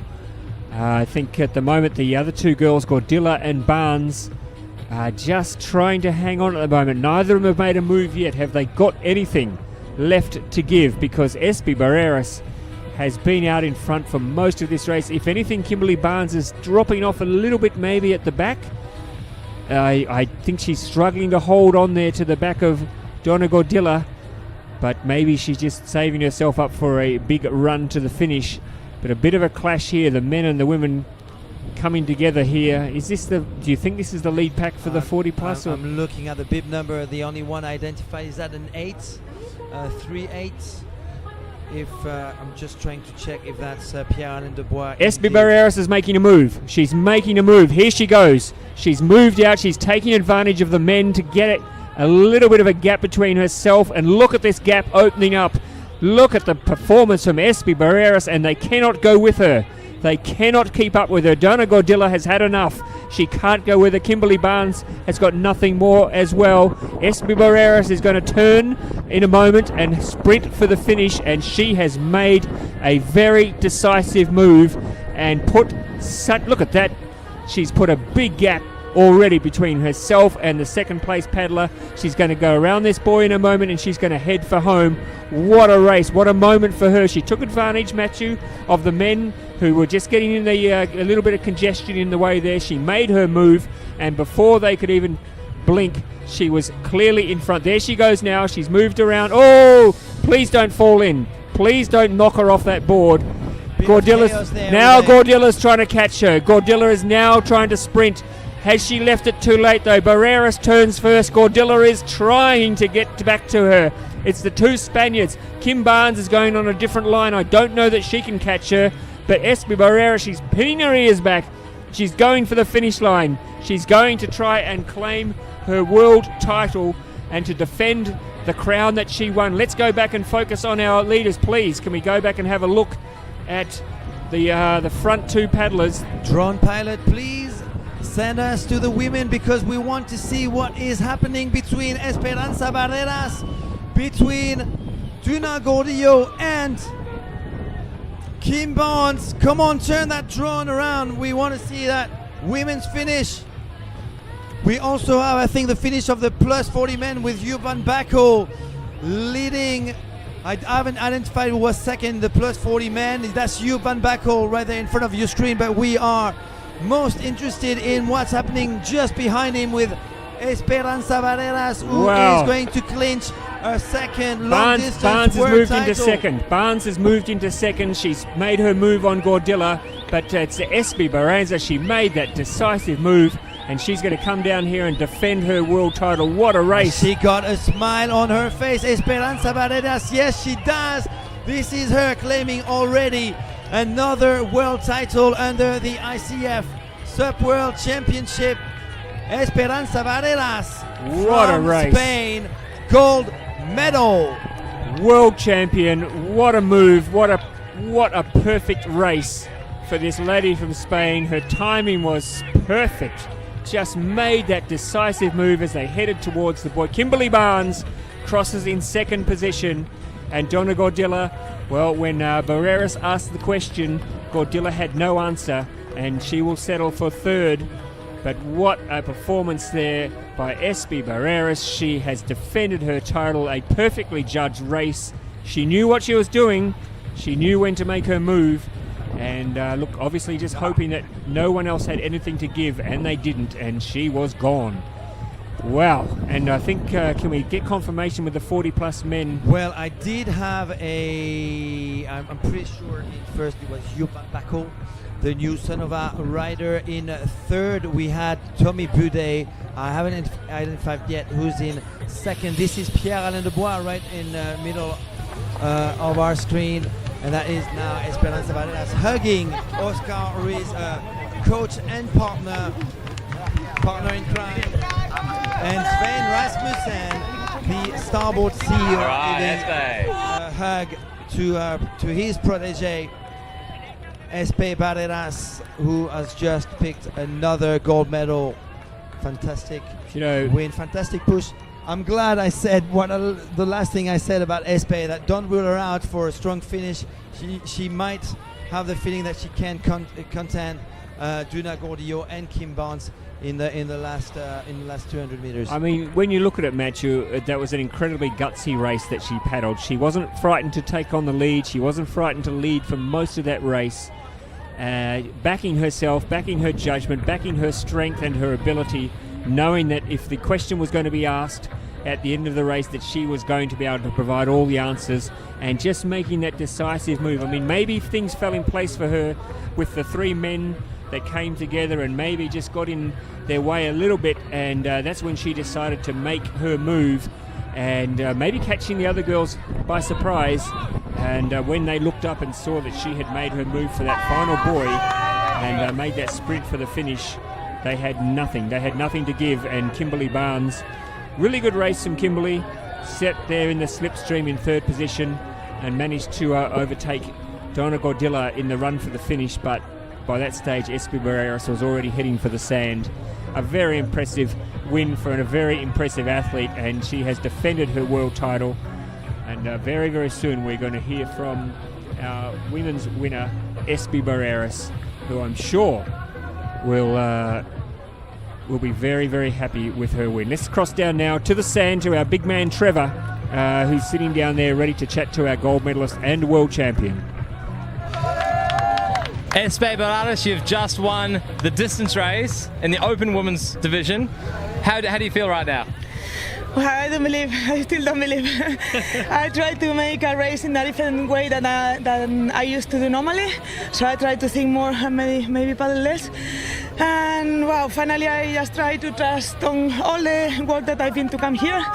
So that was the result. I'm super happy, but I have to say congrats to all the girls because they are really, really strong on these conditions. They are super hard.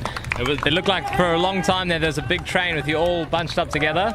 How was the team camaraderie working through that through the race? We were to make a small pack at the beginning. I was talking with the second with Duna to try to make the pack smaller, and when we were full, we just tried to go saving energy in between both Duna and me. And then at the end, I tried to push like 2Ks before arriving. I say, let's go with everything and let's see what happened. And I really feel good and super happy with the result. It was a really exciting finish. We had everyone screaming over here at the finish line. You pulled it away really well there, so congratulations. Thank you very much. And so then tech race for you tomorrow? Sorry, say again? Are you doing technical race tomorrow? Yeah, of course. My goal is to be as more regular as I can in all disciplines, so tomorrow I'll be in the start line again. Excellent. Well, good luck for tomorrow and congratulations for today. Thank you very much. Really well done. Thank you. Wow, huge congratulations to Espi Barreras, the queen of the long distance here in Pattaya, Thailand. A second world title for Espi, who was able to stay strong all the way to the finish line, leading for most of the race over Duna Gordillo. Kim Barnes, what an impressive finish also by Kim Barnes, a 47-year-old, the mom of two kids, busy with work, with a full-time job obviously, and still able to score a silver medal on her first ICF participation here in Thailand. Yeah, it was a fantastic race and a thoroughly deserving winner. I will say, and you can't. I mean, obviously conditions affect times, etc. And yes, we are disappointed as well that we couldn't focus on the 40-plus men that finished at around the same time. It was just. We do know the winner. Well, we do know the winner, but it is. A couple of people are saying online it would have been nice to be able to focus and give them their moment. Of course, it would have been. If we sat down before the race started and say, are they going to finish at exactly the same time? Well, maybe there's a chance that could have happened, but that's fate. That's the way it goes, and I'm sure nobody is going to begrudge us focusing on the women, and because they are the elite paddlers and they have done an outstanding job. And Espi Barreras and Donna Gordilla and Kimberly Barnes there, we needed to focus on their performance. But yes, of course, in an ideal world we would have preferred to been able to bring you the excitement of the men's race as well. Can I ask the community to potentially help us in I'm sure the official results are going to come soon, but I was able to identify in the plus 40 men's category the winner, Joep van Bakkel. I'm pretty sure it was in third, Tommy Boudet, but there was a gentleman wearing a white hat on the NSP board in second, and I would like the community to help me identify who it was. So make sure, if you know who it is, In the add meantime- it as a comment on YouTube. In the meantime, I think we're ready to cross down to our men's 40-plus world champion. Let's have a listen.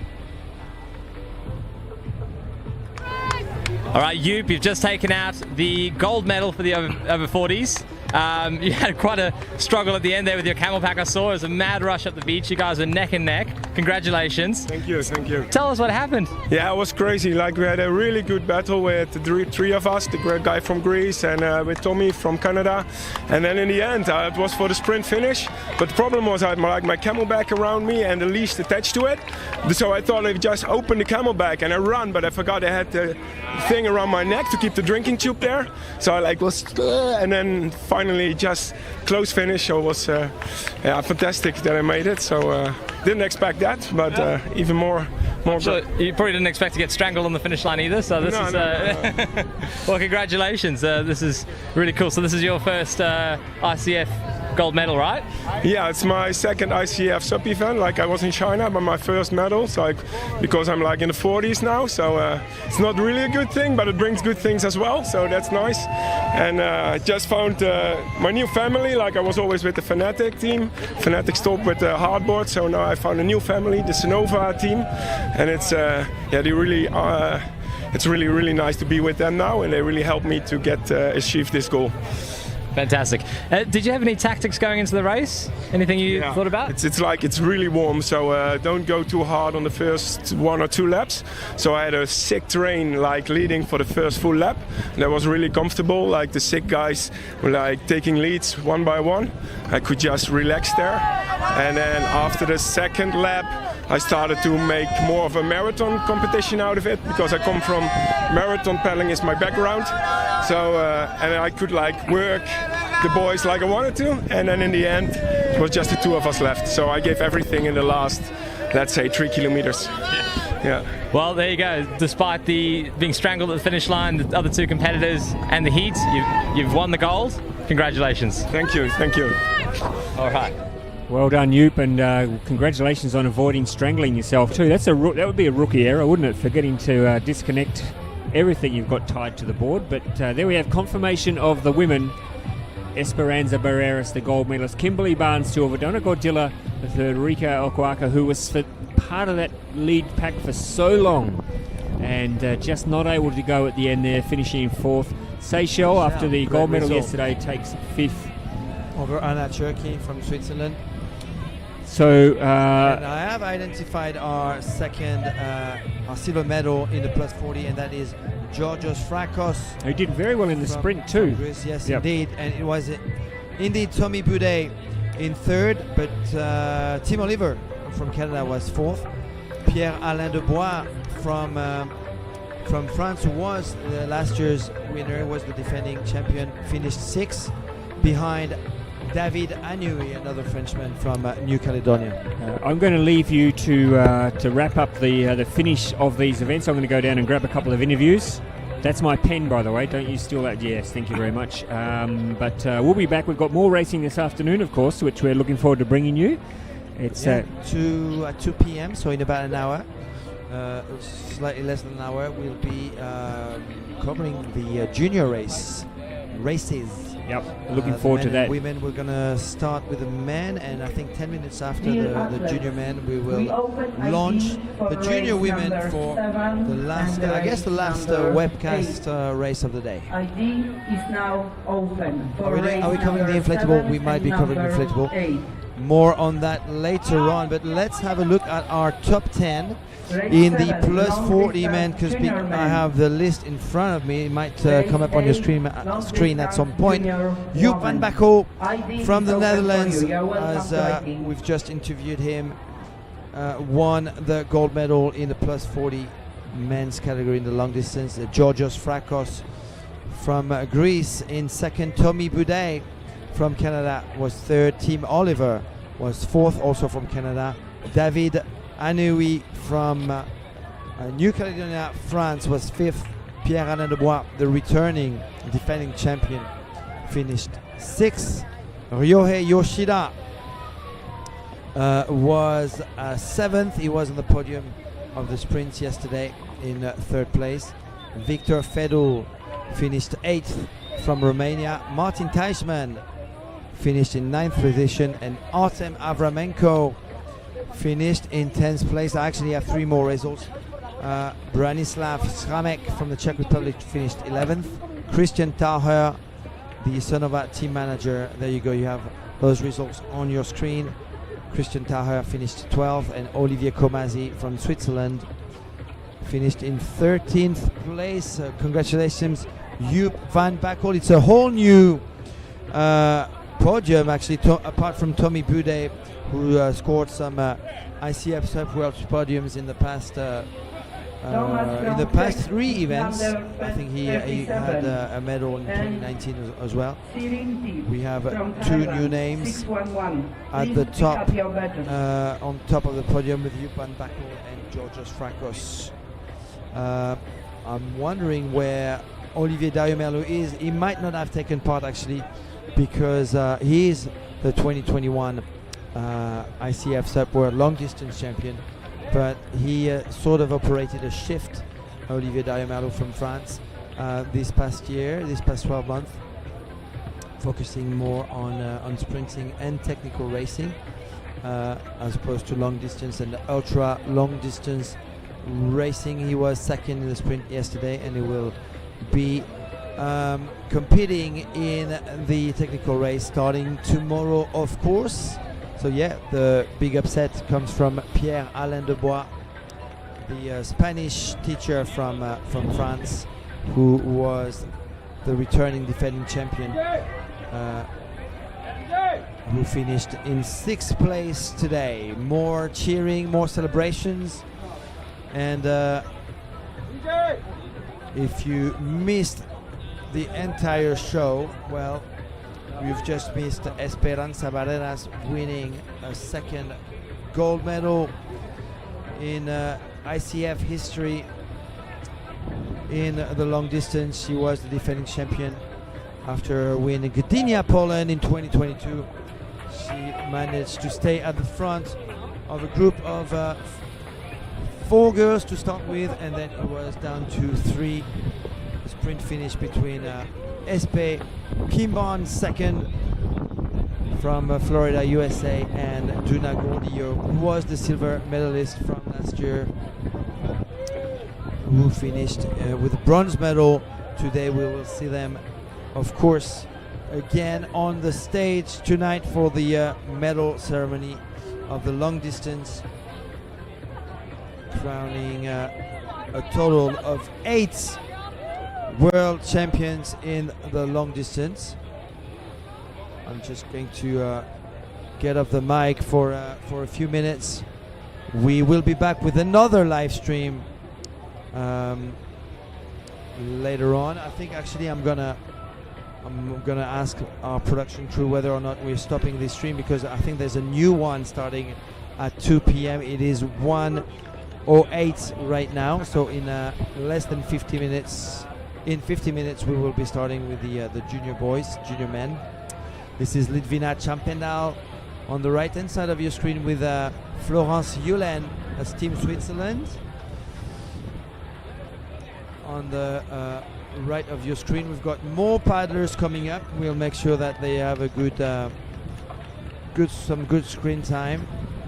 I'm gonna rest my voice for 2 more races coming up.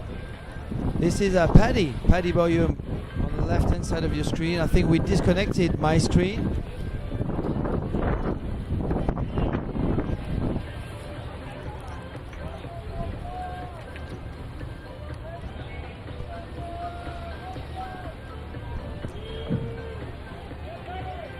And Paddy Boyum reaching the beach. The 48-year-old NSP rider from Sweden, a very active man on the Swedish SUP racing scene, one of the organizers of the Swedish SUP race circuit. I last saw him in person at in Peniche, Portugal, for a big event, but prior to that it was in Sweden, in his homeland, in Falkenberg, for an ICF event, the Skreastrand paddle race. And I'm going to say goodbye for now. I'm going to rest my voice, and we'll be back in 50 minutes for the start of the junior men. So if the webcast goes out, there's a new one which is going to start anyway for the junior races. Go to totalsup.com, go to canoeicf.com, go to the Planet Canoe YouTube channel. These are 3 ways for you to find the live coverage of the 2023 ICF SUP World. Speak to you in a bit. Thank you.